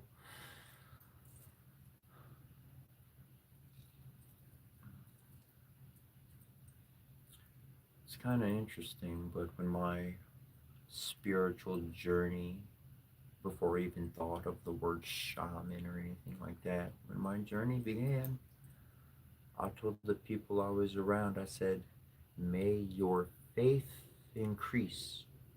That's it. May your faith increase.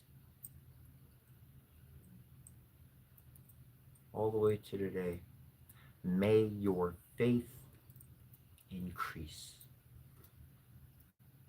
For as it does, you will create more and more upon this world. And that's what we need. We need co-creators. And that's why I love you and I appreciate you for hanging out, for being here, for commenting, for not commenting. However you contribute or enjoy, I thank you for being here. And 2 minutes kind of. Yes, the last couple of days I went for like, a little bit longer, kind of went over. Today I'm like, I guess we'll just kind of close up right here at 10.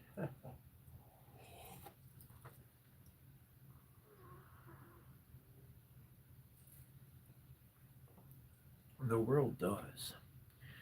And one thing I've learned is ascension is a solo journey. You might find your other portion at the end, but before you get there, that journey is really solo. And in that solo journey, really connect with divinity. And after I had my first massive connection with divinity itself, once my faith grew to the degree that actually occurred in my life, it actually changes to where your faith doesn't need to grow anymore, because the message from the divine says, trust me, and they make a miracle happen. And then they say, trust me, and they make another miracle happen. I don't know how that good thing happened in my life. I don't know how I was saved from that disastrous event. I should. There's so many bad things that should have went on, but that didn't happen.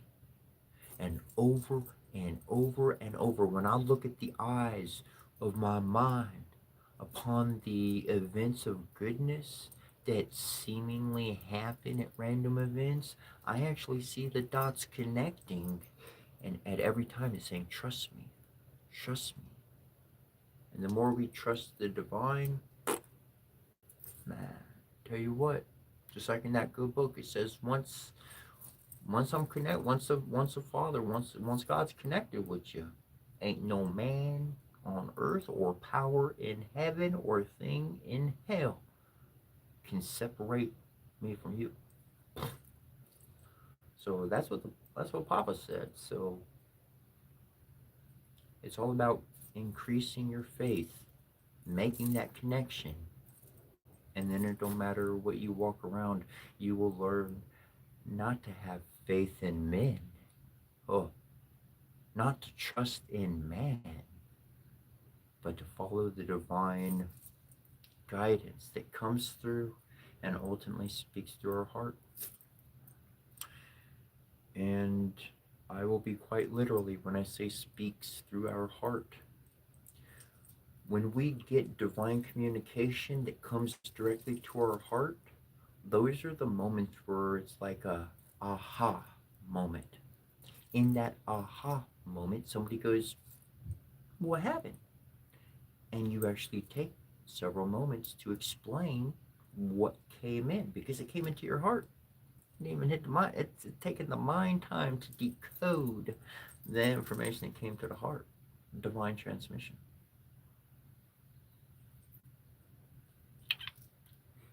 Thanks for being here. Thanks for joining us.